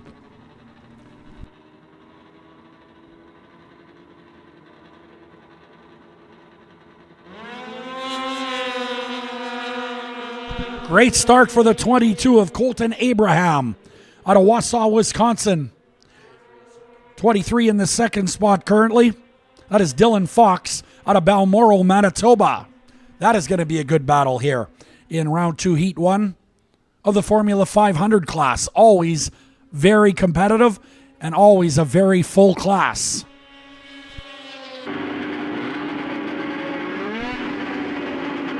Brogan Bido on the 1-1-1 looking for track position in the top 3. And third goes to the 1-1-1 so far.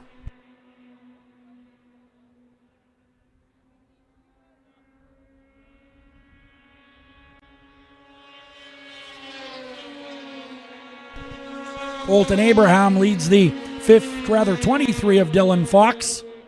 Great battle for 4th and 5th spot in turn 1 and 2, but your leader has been awful strong at 81 miles an hour on the last lap. Colton Abraham all the way from Wausau, Wisconsin.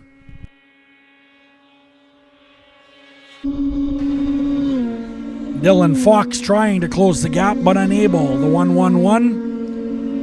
Brogan Bido being pursued by Tavish Perry on the 85X.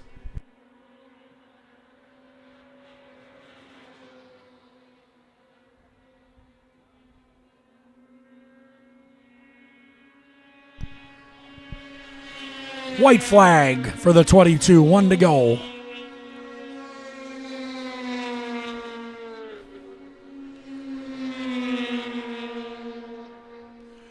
Tom Keelback sliding into the 4th spot. He is out of Tyndall, Manitoba on a 1990 Polaris.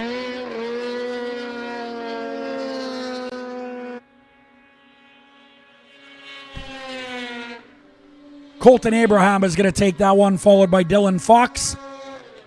Third to the 1-1-1, that is Brogan Bido out of Roseau. 54, 4th. 85X 5th, Tavish Perry out of Eagle River, Wisconsin. Good racing in Heat 1, Round 2 of the Formula 500 class.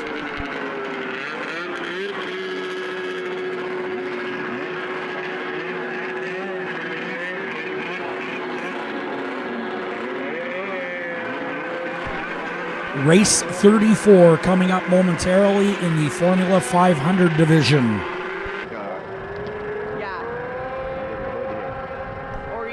And here we go. Riding the number 98 is going to be Nick Kurth out of Wausau. The 48X is Rich Mork from Eagle River. Riding the 434 is Miranda Peterson. 17 is Jared Sackvey. The 113 Hannah Westland. And the 29 is Brad Harrison out of Enola, Manitoba on a 1989 Polaris. Race 34 on deck. Next up, one more heat in the Formula 500s. Then we'll move to the Outlaws 600 class, followed by Westside Power Sports ATV Open Racing.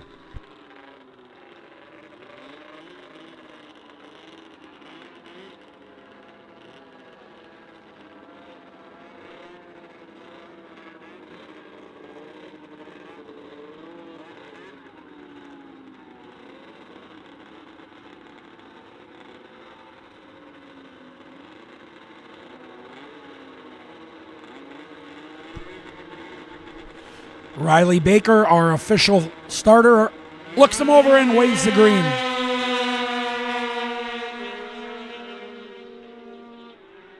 .434, Miranda Peterson with a great start.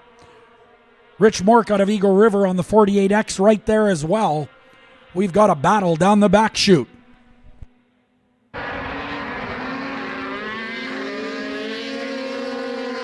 Side by side, 3 wide out of turn 4.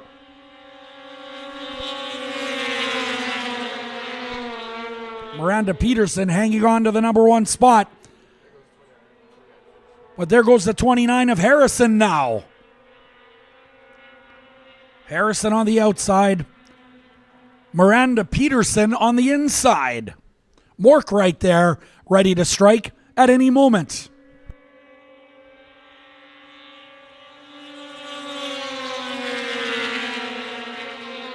Great racing in the top 5 here in race 34. The Pro Formula 500 class. They are getting at it.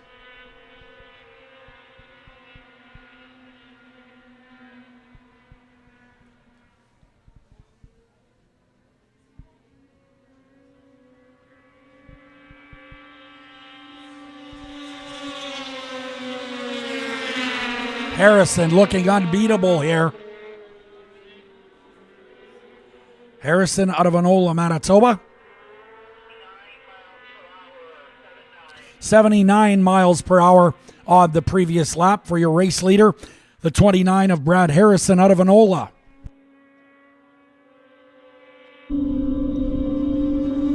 White flag is out, 1 to go. 434 and the 48X in the top 3. The 17 is right there in 4th. Jared Sackvey is out of Beausejour on that number 17.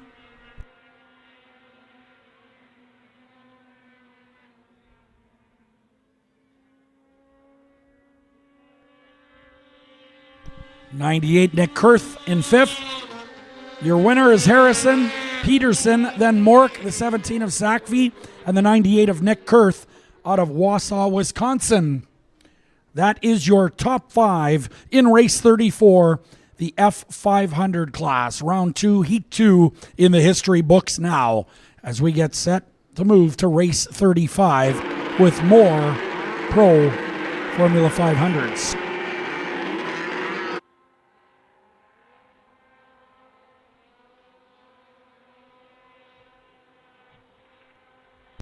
Here's your lineup for race 35. 02X is going to be Mike Favorite out of Eagle River, Wisconsin. Riding the number 9, this is a Skidoo. The driver is Stefan Carignan. The number 7 is Marcus Catlin out of Merrill, Wisconsin. The 113, this is Kendra Westland from Strathcona, Minnesota. Hailing from Ile des Chaines, Manitoba on a 89 Polaris. The 135 is Blair McDonald. And the 34X is Cale Bellow out of Waupun, Wisconsin.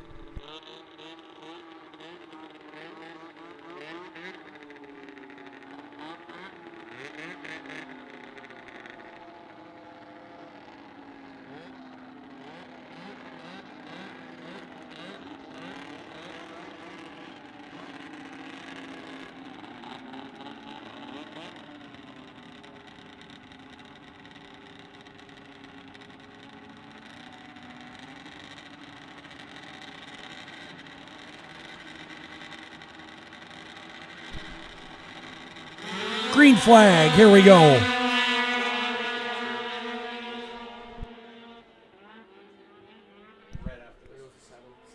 Seven, Marcus Catlin comes out first. Kendra Westland right there on the 113 out of Strathcona, Minnesota. 02X Mike Favorite out of Eagle River in the 3rd spot.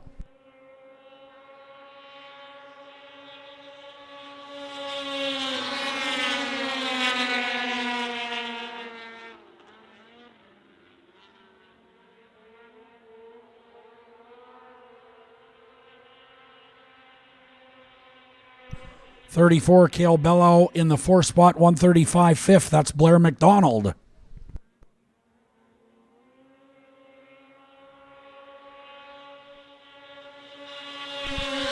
Number 7 showing the way, doing a great job. That is Marcus Catlin out of Merrill, Wisconsin.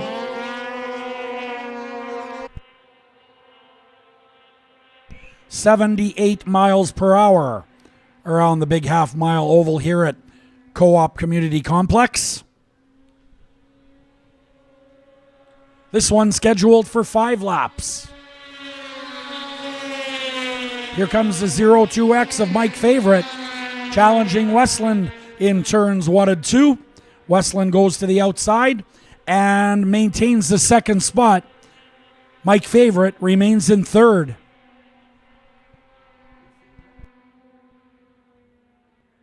Not my favorite, Mike Favorite.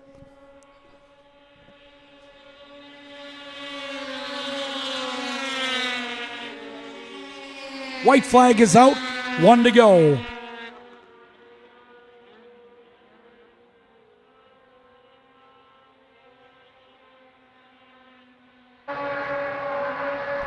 Marcus Catlin out of Merrill, Wisconsin, through turn 4.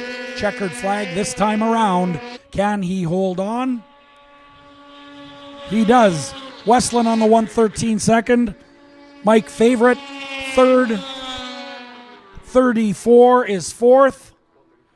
135 Blair McDonald out of Ile-des-Shane rounds out the top 5. Now we're going to go down to Brett Richter in the pit area for an interview. Brett? Thank you, Darren. We are out here in the pit area. I'm with Hannah Cook, driver of the number 757 from the women's F500 class. You and I had a little discussion earlier this morning to kick off the race day. We were talking about your progress and how things were going, and I believe I left you one small piece of advice. Do you remember what that was? Yeah, probably to stay on track side down. Yeah, stay out of the hayfield. Yeah, but you didn't listen to me today. No, I didn't. And how are you feeling? All jokes aside, how are you? I'm just a little sore, just got a headache, but I'm good. Good. You'll be back racing with us again? Yeah. That was all I had for today, but I'll be back. Yeah. So just to let everybody know, Hannah's fine. She'll get home, rest up a little bit, and then start putting her mind towards next season. So we're all good. Glad you're with us and glad you're talking. Thank you. I appreciate it. Getting ready to go here. Here we go in the Outlaw 600s. Thanks very much, Brett Richter. Just saw my old buddy Rick Warner from Matlock. He's here with us. Welcome, Rick.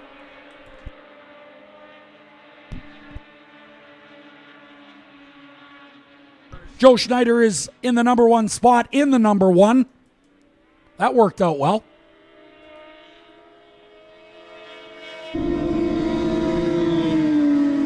Ron Teroff battling with the 18.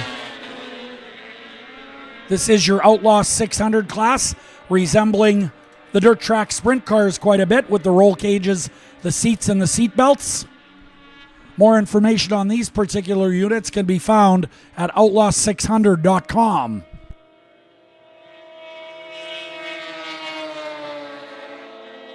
'19 in the second spot is Chris Plasky, trying to close the gap up on the 1 of Joe Schneider. Ron Teroff, third. 44 into the third spot. 82 miles an hour, David Webster moving into the third spot. David Webster, the pilot of the 44W. Troubles for the number 19 of Plasky off the racetrack in turn 1. That moves the 44 into the next spot. David Webster out of Monroe, Wisconsin, using Articat power. White flag is out for Joe Schneider.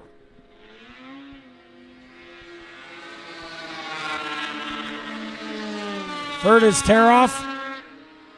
Araya Plasky, fourth.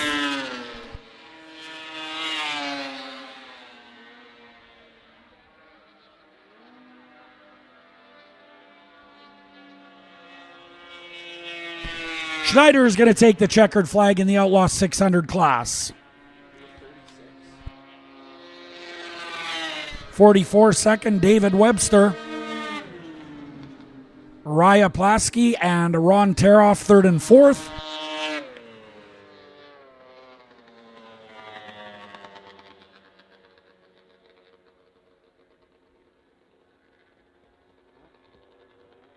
$50-50 just hit $13,600. We will cut off sales for the 50-50 at 4 p.m.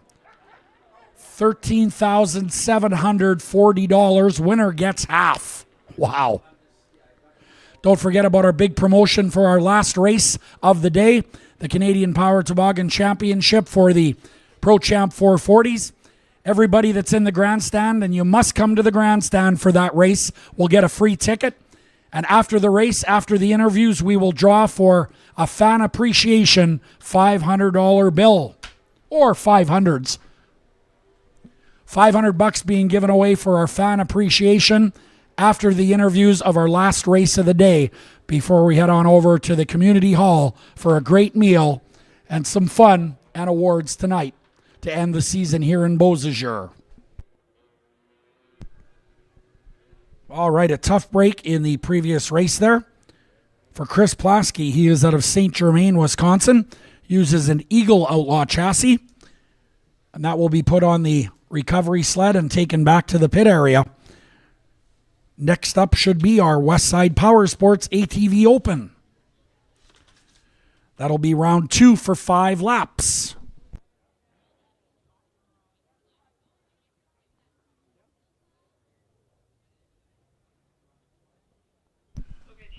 Pretty nice day out here.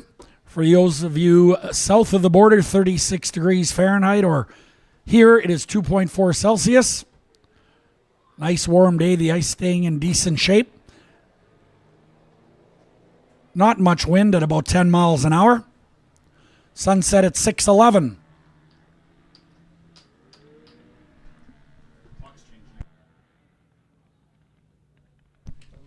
All right, here's your lineup. Westside Power Sports ATV Open competition.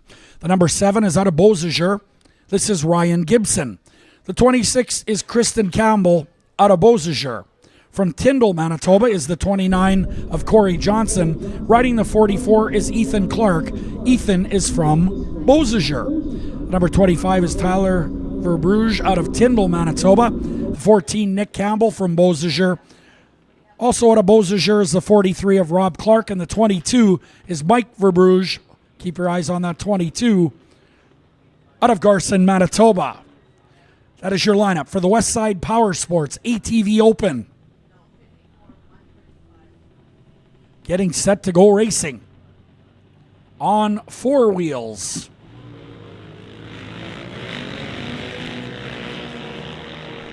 Good start for the 7 of Ryan Gibson. Right to the bottom of the track on the number 7 and has the early lead.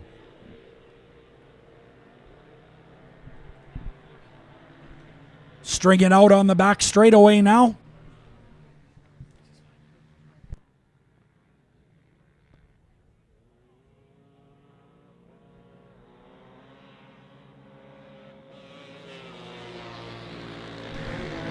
Intermission will follow this race. Ryan Gibson leading this one, 29 second. That's Corey Johnson. Mike Verbruge on the 22 third. He's got some work to do.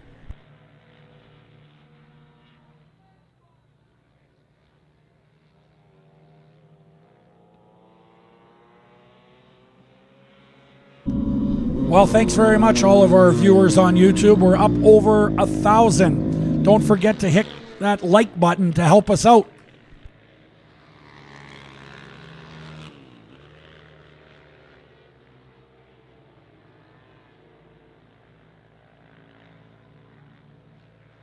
.72 miles per hour in the ATV division.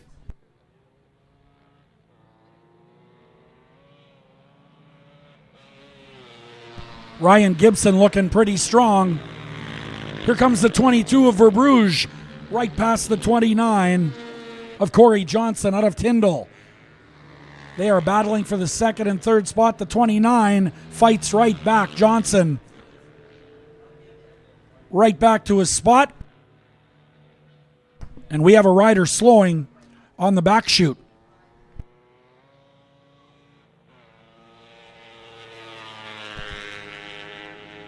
White flag for the 7 of Ryan Gibson, the 29 second. Corey Johnson. 44, Ethan Clark out of Beausejour is third.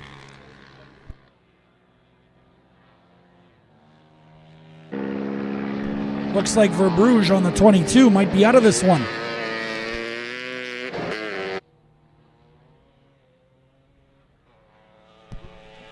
Checkered flag, the number 7 is Ryan Gibson. 29 second, Corey Johnson. 44 third, Ethan Clark out of Beausejour. 14 fourth, that is Nick Campbell, and the 43, Rob Clark out of Beausejour, round out the top 5.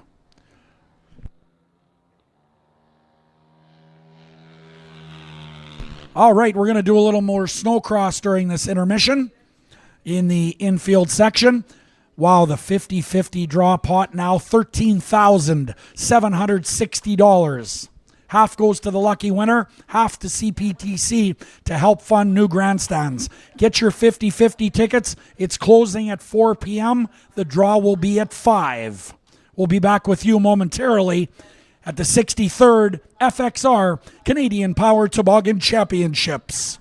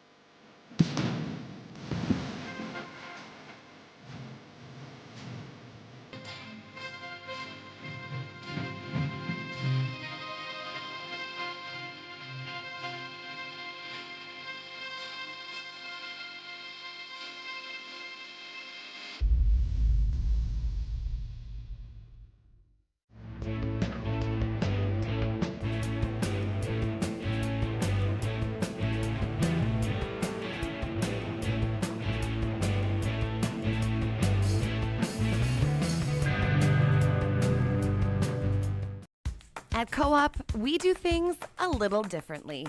Because we're not owned by big wigs in faraway places. We're owned by our members, ordinary people supporting local business. We provide local jobs, support local producers, and give back to local causes in our community. It's just part of what makes us a different kind of business. And we think that's pretty cool. Co-op, you're at home here.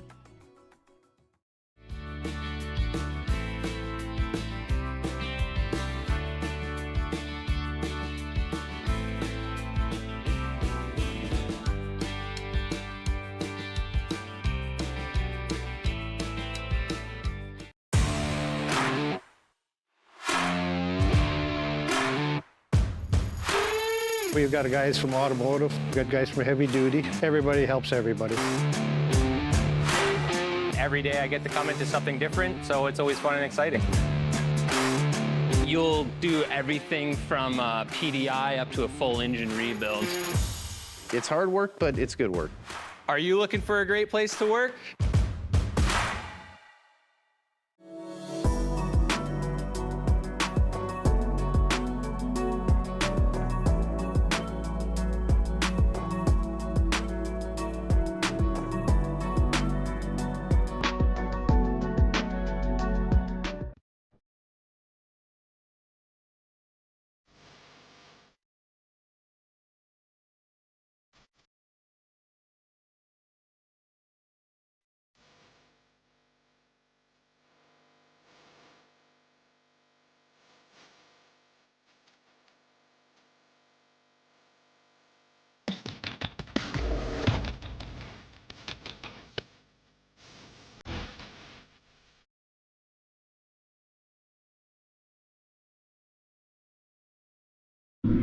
Hi everybody, it's Brett Richter. I'm here at the CPTC complex in Beausejour, Manitoba.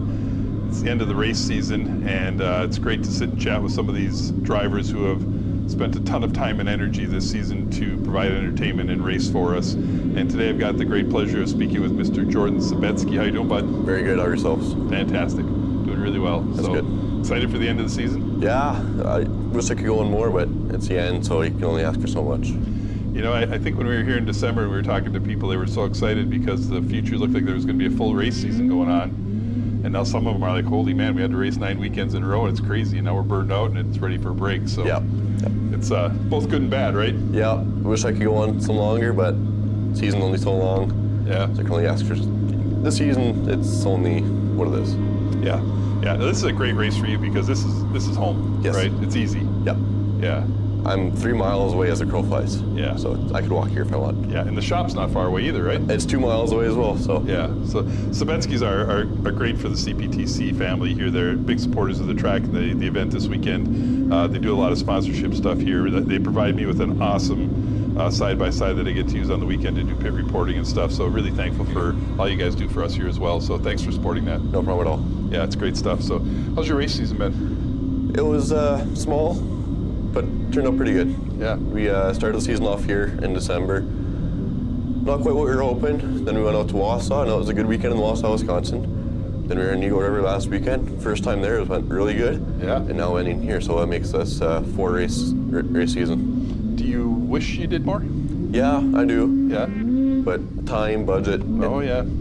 It gets tight. Yeah, it's all part of it. Yep. So yeah, I was actually really impressed with Eagle River last weekend when you told me it was your first lap out there because there really wasn't much for practice or anything. So no hot laps, and so it's like line up on the line with 6 or 7 of your best competitors and see what happens. Yeah, first time out there, look at that, I'm leading lap 2. Yeah, yeah. Who would have thought? I was watching, he came out of turn 4 and there he was, and I was like, wait a minute. Yeah, so, I think I surprised myself there too. Yeah, had to put a smile on your face. Yeah. When you start a race season like this, what are your expectations? Is it, we're just going out to have a good time, it's family time, we're going to get together, we're going to enjoy it? I mean, how much of it's competitive, how much of it's... We're very competitive. We want to make the final every race. We want a top 5 every race. That's our goal. Doesn't always go that way. We don't like LCQs, but sometimes we're forced to go in them. Mm-hmm. Engine failures, chassis failures, something always puts us in there. But it's a family sport too. Got a lot of family out here. We like hanging out with people. Right. But for the most part, we're very competitive. What's it going to take to put the Sabetsky race team in that top 5 consistently? It'll take a bit more budget-wise. It's the cost, I think, is holding us back a little bit.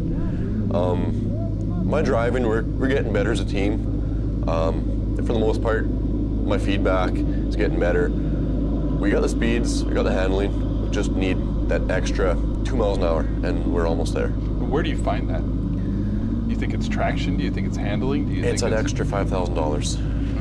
Well, so money does buy speed. Absolutely does. Really? That's unfortunate. I mean, it makes sense, but that's the way it is, right? From your personal perspective, is your driving style more physical or more mental? Lately, I've been working on more mental. In the past, it's been very physical. Like Eagle River last weekend, it was more of a marathon. I want to just take slow steps, mentally prepare myself for the next lap. That's what I'm going to go at this weekend. Mentally prepare myself for the finals, and then I can push for that extra 2-3 spots on the finishing line. Where does your mental game for a race start? Does it start in the paddock area? Does it start at the starting line? Does it start in staging? Where does that switch go? It kind of starts in the trailer. Okay. The helmet goes on, the music gets cranked right up, my blood gets flowing, and then the momentum just keeps carrying on through the start line, and it doesn't end until I cross that finish line. So if I come to see you in the paddock area and I fist bump you or I give you a high five or something, I'm not really talking or dealing with the same Jordan that I'm talking with now. You are a little bit in a way. I'm a very hyper person sometimes. Sometimes I'm quiet in the paddock and the pits. For the most part, I'm very energetic. I'll talk to you, I'll have a good laugh. You'll have the same conversation in the trailer. Okay. If you're in a race and then one of your competitors has an off and they end up in the hay bales or something and there's a red flag, does that impact your race mentality? Is there a break there? Can you shut that off for a minute, turn back on, or do you try and stay in the mode? A little bit, as long as the driver's okay. I stay up and chipper a little bit, but if the guy in the bales is not okay, we get down a little bit, but we try to keep up and keep our spirits high. Yeah. I think you spun around in Eagle River, didn't you, and checked on? Yeah, I did. I spun around in turn 1 and 2 on one of the last laps, but the engine was going down, handling was going down, so I just put it to the inside, and that was my race. Yeah, understandable. Do you count laps when you're racing 15 laps? I do not. You do not? No. Nobody has. Somebody told me that you guys count laps, and I've heard of some people counting them. I can't. I'm focused on the straightaway in the corner ahead of me. My mind's too busy to count. You're not thinking about anything else? You're not thinking about dinner or breakfast or what's on the movie next week or Sometimes anything? I am. If I got a good break down the straightaway, I'll think, that was a good dinner last night. But for the most part, I'm focused on the guy ahead of me, what I'm going to do ahead. It's always that next 4 steps. Sure. Are you looking at lines here in Beausejour because it's such a big track? Are you looking for a braking point, saying I don't want to hit the brake till I hit this hay bale, or? A little bit. More so the small tracks, you worry about that. Here in Beausejour, you're wide open until you're turning. So when you're going into the corner then and you're wide open, what's the first thing that happens to you? I guess when I was thinking about it, are you shifting your weight off the sled before you're taking off the gas, or what's your driving style look like in that? I'm leaning off just before I start to turn. Okay. And basically I'm off the throttle before the start, or halfway between turn 1, let's say. I'm off the throttle, off a little bit, then I'm back on before turn 2 even starts. And I'm shifting my weight depending on the sled's handling. If the sled's getting a good push, I'll throw myself way forward in the chassis, make a turn. If it's the back end's a bit squirrely, I'll lean back in the chassis. I'll put my weight where I need it to make the sled turn. Interesting. There's so much technical stuff to this racing thing that we just don't understand. Yeah, there's a lot to it. A lot of physics. Right. The general spectator that's up there watching in the grandstand doesn't have any idea of the things that you're thinking about or you're doing. Exactly. To try and make that go. Do you ever get nervous in the corner when there's sleds around you? I used to, back when I raced Formula 500. But as soon as I started racing Pro Champ, the nerves and anxiety kind of just went away. You trust them more? Yeah, you got to trust the guys beside you, trust your machine. If you don't trust the machine or your competitors, you almost don't belong in a way. Yeah. Well, you can't be competitive if you don't trust them. That's exactly it. Or else you might as well start at the back and stay there. If you're on the outside of a guy, you got to trust that he doesn't crash. Yeah. If he crashes, he takes you out. In Pro Champ, I trust almost everybody out there that they can stick the corner beside me and we're both coming out of the corner together. Yeah, fantastic. Good. It takes a lot of people to make you successful at the racetrack and to get to where you go. So sure does. You got some sponsors you want to thank? I sure do, of course. You do? Go for it. So I'll start with the family business, Cobra Enterprises. Without them, we wouldn't be 17 years racing in the making. Next up, Sun and Snow, DCT Counting, CT Construction, Players Racing, Nitro Mechanical, Engine Ice Performance Coolant, Team Woody's, Rammers Car Wash and Gas right in town here, Climb, Oak Bank Auto Body, Beausejour GM, Sterling Stables, Extreme Performance Exhaust, SPI Logistics, and Auto Stripe Design. So one of you guys that's on that list, he needs $5,000 to be in the top 5. So hit them up. They're good people. You can do it. Yeah. So you ready for the FXR Fast 10? Sure am. I know FXR is not your sponsor, but we're going to give you the FXR Fast 10. That's okay. All right, here we go. Would you rather eat your favorite food every day, or would you rather eat random food every day? My favorite food. What is it, by the way? I don't know. That's a good one. See, so you answered a question. We don't know the answer. I have a lot of favorite foods. Okay. Would you rather save 100 strangers or one loved one? 100 strangers. Would you rather be the best player on a losing team or the worst player on a winning team? The best player on the losing team. Would you rather have a photographic memory or the ability to forget everything at will? Photographic memory. Would you rather sleep with snakes or sleep with spiders? Can I go neither? Nope. Snakes. Would you rather have more free time or have more money? More money. Do you prefer public speaking or skydiving?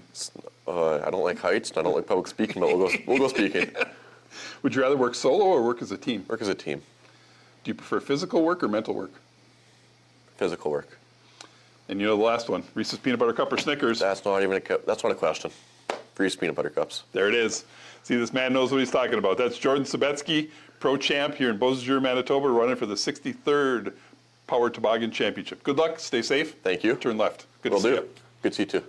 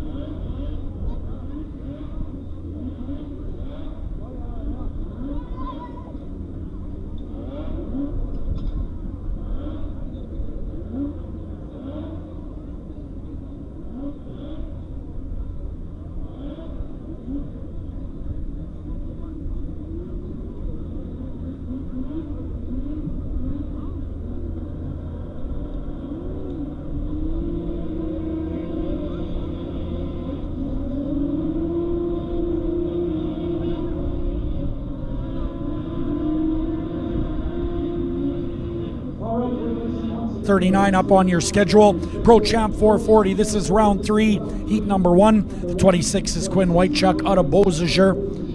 Former F500 and Sportsman 600 driver, sponsored by Funk's Toyota and LaBroquerie Lumber.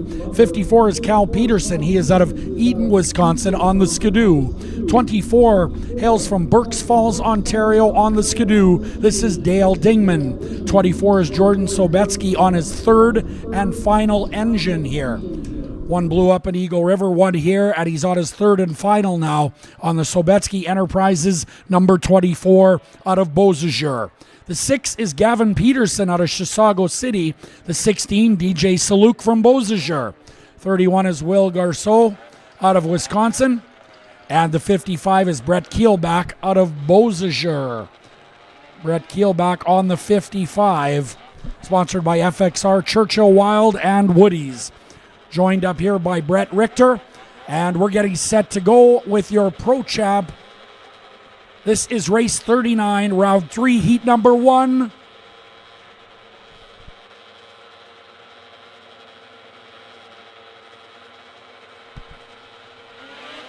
Oh, we got a jumper.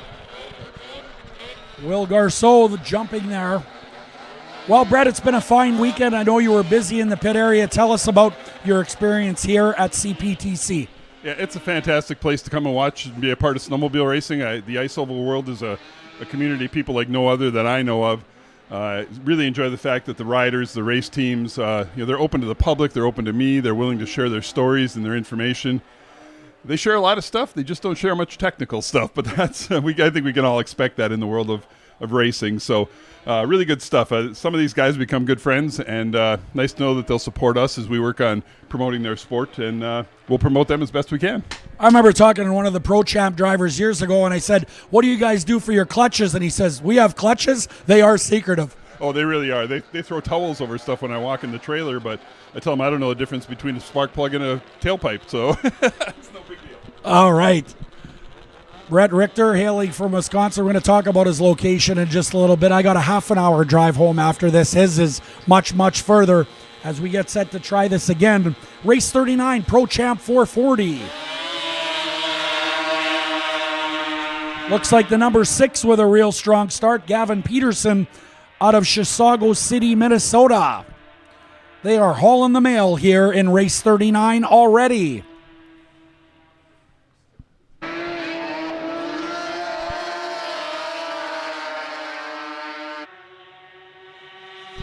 Keelback in the second spot, the number 55 out of Beausejour. Having a good run so far on that 55. Sponsored by FXR, Churchill Wild, and Woody's.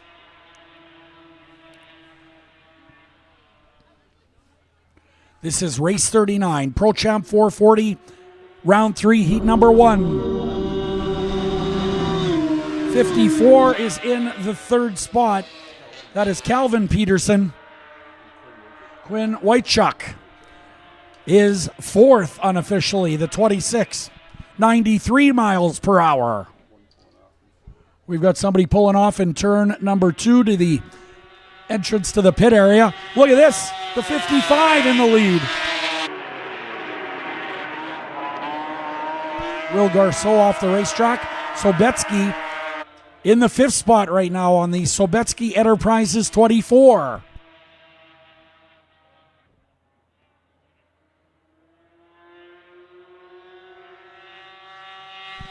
White flag, 1 to go. 55 is your leader. Brett Keelback doing a heck of a job. Gavin Peterson is on the number 6 as we race towards the finish line in race number 39.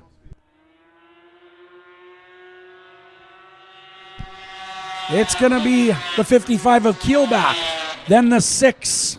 That 6, of course, Gavin Peterson.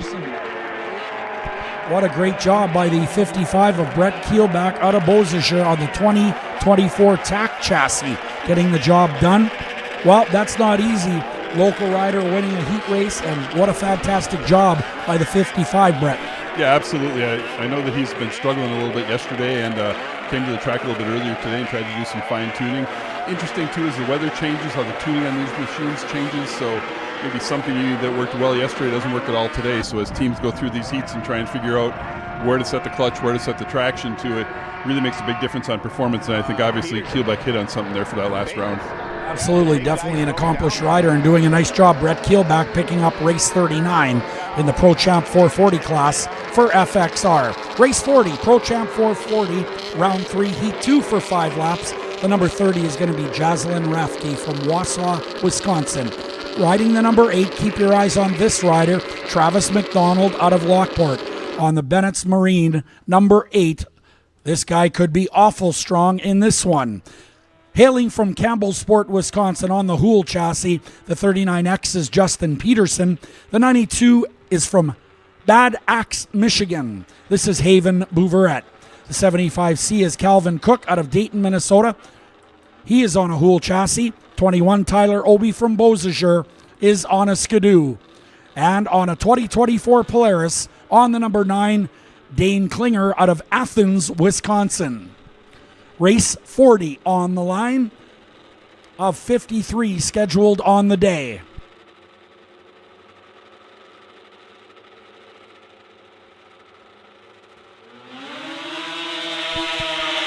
Good start for the 75. Uh-oh, we've got a red flag in turn 1. We're going to have to do that all over.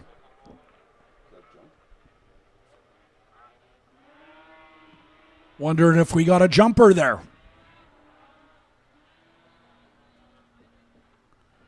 All right, we're going to bring him back to the starting line for race number 40. Race 41 will be another heat. That'll be round 3, heat 3 in the Pro Champs once again. This is our Canadian Power Toboggan Championship class for race 53.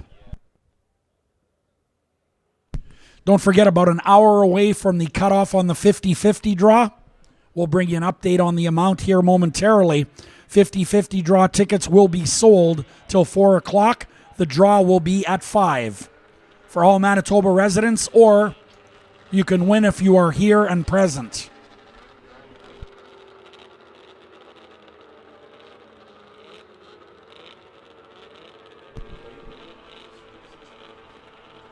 Almost $16,000. The pot in the 50-50, winner gets half. Wow. We're going to do it again in race 40.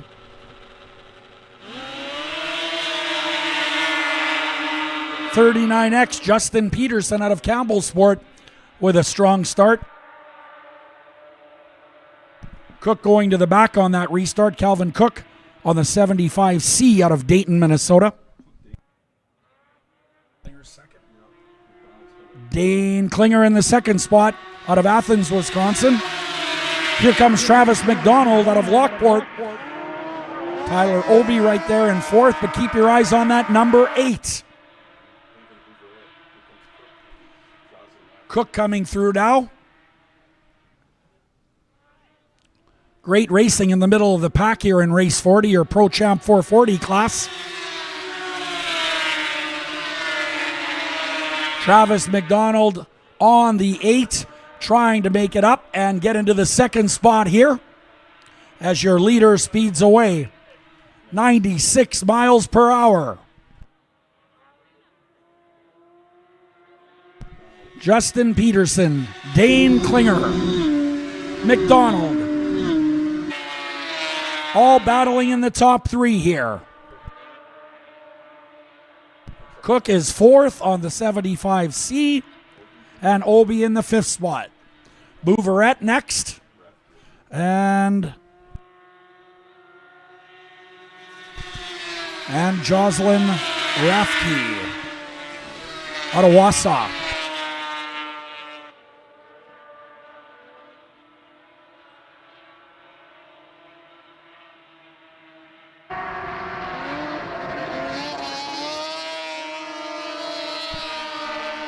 Great racing for second and third. Your winner is Peterson. The 9 will take second. Dane Klinger over the 8 of Travis McDonald. What a run that was. Travis McDonald trying to overtake for second. Just didn't have the ponies on that lap.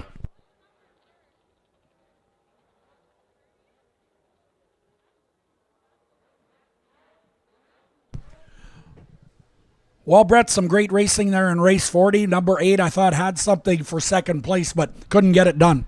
Yeah, they actually did a really good job in that trailer. I stopped by there a little bit ago, and it took them 20 minutes and 5 guys to get that engine change after it burning down in round number 1. So really a concerted effort to make that happen, and they've obviously put a little power back into it, so good for them.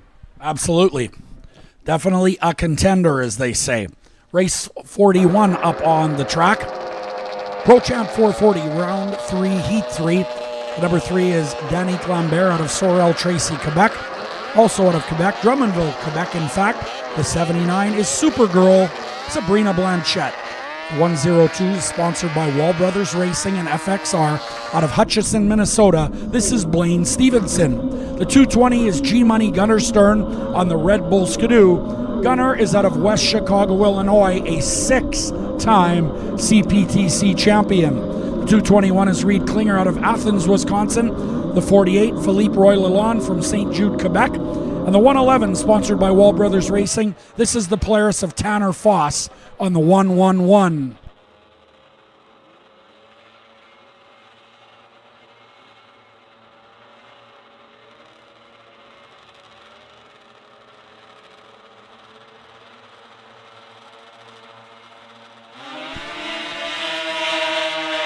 And here we go, we're underway. Gunnar Stern with the whole shot on the Red Bull Skidoo. Stevenson on the outside of the back straightaway, battling for second. Side by side out of turn 4. Reed Klinger battling with Stevenson. Sabrina in the 4th spot. Sabrina Blanchette out of Drummondville, Quebec, 4th. Tanner Foss now working in the top 5. Gunnar Stern is flying.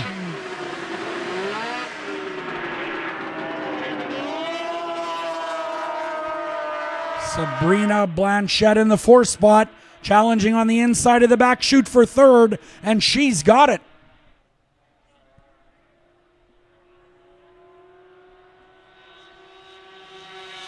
Stern continues to dominate with Blaine Stevenson 2nd. Sabrina Blanchette in the 3rd spot. 221 Reed Klinger out of Athens, Wisconsin, looking strong as well. 95 miles per hour.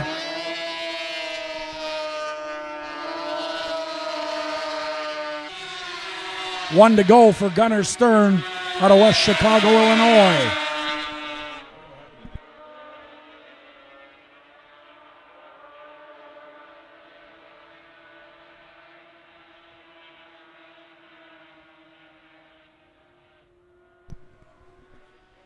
Checkered flag is waving. Gunnar Stern followed by Blaine Stevenson. Sabrina Blanchette, 221 of Klinger, and the 48 is 5th unofficially. That is Philippe Roy Lalonde out of St. Jude, Quebec. And Tanner Foss, 6 on the Wall Brothers 111, filling in for Tom Olson. Have you had any contact with Tom since his injury? Actually have. I saw Tom last weekend in Eagle River. He ended up having surgery on his right. I believe it's his right wrist. It's his throttle hand. And according to the rule book, you have to squeeze the throttle have to squeeze going forward. You can't pull it backwards with your fingers. So they couldn't figure out a way to make a throttle assembly that would actually fit the rule book for him to try and come back and race. Injury ended up being a little bit more serious than he thought, so he ended up having that procedure done. He's in a brace for probably another 4 weeks or so. All right, so Tanner Foss filling in at the Wall Brothers camp for Tom Olson this weekend here in Beausejour. All part of the 63rd FXR Canadian Powered Toboggan Championship.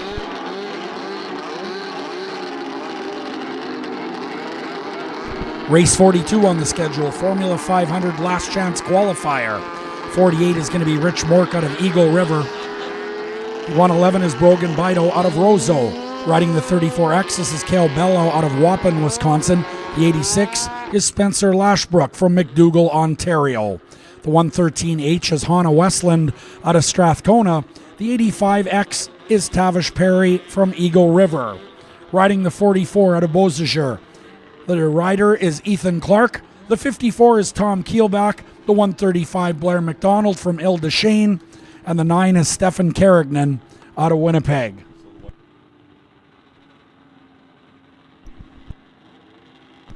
Oh, this is going to be interesting. The 113H, Hannah Westland, is dating the 111 of Brogan Bido.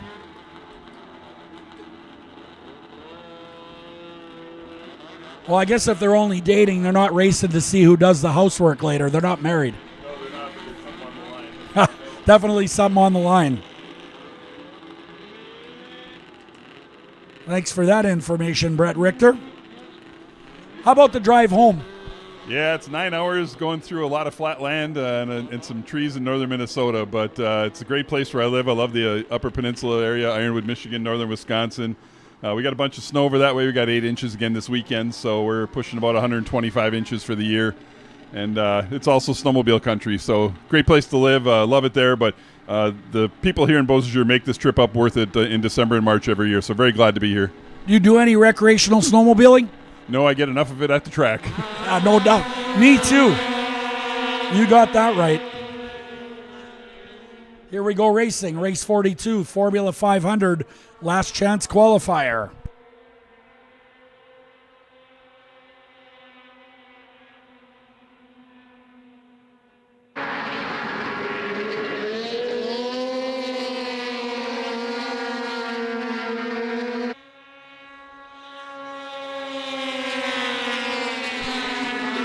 Brogan Bido is out of Roseau on the 111 and showing the way.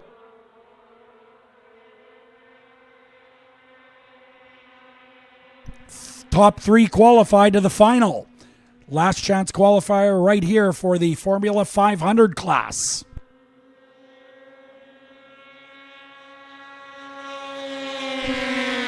.48X. Rich Mork. And the 113H of Hannah Westland. Those 3 right now, if the race ended, would advance to the Formula 500 final. This is a last chance deal. Rich Mork making things interesting. Rich Mork in the second spot out of Eagle River, trying to chase down the leader here. The 111 of Brogan Bido out of Roseau. That is an excellent race for first and second place.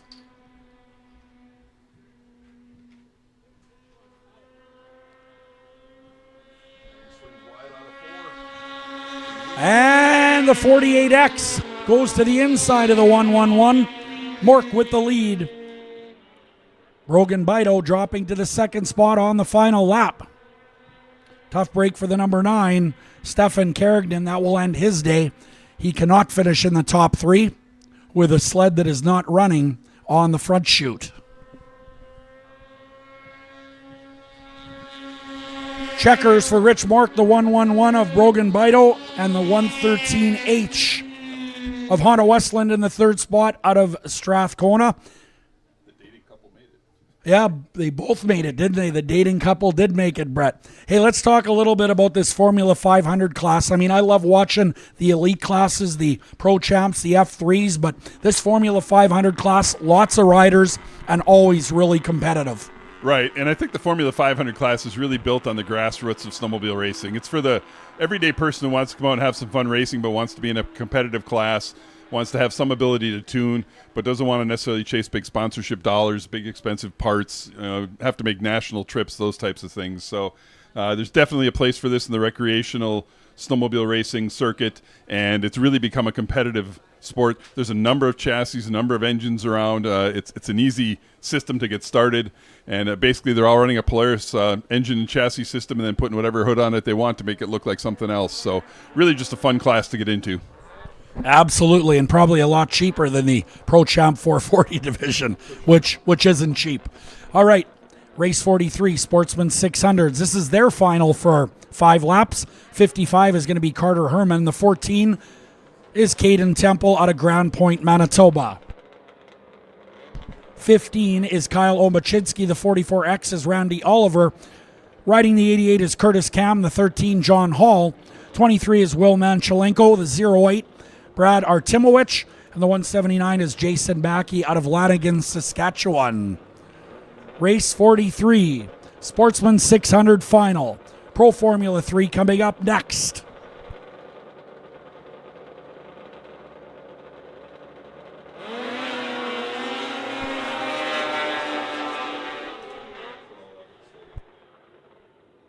$15 on the inside. That's Kyle Omachinsky to the inside and showing the way down the back chute.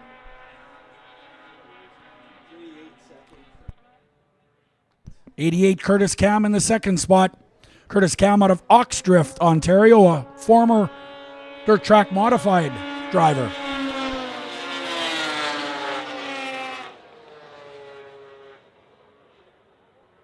Second spot, 55 Carter Herman out of Earl Grey, Saskatchewan on the Arctic Cat. Not anymore, dropping to fourth. Now third. Randy Oliver in the second spot. Here comes your leaders. Omachinsky, then the 44X of Randy Oliver. We've got a great race for second, third, fourth, and fifth. And it is getting tight in turn 1 and 2. Your leader about a quarter straightaway off from the rest of the field. Great action in 3 and 4. Sportsman 600 final on the track.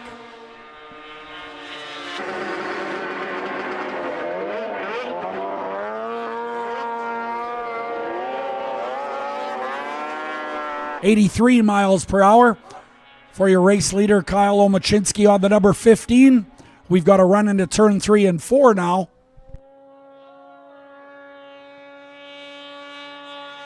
White flag is out, 1 to go.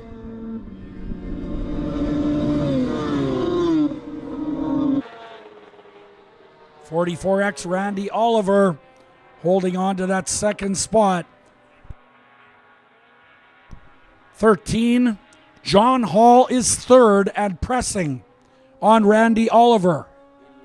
88 is fourth, Curtis Cam.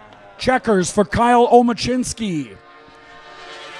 Whoa, that was close. Randy Oliver and John Hall. Almost photo finish.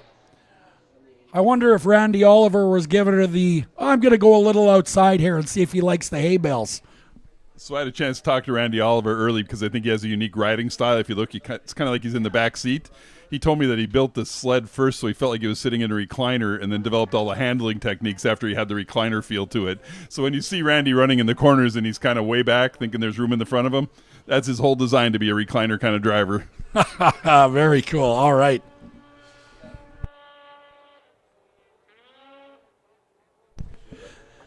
Pro Formula 3's coming your way. Round 2 for 5 laps. The 102 sponsored by Polaris, FXR, and Wall Brothers Racing. This is Blaine Stevenson out of Hutchinson, Minnesota. The 92 is Haven Bouveret out of Bad Axe, Michigan. The 6, Gavin Peterson, is from Chisago City, Minnesota. The 220 is Gunnar Stern out of West Chicago. The 85, Tavish Perry from Eagle River. Riding the 111 will be Tanner Foss. He is on the Wall Brothers Racing team sponsored by Polaris and FXR. The 221 is Reed Klinger from Athens. And the 29, very competitive in this class, is Joey Birch from Mount Pleasant, Michigan.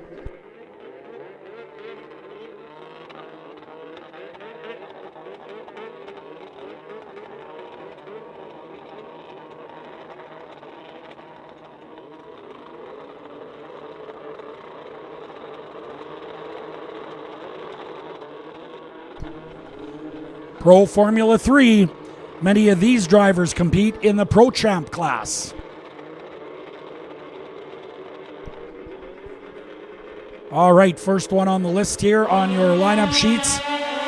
Picks their spot, and then they line up accordingly from there as we're underway here in race 44. Stevenson with not such a good start that time. Stern is your leader. Gunnar Stern, G-Money out of West Chicago. The Red Bull Skidoo is showing the way here. 29, Joey Birch in the second spot. Bouveret in the third spot, Haven Bouveret. Stevenson now up to fourth on the Wall Brothers Racing FXR. Walker Evans 102.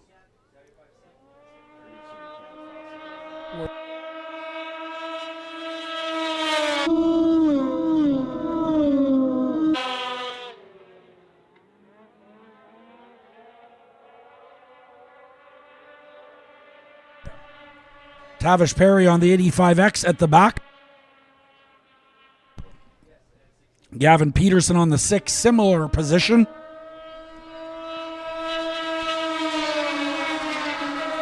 Red Bull Skidoo is followed by none other than Joey Birch out of Mount Pleasant, Michigan. 95 miles per hour.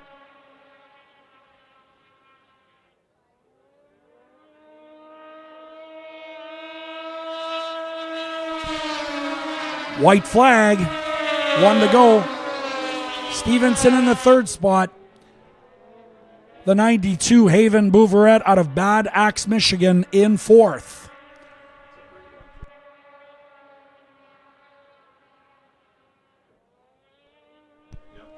Gunnar Stern on the Red Bull Skidoo is going to take the checkered flag. Birch second out of Mount Pleasant, Michigan. Stevenson, Bouveret, and the 6 of Peterson. Tavish Perry rounds out the field in race 44, the Pro Formula 3 division.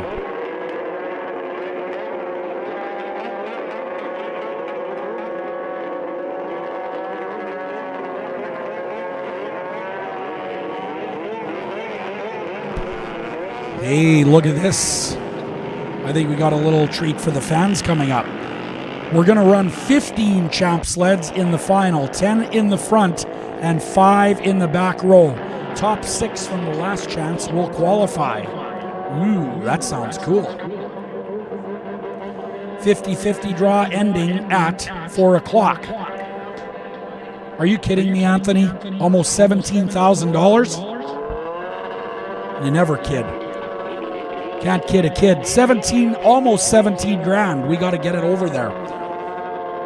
That will be drawn at 5 o'clock. So 50-50 will cut off at 4 o'clock. Wow, that's lots of money.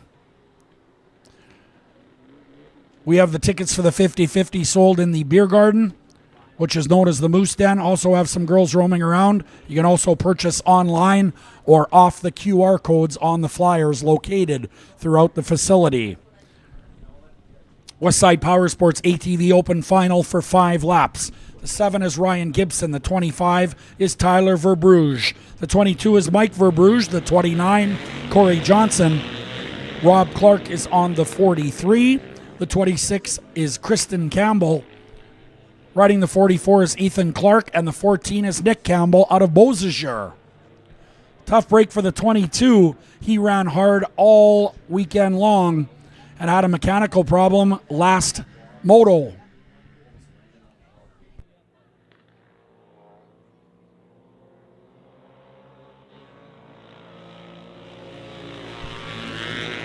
'29 Corey Johnson battling with the 7 of Ryan Gibson out of Beausejour. 44, third Ethan Clark. 43 Rob Clark, fourth so far in this 5-lap final. This will be our last view at the ATV, sponsored by Westside Power Sports in Selkirk, Manitoba.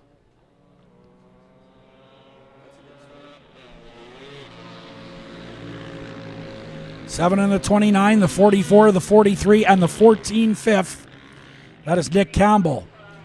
73 miles per hour on the previous circuit. They are moving along on 4 wheels here.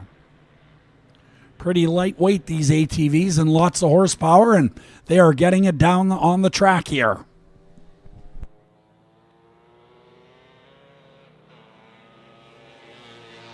Green flag being displayed for Ryan Gibson on the 7. Unchallenged now.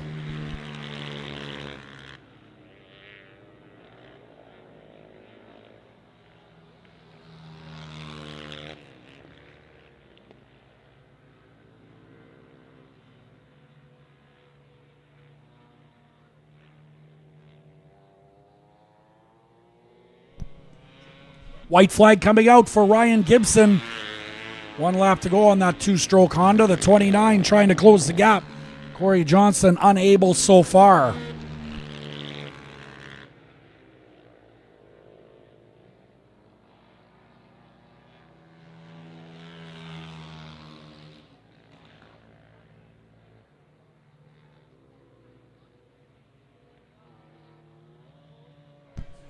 Checkered flag is waving. Your winner in the final is going to be Ryan Gibson on the 7. 29 in the second spot. Corey Johnson out of Tyndall. 44 third. Ethan Clark. 43 is Rob Clark. Good finish in the ATV Open final. Well, we are now going to take a grooming break and get on with our Veert Landscaping Snow Oval Cross final. That'll happen in the infield. Before we do that, of course, we want to thank Brett Richter for being such a big part of our 63rd Canadian Power Toboggan Championships, brought to you by FXR. Brett, great weekend. Thanks for coming. What do you have to say to all the great fans? Yeah, I just want to say thanks for the hospitality up here in Beausejour and in Canada. I really feel welcome up here and really glad to do what I do, which it's just, talking to friends and people and trying to bring the sport of ice oval snowmobile racing to life a little bit. So I've got a grandson out in Nevada that I have not seen since October, and in order for me to go see him, I need to be on a flight early tomorrow morning. So unfortunately, my travel plans take me out of here in the next 10 or 15 minutes to get going. But great people up here. Just really feel appreciated to be up here, and especially the people here at the CPTC. Jared down there, Riley, Reed, Andy, and Chris here with Cool Down. You guys up here in the booth. Anthony, but he's kind of. Yeah, he's a button pusher for sure. More than you know, I spend all day with him. Yeah, I couldn't do that, so I'd rather be in the pit area freezing. All right, Brett. Well, again, have a very safe drive home back to the USA, and we hope to see you in December here. Yeah, look forward to it. Already talking to people that want to be part of the plow break intermission interviews and those types of things. So hopefully we'll have some new faces and some new stories. And of course, if you know anything about it, it's Reese's Peanut Butter Cup or Snickers, and please do not screw that up. Thanks very much. Brett Richter heading back to the Wisconsin area after a great weekend of bringing you all the behind-the-scenes action in the pit area.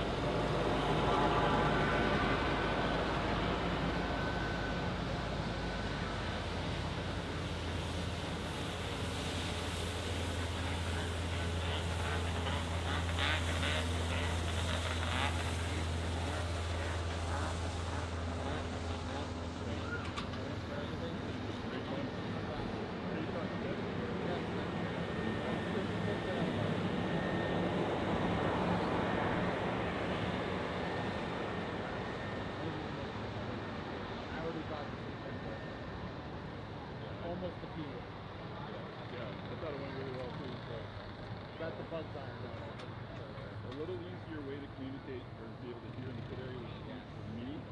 And Travis in turn 2 is crapped out. I think it's like the EFF radio. It's just terrible. And it was crapping out for me. That's what I was used to.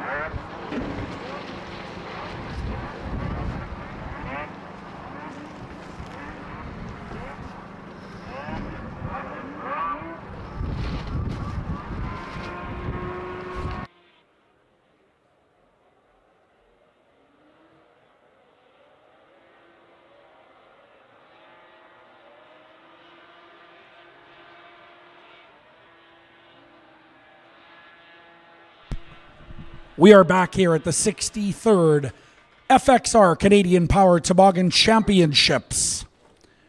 And on deck, race 47, Pro Champ 440 last chance qualifier. Don't forget, we're going to start 15 in the main event. Here's the lineup for the last chance qualifier. The 221 is Reed Klinger. The 26 is Quinn Whitechuck. Riding the 75C is Calvin Cook. The 31 is Will Garceau out of Wisconsin. The 111, this is Tanner Foss riding the Wall Brothers Racing 111.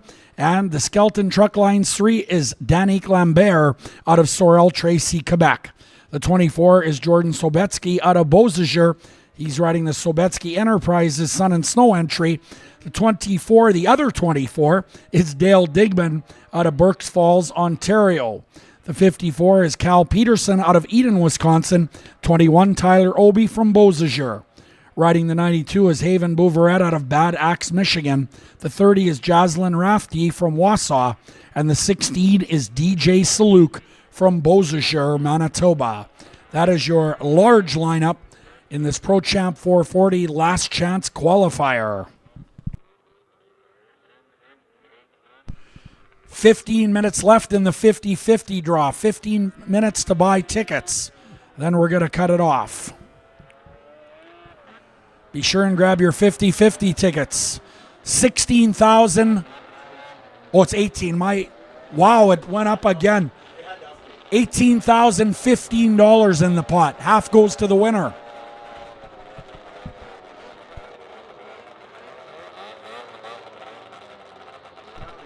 It's around 18,000, we're told. 50-50 draw ends at 4 o'clock. The draw will be at 5 o'clock.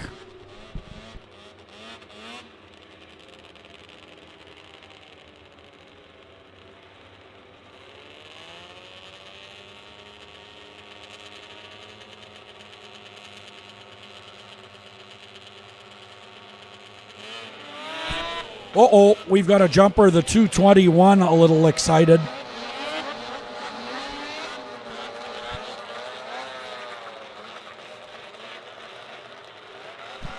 Top 6 from this last chance qualifier will advance to a 15 sled final for the 63rd Canadian Power Toboggan Championship. That race will be race 53 on the day. Here we are right now at race 47, Pro Champ 440 last chance qualifier, and only 6 go to the final.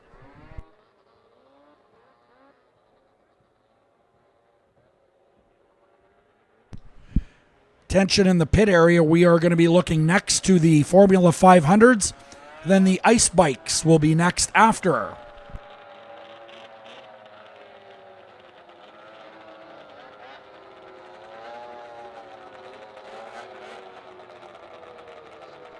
We're going to try this once again in the Pro Champ 440 last chance qualifier for FXR.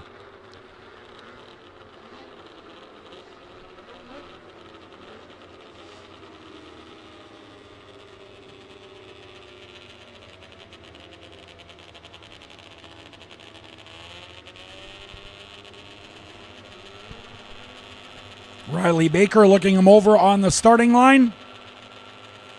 Set to go.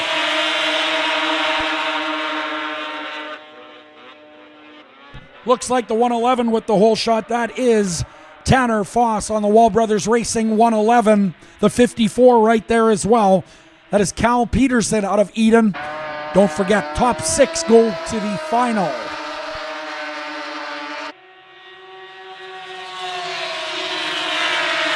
'26 and the 21 battling for 3rd and 4th. 26 is Quinn Whitechuck. The 21 is Tyler Obie. Both of those riders out of Beausejour looking to go to the final here for race 53.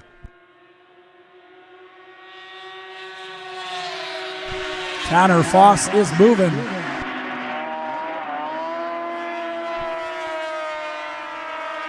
Reed Klinger is moving around quite nicely now. Tanner Foss on the Green Bush machine. That is Wall Brothers Racing sponsored. and it is looking good. 221 in the second spot. Reed Klinger, top 6 qualify. 26 third, Quinn Whitechuck. 96 miles per hour. Calvin Cook on the 75 up to 4th.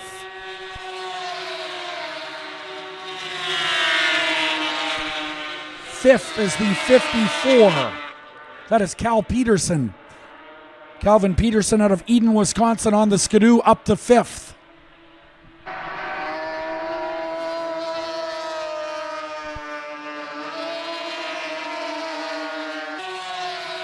Tanner Frost continues to dominate Klinger.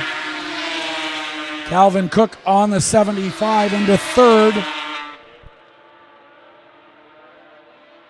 26 Quinn Whitechuck 4th.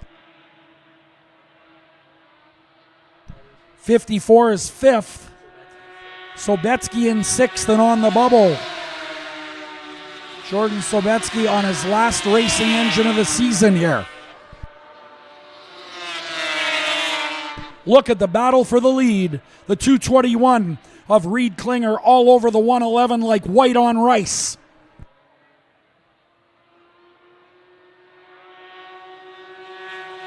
Checkered flag.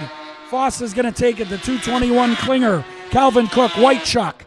The 54 and Sobetsky. What a race that was in the Pro Champ Last Chance qualifier. The top 6 go to the 15 rider final in race number 53. Lighten it up here once again on the big half mile oval.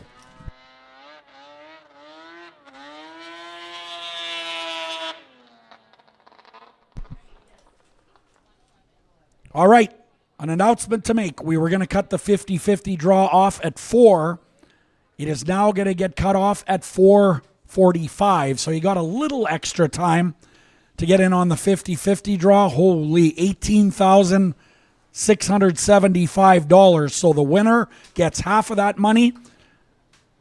And of course, the other half goes to the Canadian Power Toboggan Championships to help fund some new grandstands. That information is in the program that you were given when you came in the gates.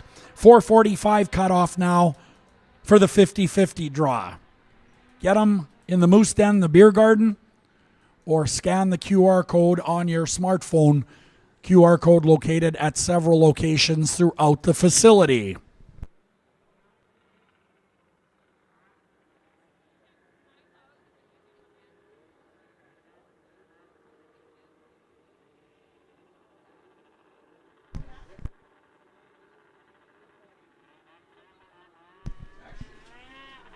Race 48, Formula 500 final, 7 laps. 29 is Brad Harrison. The 22 is Colton Abraham out of Wausau. The 23, Dylan Fox, is from Balmoral, Manitoba. And the 7 is Marcus Catlin from Merrill. The 113 is Kendra Westland. 02X is Mike Favorite. The 434 is Miranda Peterson. The 98 is Nick Kurth. Riding the 17 is Jared Sackvey out of Beausejour. 48X is Rich Mork out of Eagle River. The 111 is Brogan Bido, and the 113H is Hannah Westland out of Strathcona. That is your lineup. Race 48, Formula 500s.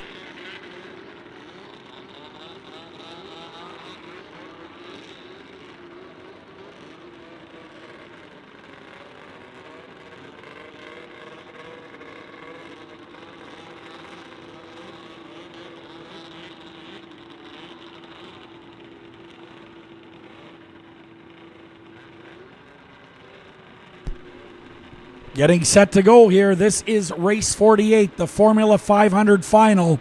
7 laps is the distance.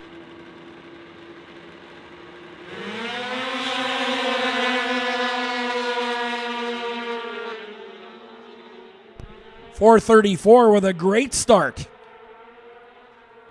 Miranda Peterson looking awful strong off the line, but now we've got some action towards the front into turn 3.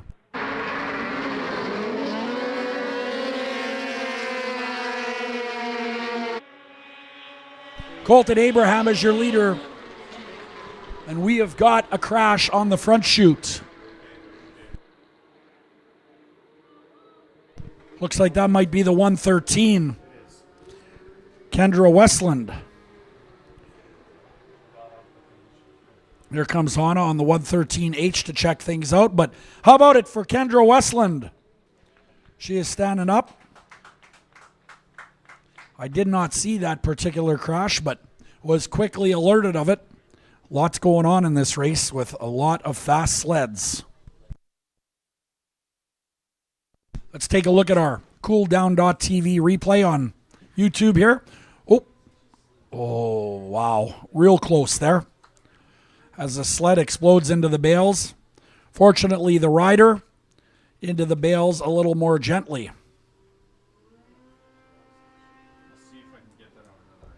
See if we can grab another angle of that one. Kendra Westland coming through the corner here on cooldown.tv.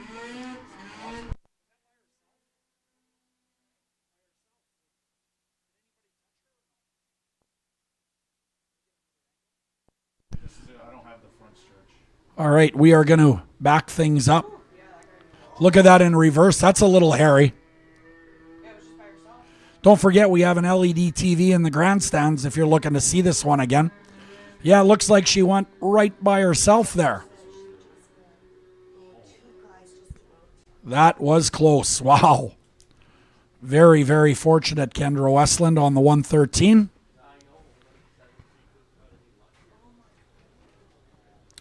And, of course, our cleanup crew doing its job on the front chute. 3,500 bales located throughout this facility, and it's a lot of work to maintain it. Yeah, you're right, Anthony, from cooldown.tv. That one was close. Fortunately, a minor incident, or relatively minor. More major for the rider than the rest of us, but still pretty minor. The sport of ice ovals can be, well, pretty demanding and pretty tough and pretty unforgiving at times, but right there, Kendra Westland, pretty lucky on the front chute as we get set to go and resume race 48 in the Formula 500 class. Now let's take a look at the rest of the schedule. Race 49 will be the ice bikes. Race 50, Pro Formula 3 final. 51, Pro Light final. Outlaws 600 final for race 52. Then we will take an intermission. And, of course, come back with our Canadian Power Toboggan Championship race, race 53, the Pro Champ 440 final. That will be 15 riders deep for 15 laps. So we're looking forward to that one. Of course, Gunnar Stern with 6 CPTC championships, looking for his 7th today, and to try to tie Terry Wall, who has 7. That is an unbelievable record. And the crew from West Chicago, Illinois, could attain that after race 53. Also at race 53, well, before that final race, we will be giving out tickets for free in the grandstands. Now, here is how the fan appreciation draw works. You must be in the grandstands for the race with your ticket. After that final race, we'll do the interviews, and then we will draw a lucky number, and we're going to give away $500 for our fan appreciation draw. That is after race 53, but you must be in the grandstands in order to claim that prize. Formula 500's in turn number 4 and getting ready to go once again.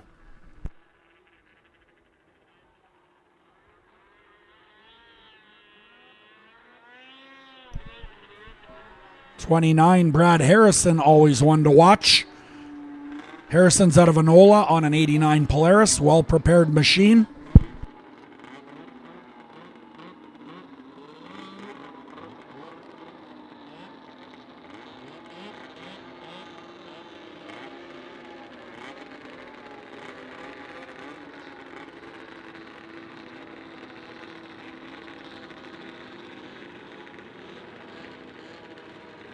There's the 17 of Jared Sackvey.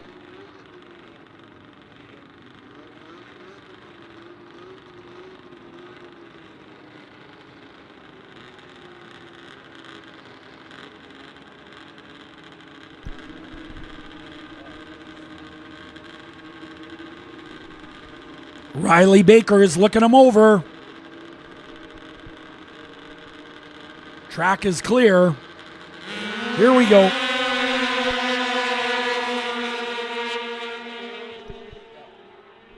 .434 with the hole shot. Miranda Peterson into the second spot now.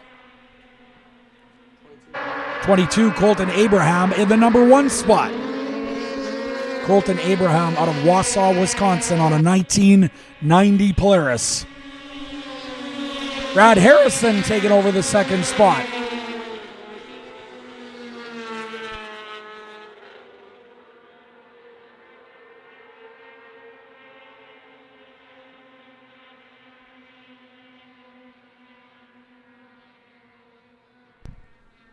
Looking strong so far is the 22 of Colton Abraham. 23 of Dylan Fox battling with Brad Harrison on the 29. That is your top 3 thus far in the Formula 500 final. The 7 is 4th, Marcus Catlin. Marcus Catlin out of Merrill, Wisconsin in the 4th spot.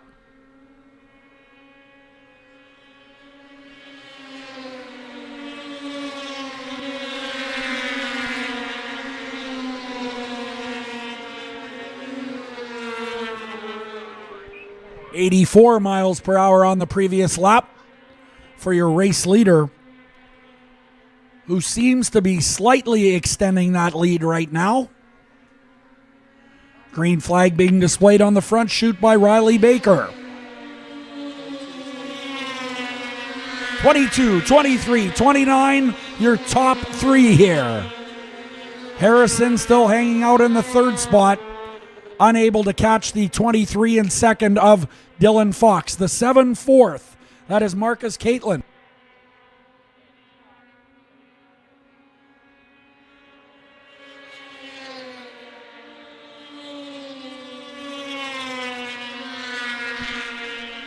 Rich Bork in the 5th spot. He is out of Eagle River on the 48X. Don't forget your 50-50 draw. Sale has been extended to 4:45 p.m. That is 45 minutes from now. White flag.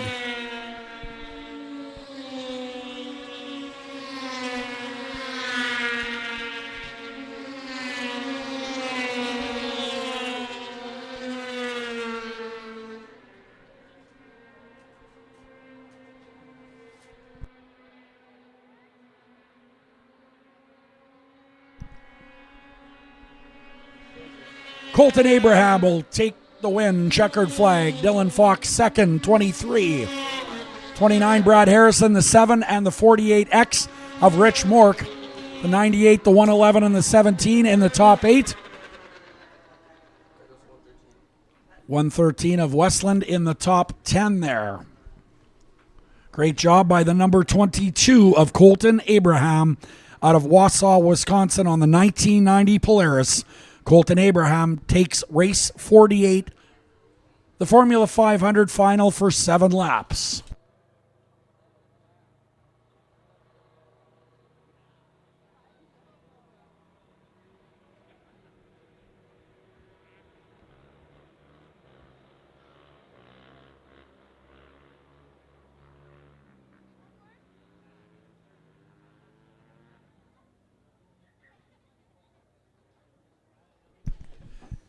Capital Motorsports Ice Bike Open coming up. This is your final for 5 laps.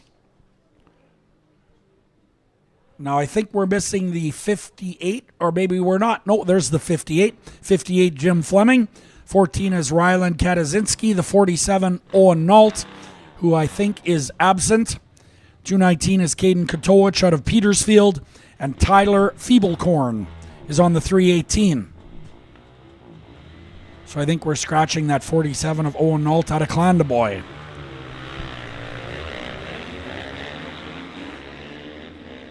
Here we go racing. 5 laps in your Ice Bike Open final.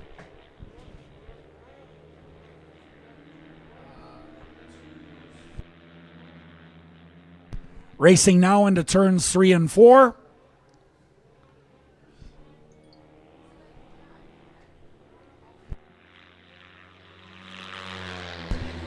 .219, 14, and the 318 in the top 3. 219 is, of course, Caden Katowicz. The 14, Rylan Kaczynski, out of Selkirk. And Tyler Feeblecorn is out of Beausejour on that KTM in third, number 318.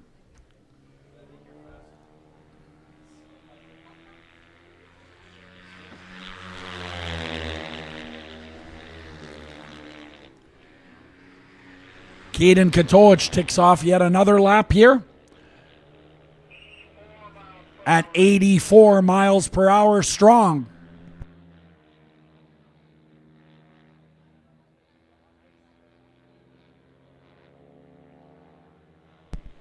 Four down, 1 to go in your ice bike final for Capital Motorsports.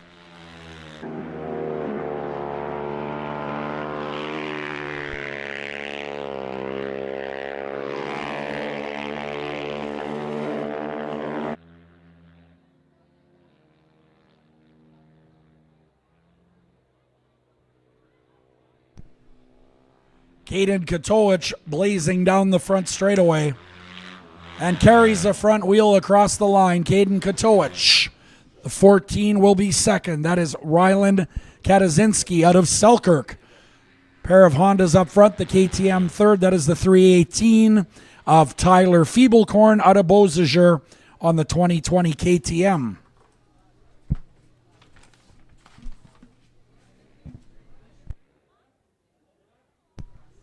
Race 50 coming up next. Pro Formula 3 final for 7 laps. Many of these competitors, of course, will be in the Pro Champ final.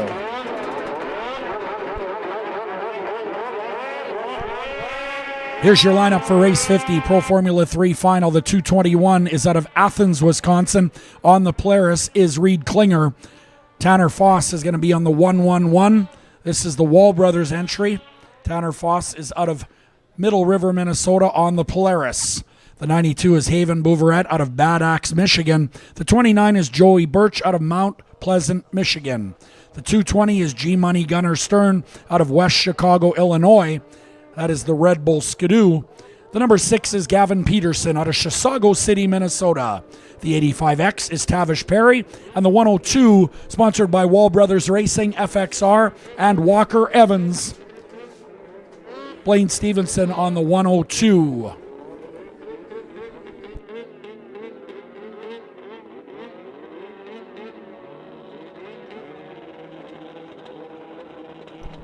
Getting ready, race 50 of 53 on the day.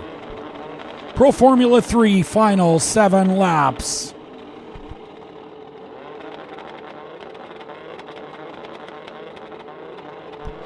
These riders are going to fly here.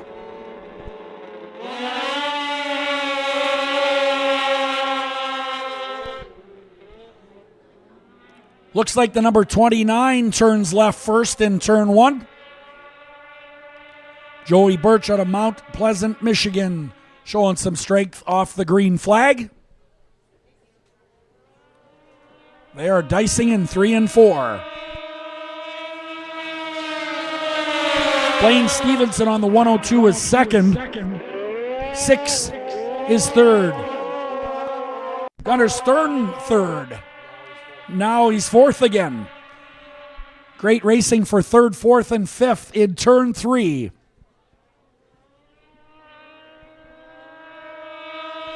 No one in this race wants to be second.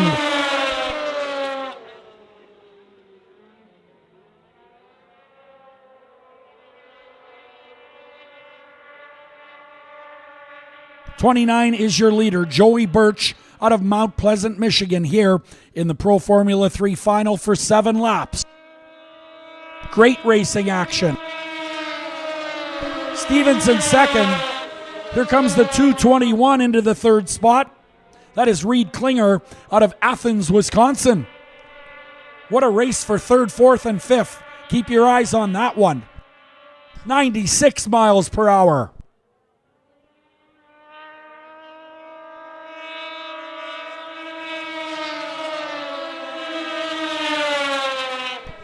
Gunnar Stern battling with the 221 of Klinger.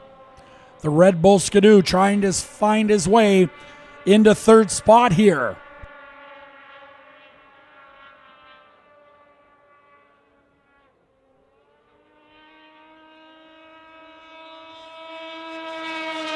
Joey Birch and Blaine Stevenson getting at it.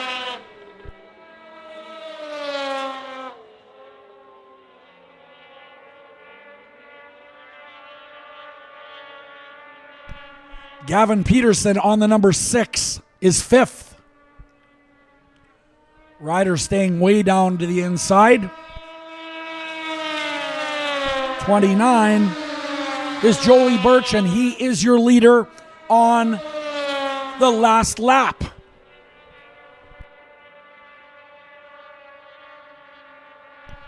Stevenson in the second spot.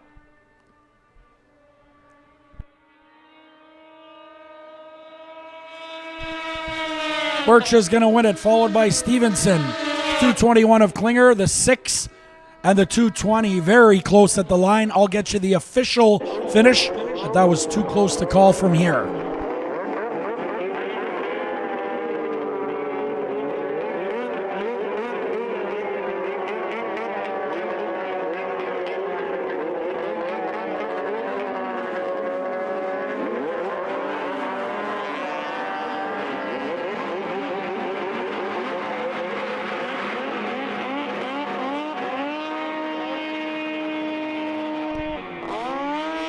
$29,102. 6. And then 220. I think I was missing one in there. 221 was third. All right, the 221 was third. Reed Klinger out of Athens, Wisconsin. All right, we got that cleared up.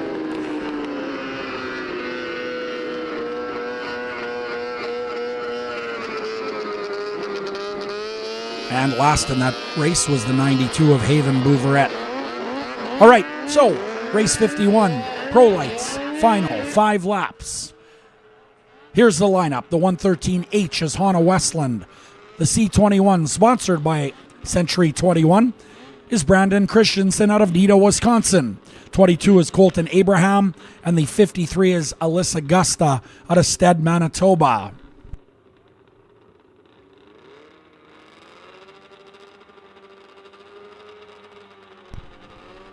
Race 51 of 53 on the day.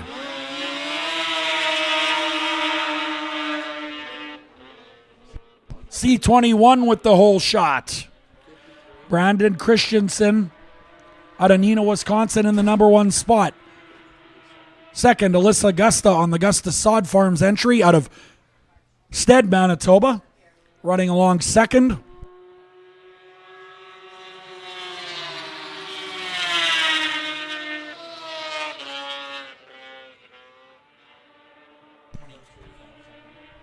Colton Abraham on the 22, working his way up into the top 2.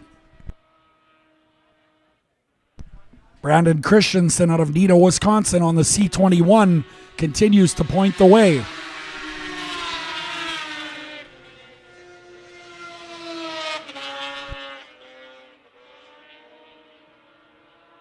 Hannah Westland 4th on the 113H out of Strathcona, Minnesota. That is a wall chassis.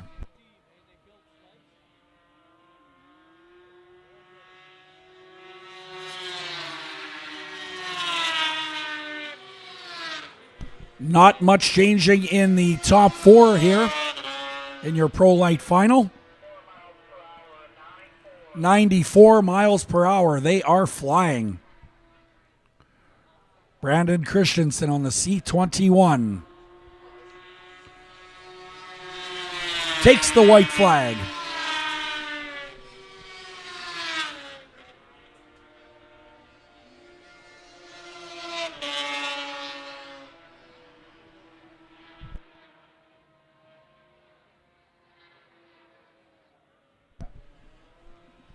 Leader working out of turn number 4 now. It's going to be Brandon Christensen, followed by Colton Abraham. Alyssa Gusta on the Gusta Sod Farms entry. And finally, fourth, the 113H of Hannah Westland. Hannah Westland, fourth out of Strathcona, Minnesota. That'll do it for race 51 in the Pro Lights.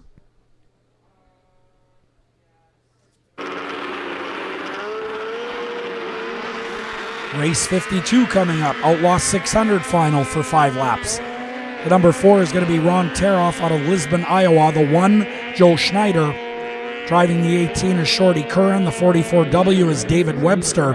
The 18 is Araya Plasky. The 19, Chris Plasky. And the 36 is Tom Stoltman out of St. Germain, Wisconsin.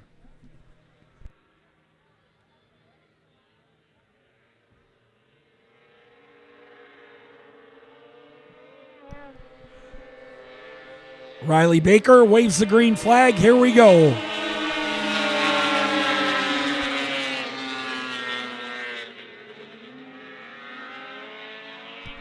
Joe Schneider in the number 1 with the lead. The 44 is in the second spot. Dave Webster out of Monroe, Wisconsin. The 19 is third. That is Chris Plasky from St. Germain, Wisconsin.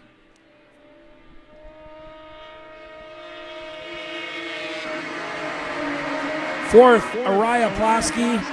Then Ron Teroff is fifth.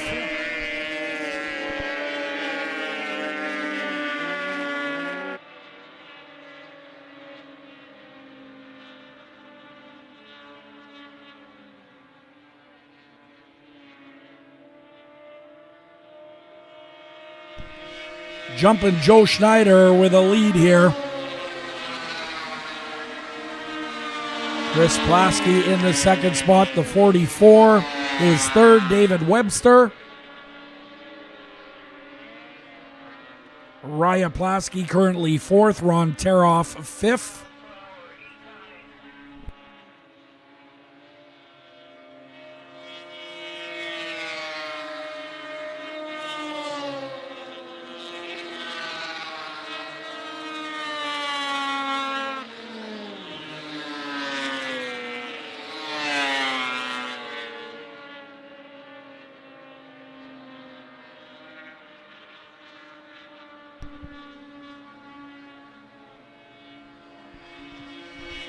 White flag, 1 to go.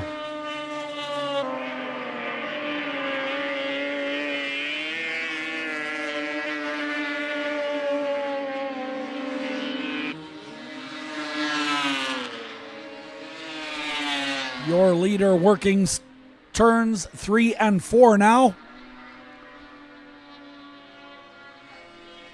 Your winner, Joe Schneider.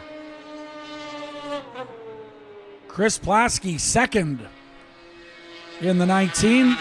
Then the 44, David Webster. David Webster out of Monroe, Wisconsin, using Arctic Cat power. There goes the 44 to the pit area of David Webster out of Monroe, Wisconsin. The 18, Araya Plasky, Ron Teroff. Great to have the Outlaw 600s with us once again. All right, time now for a grooming break before our final race of the afternoon. Don't forget, 50-50 tickets on sale for exactly a half an hour more. Cutoff is 4:45. It is 4:15. So, 50-50 available till 4:45. Scan a QR code on our flyers located throughout the facility, or find a live seller in the Moose Den for our 50-50 draw. Also want to tell everyone about our fan appreciation deal. That is happening after the Pro Champ final. You'll get tickets in the grandstands free before that race, and after the race, we'll draw for a fan appreciation $500 fee. So you want to be here for that one and in the grandstands. You can't win if you're not in the grandstands. We'll be back with you momentarily for the 63rd FXR Canadian Power Toboggan Championships.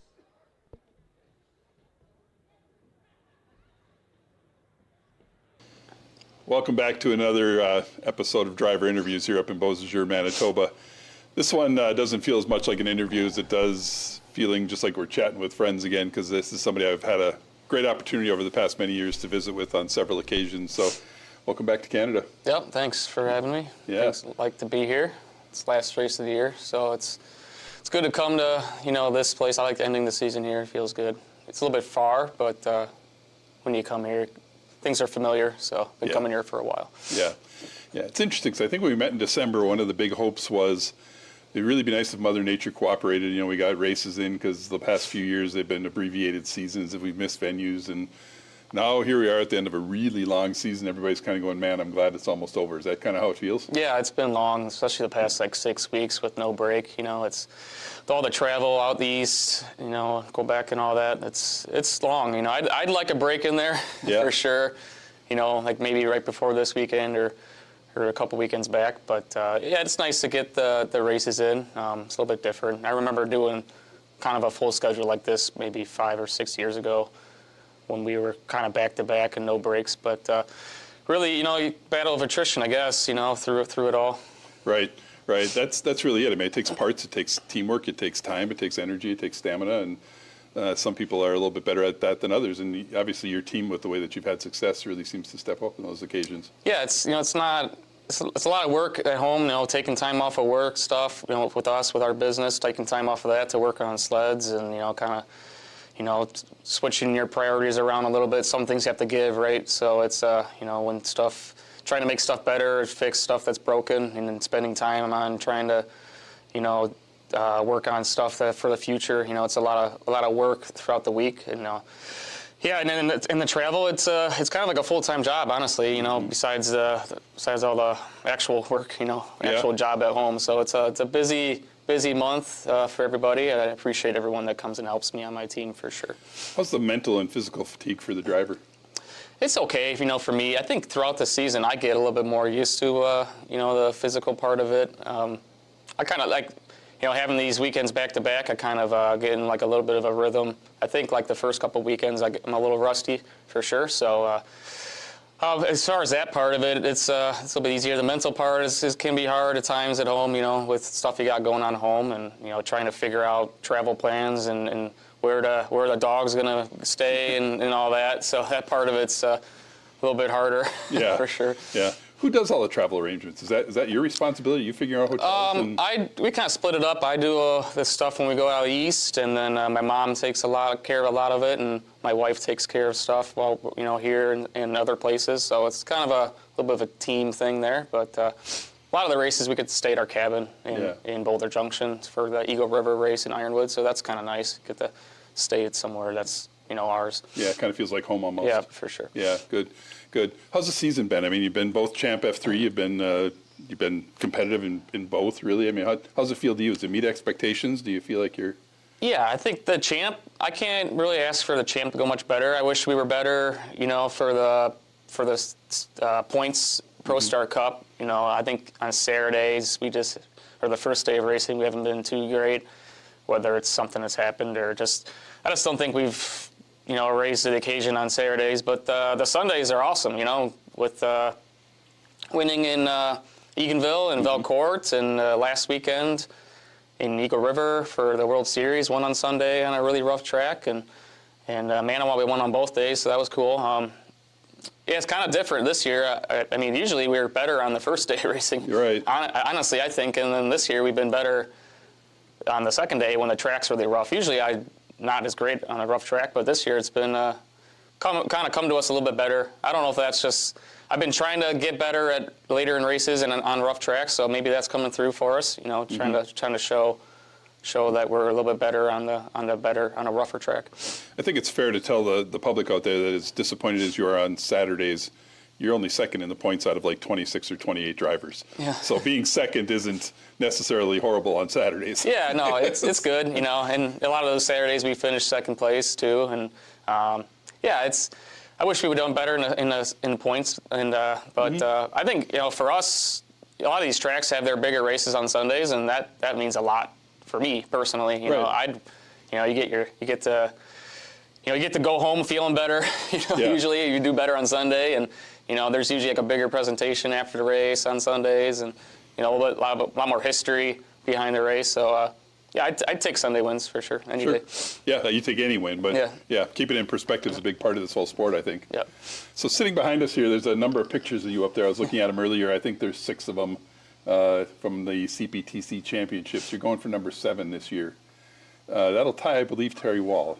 That's a pretty big record up here. How's that feel? Yeah, that's cool. I mean, even to be, in that part with Terry, I remember Terry was like one of the guys that was, killing it when I was like a little guy, just getting into like juniors, I think, and maybe even the sprint classes. So it's cool to be, in the same breath as that. But still got a lot of work to do. I've got to win one more. It's not going to come easy for sure. It's not done yet. So thankfully, it's a Sunday race. Yeah, hopefully we keep that streak going. Yeah, we'll see. I don't know what else to say about it other than it's been many years. I don't even know when the first one was. It says 2017. Yeah. So, yeah, it's cool to look at them all. And I look a lot younger for sure. Back in those days, I put my photo up there. But yeah, it's cool to look back at the memories of it all and see, how well we did here. Like I said before, this is one of my better tracks, I think. So, right. Yeah, it certainly is. Yeah. It seems too that the champ class this year has really got some youth in it, some younger talent coming up. We've seen some new faces in the pro light class.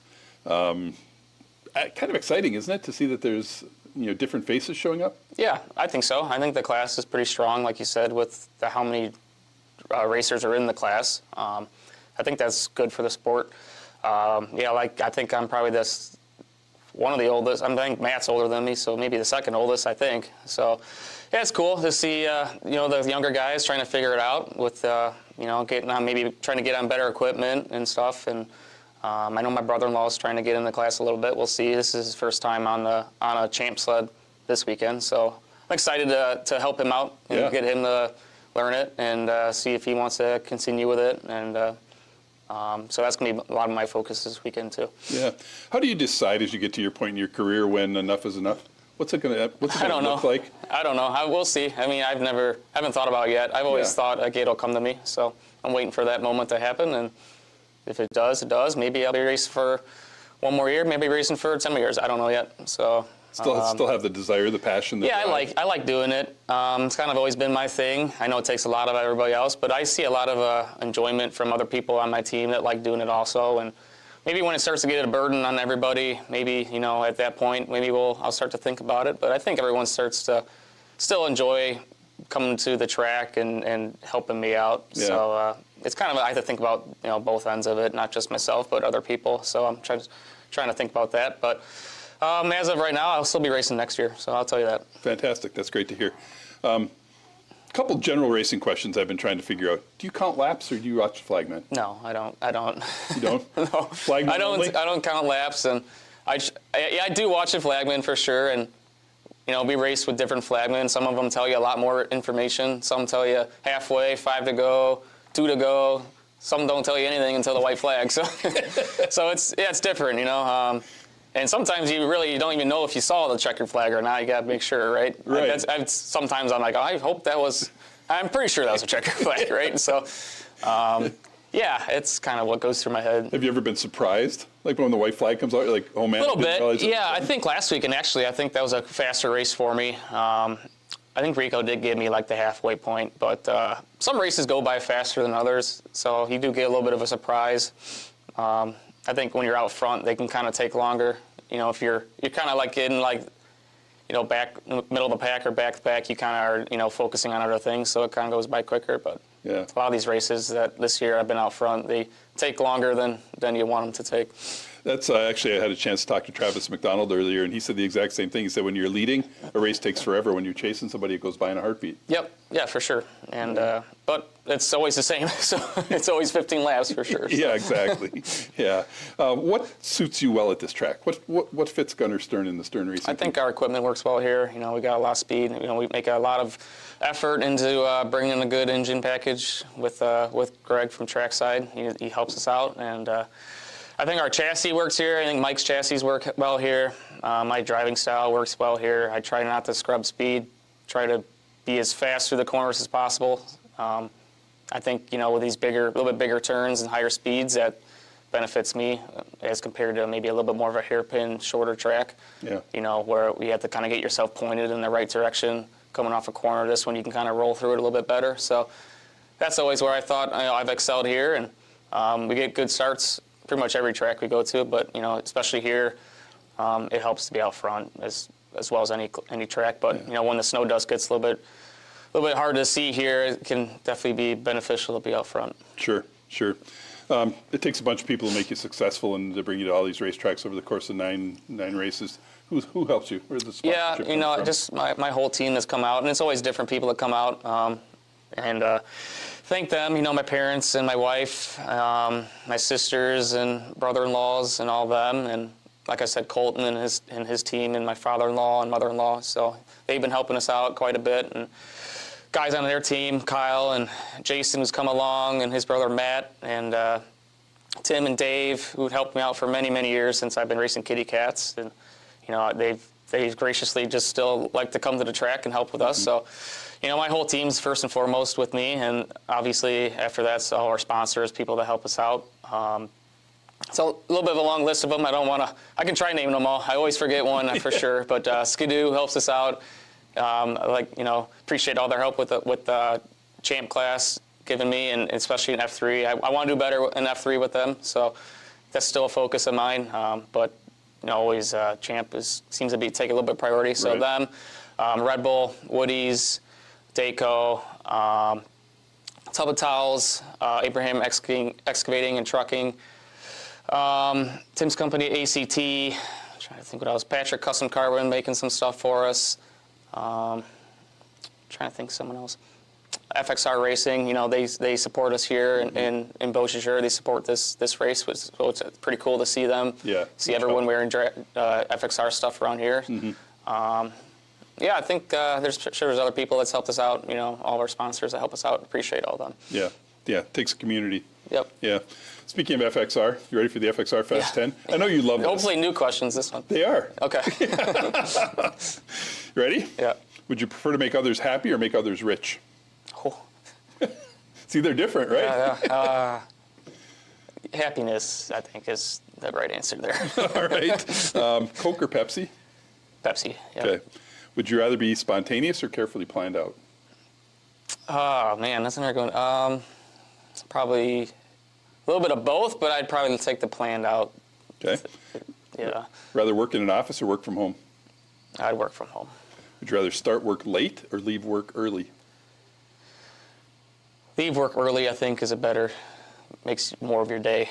Yeah. Would you rather take a month-long vacation or be given $10,000 cash?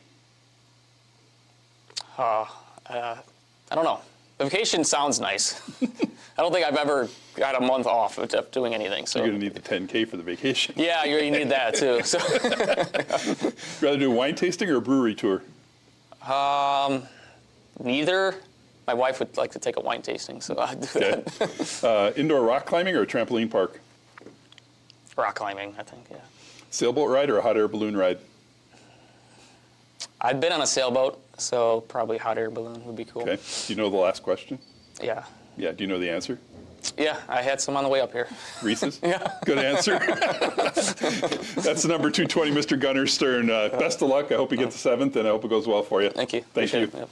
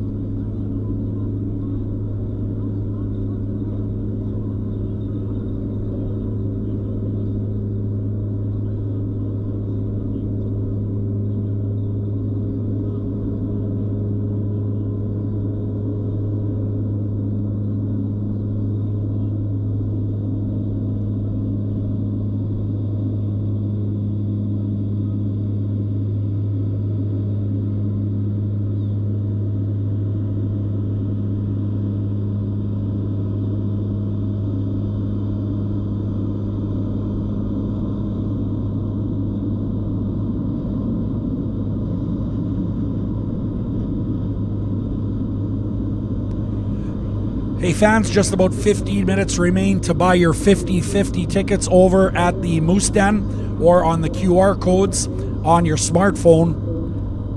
Is that for real? $20,580 is going to be split between the lucky ticket holder and the CPTC to help fund some new grandstands.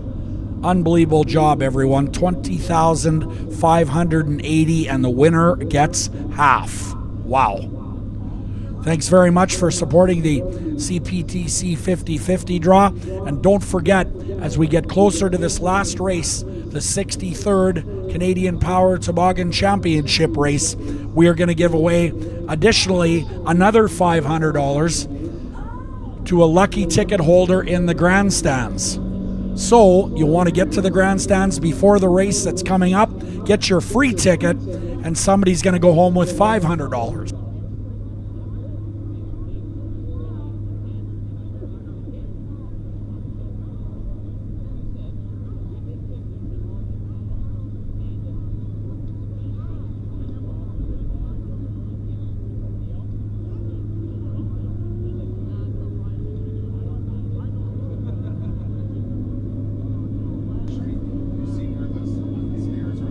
I do, yes.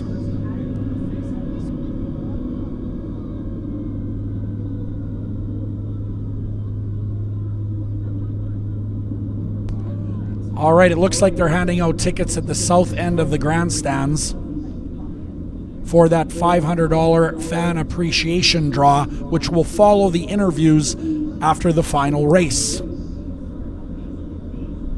Gonna give away an awful lot of money here soon.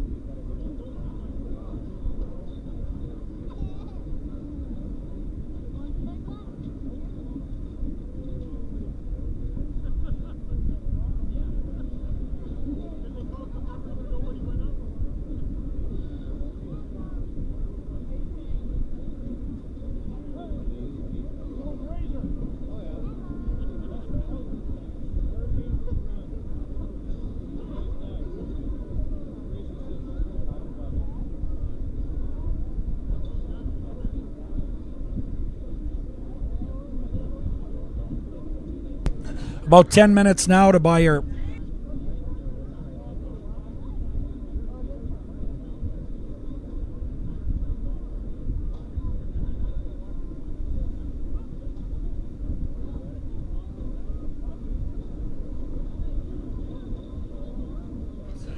All right, less than 15 minutes to buy your 50-50 tickets. In fact, we're 4:37, so about 8 minutes. The pot size right now, $20,860. $20,860.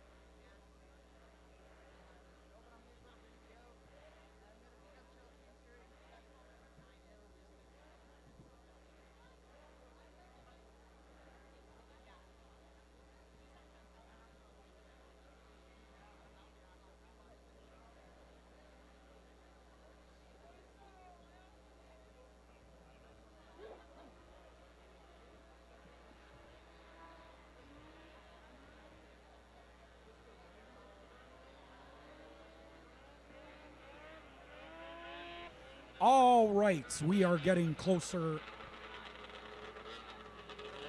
to the start here.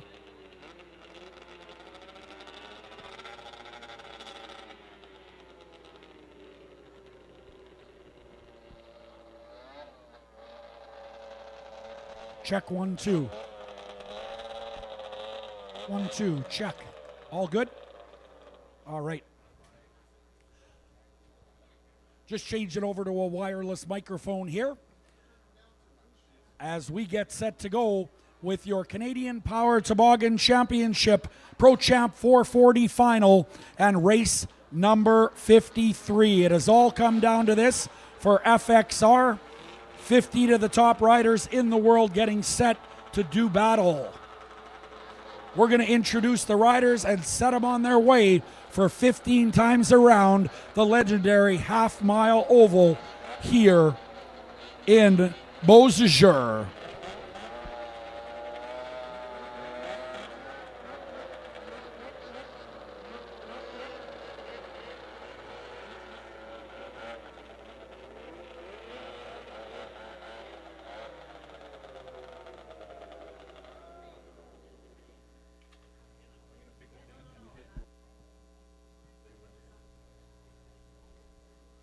Who's ready for the Canadian Power Toboggan Championships? What a great crowd. We want to tell you how much we appreciate you all being here and all of you tuned in at cooldown.tv. Thanks for joining us on the internet as we get set to introduce these unbelievable riders, starting with out of Beausejour, Manitoba. How about it for the Sobetsky Enterprises 24? This is Jordan Sobetsky.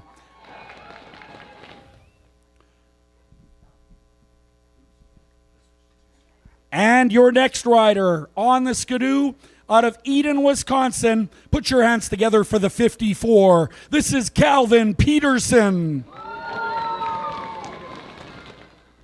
And a local rider out of Beausejour, Manitoba on the Skidoo. This is Quinn Whitechuck. And riding a Hool chassis out of Dayton, Minnesota. Say hello to the 75C of Calvin Cook. And riding the Polaris out of Athens, Wisconsin. On the number 221, this is Reed Klinger. On the Wall Brothers Racing, number 111. How about it for Tanner Foss? Your next competitor comes to us from Chisago City, Minnesota on the Skidoo. Let's hear it for the 6 of Gavin Peterson.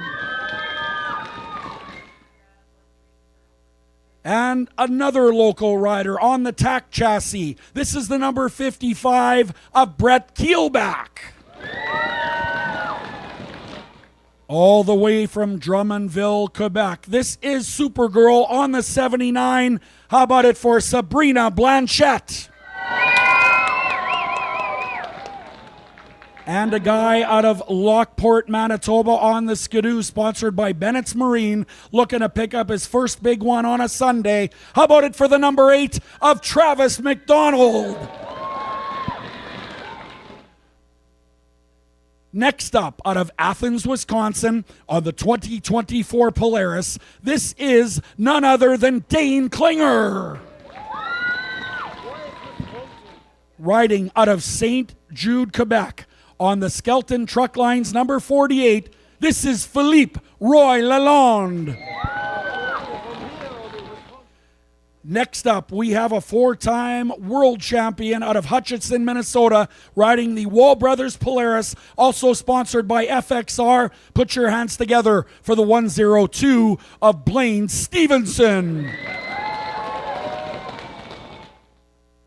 And riding a Hool chassis out of Campbellsport, Wisconsin, the 39X is Justin Peterson.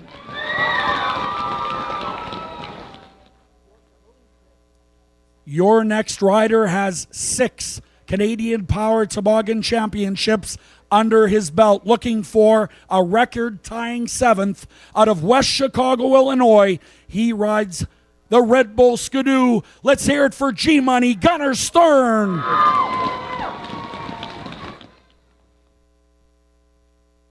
Who's ready for some race action? All right. You're all going to help me out. We are going to count down from 5, and when we get down to 1, I want you to help me with ladies and gentlemen, start your engines. Are you ready, Beausejour? Here we go. 5, 4, 3, 2, 1. Ladies and gentlemen, start your engines. It's time for the 63rd FXR Canadian Power Toboggan Championships.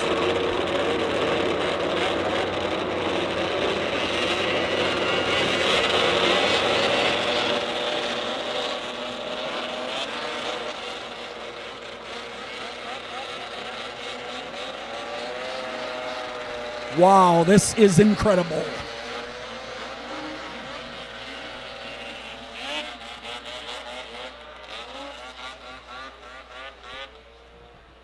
"15 of the top riders in the world getting set to go here for race 53. The prize, a Canadian Power Toboggan Championship. How many people can say that? Not many. We are going to crown one here in about 15 laps.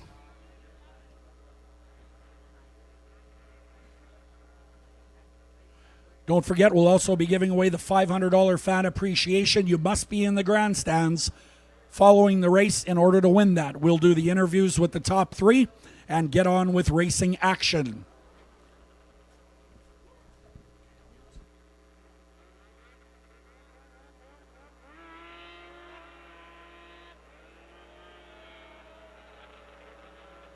Gunnar Stern on the 220 out of West Chicago, Illinois, will be first to the line. Number 1 seed here. There's the 39. Justin Peterson pulling in now. Blaine Stevenson on the Wall Brothers Racing 102. The 48, Philippe Roy Lalonde. The 9 is Dane Klinger. The 8, Travis McDonald pulling in. He would love to win this one. Beside Travis McDonald, Supergirl, Sabrina Blanchette. Here comes the 6. That is Gavin Peterson out of Chisago City. There's the 111, Wall Brothers Racing sled of Tanner Foss filling in for Tom Olson. Is this going to be a great race? Wow. Don't forget we have sleds in the back row as well.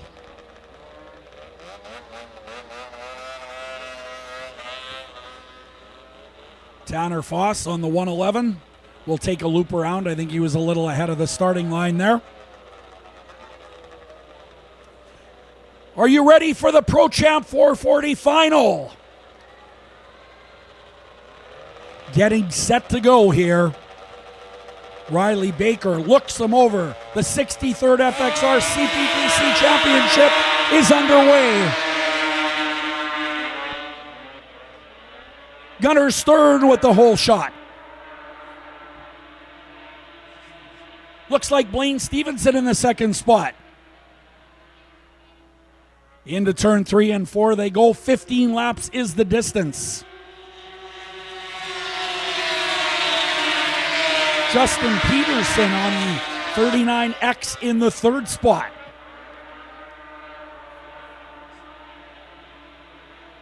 Number 9 in fourth, Dane Klinger.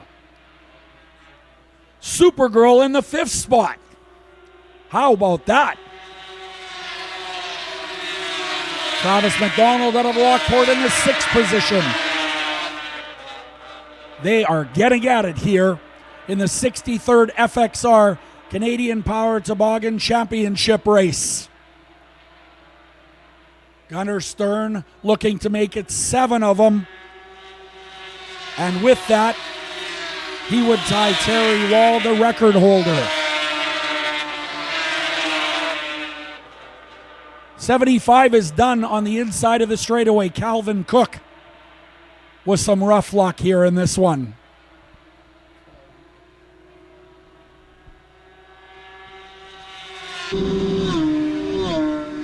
Gunnar Stern continues to lead on the Red Bull Skidoo.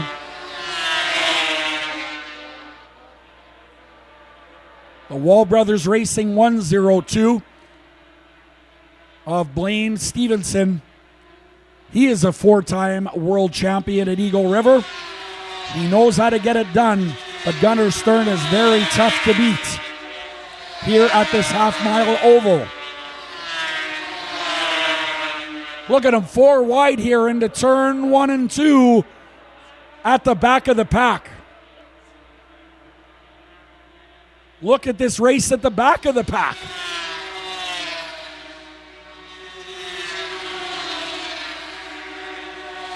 But up front, it is still Gunnar Stern on the 220.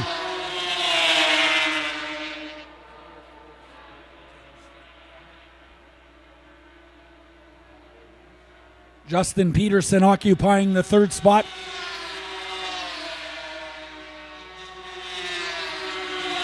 The 9 and the 79 battling for 4th and 5th. Dane Klinger battling with Sabrina Blanchette, Supergirl, on the 79. Travis McDonald on the back bumper of the 79, now in turn 3.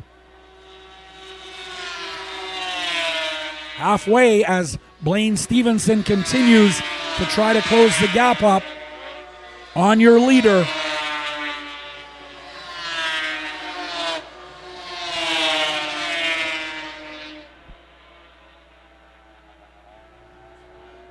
Looks like Tanner Foss with problems on the 111.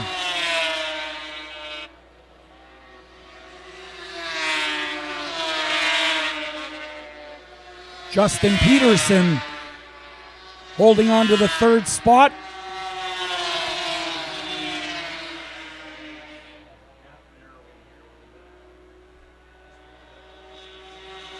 Is the 102 starting to catch the leader? I think so. Keep your eyes on the number 1 and 2 position here. Blaine Stevenson on the Wall Brothers FXR 102, slowly closing things up over there. This is going to be close. Heads up in 1 and 2. Blaine Stevenson rides on by.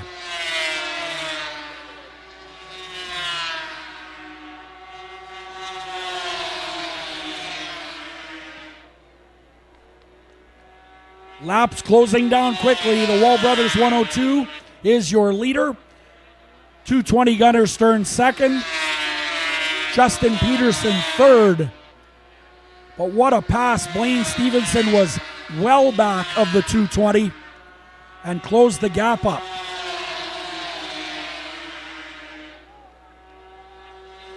Two to go.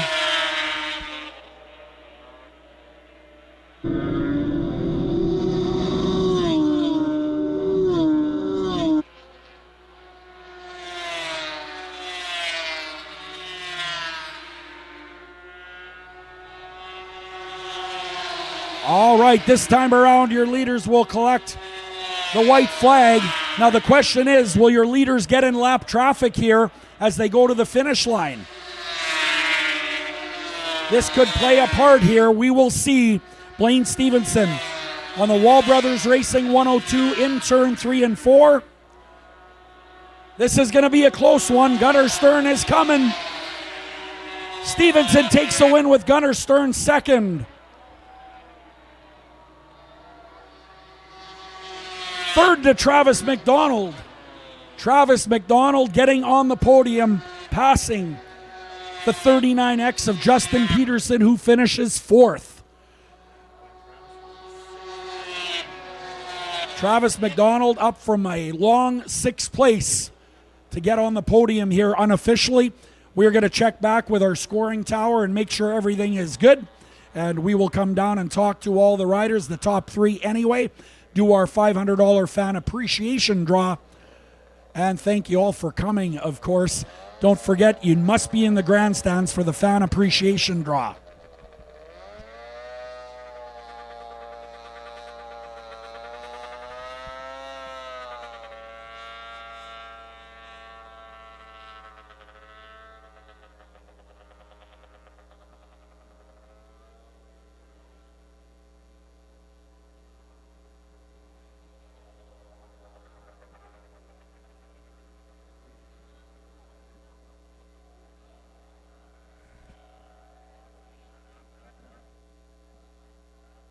All right, we are going to interview these riders. They're going to get sent back. Might be doing a weigh-in over there, I'm wondering.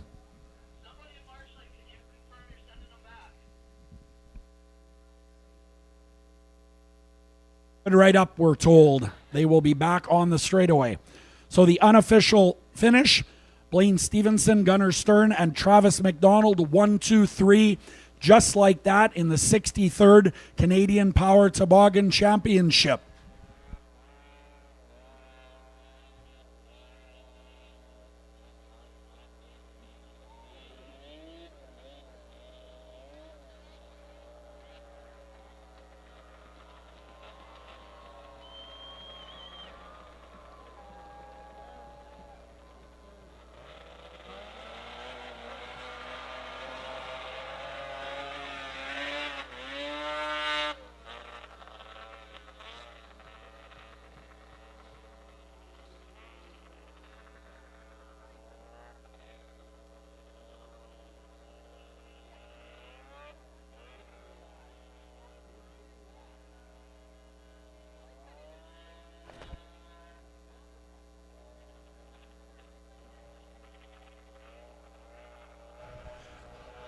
Travis McDonald on the number 8, the MPH Racing entry.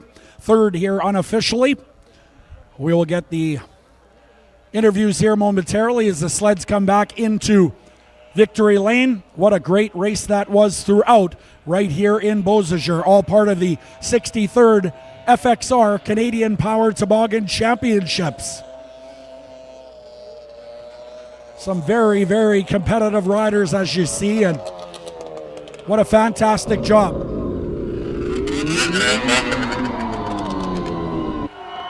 All right, we're going to start out with Travis McDonald on the 8. Heck of a race. You were mired in 6th there for a while and moved up. How did the number 8 work for you? The sled was handling really good out there. Hold on. And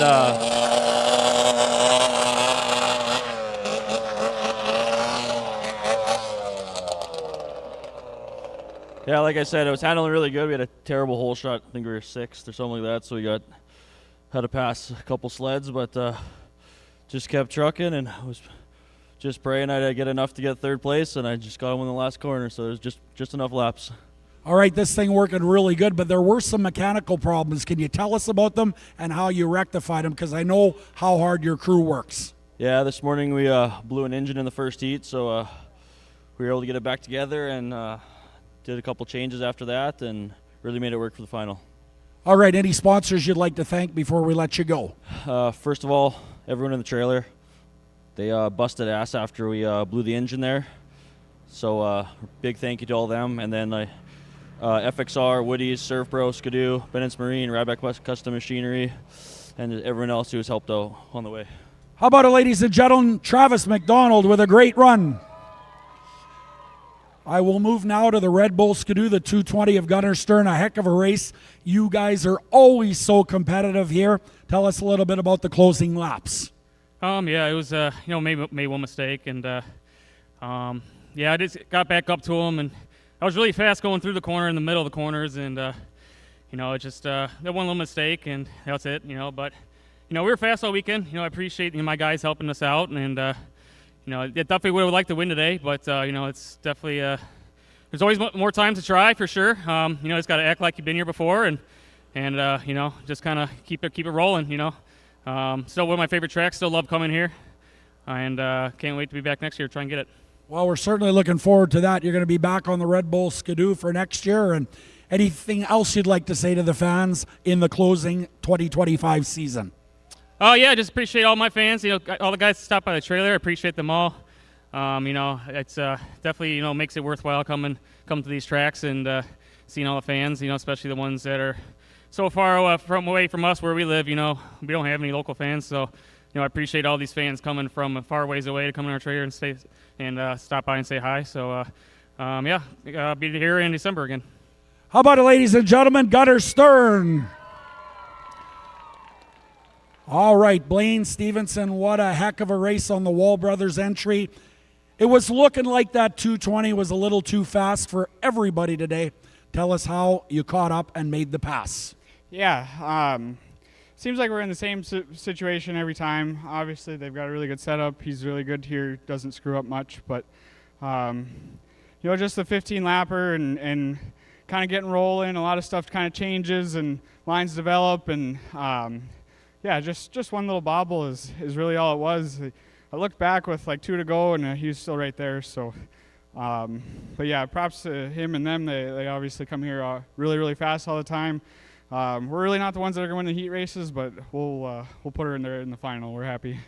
All right. The record at the CPTC is 7 wins with Terry Wall. Was there any extra pressure to keep that 7th win away from your competitor here today? There was no internal pressure, but I definitely wanted to keep Terry's record to himself. But obviously he's got a crazy resume. I don't know why Terry Wall is not in the Snowmobile Racing Hall of Fame or the Snowmobile Hall of Fame. But we wanted to put the Wall Brothers players up top, and thank God we did it. How about it, ladies and gentlemen? Your race winner, Blaine Stevenson, champion at the 63rd FXR Canadian Power Toboggan Championship. Hey, I just want to give a huge shout out. We had a great season, so huge shout out to all the Wall Brothers, Wall Brothers Racing, Polaris Racing, There's just so much effort by those two entities in particular that contribute to our success. So huge shout out to them. My mom and dad traveling all over. My wife's watching at home, taking care of the baby. And all of the people that come with us, Betchers, Greg Beaner's at home, Ken Beckford. I want to give a shout out to Tom Olson. He's watching. We're hoping he's recovering and everything. So we're missing Tommy up here. But and then all of our other sponsors, Woody's, FXR, 60 Helmets, Two Extreme Designs, World Tech, RCCI Co-op, CAMSO, just everybody that's involved in this. It's been a great year, and I'm super thankful and just crazy. Awesome. All right, congratulations once again for the 102. All right, fan appreciation draw, correct? All right, let's let Blaine do that. $500 to this lucky ticket number. You got enough money winning that race. You don't need another 5. It's Canadian money, too. I don't know what it's worth on your side of the border. All right. How about you? Do you want to do that one? Yeah, Champion does it. All right, who wants $500? All right. Red ticket, 438-9493. Red ticket, 438-9493. Anybody coming down with that number? You got about 3 seconds or it goes to the announcer. Hurry up. Someone running? Okay, we'll confirm that. All right, Reed, you're going to confirm that for us? Fantastic. We will do that and let you know if we've got a winner or we need to draw another one. Definitely a winner? Congratulations, $500. Cold, hard Canadian cash.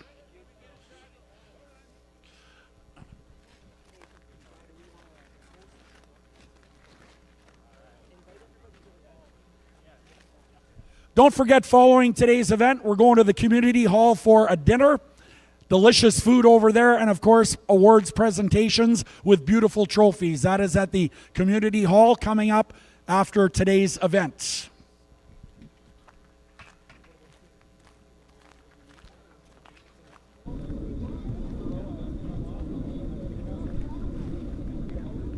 All right, ladies and gentlemen, boys and girls, on behalf of the entire crew here at the 63rd FXR Canadian Power Toboggan Championships, we hope you had a great time. We want to see you over at the community hall in just a little bit.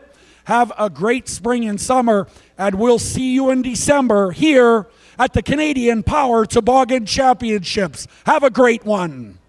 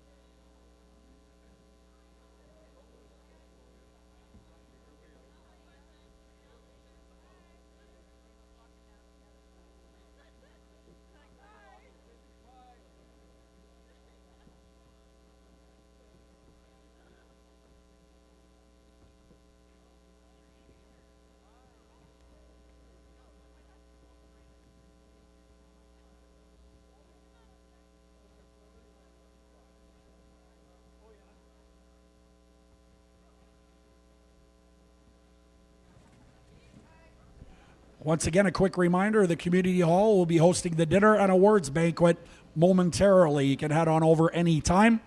Dinner will be served in a bit.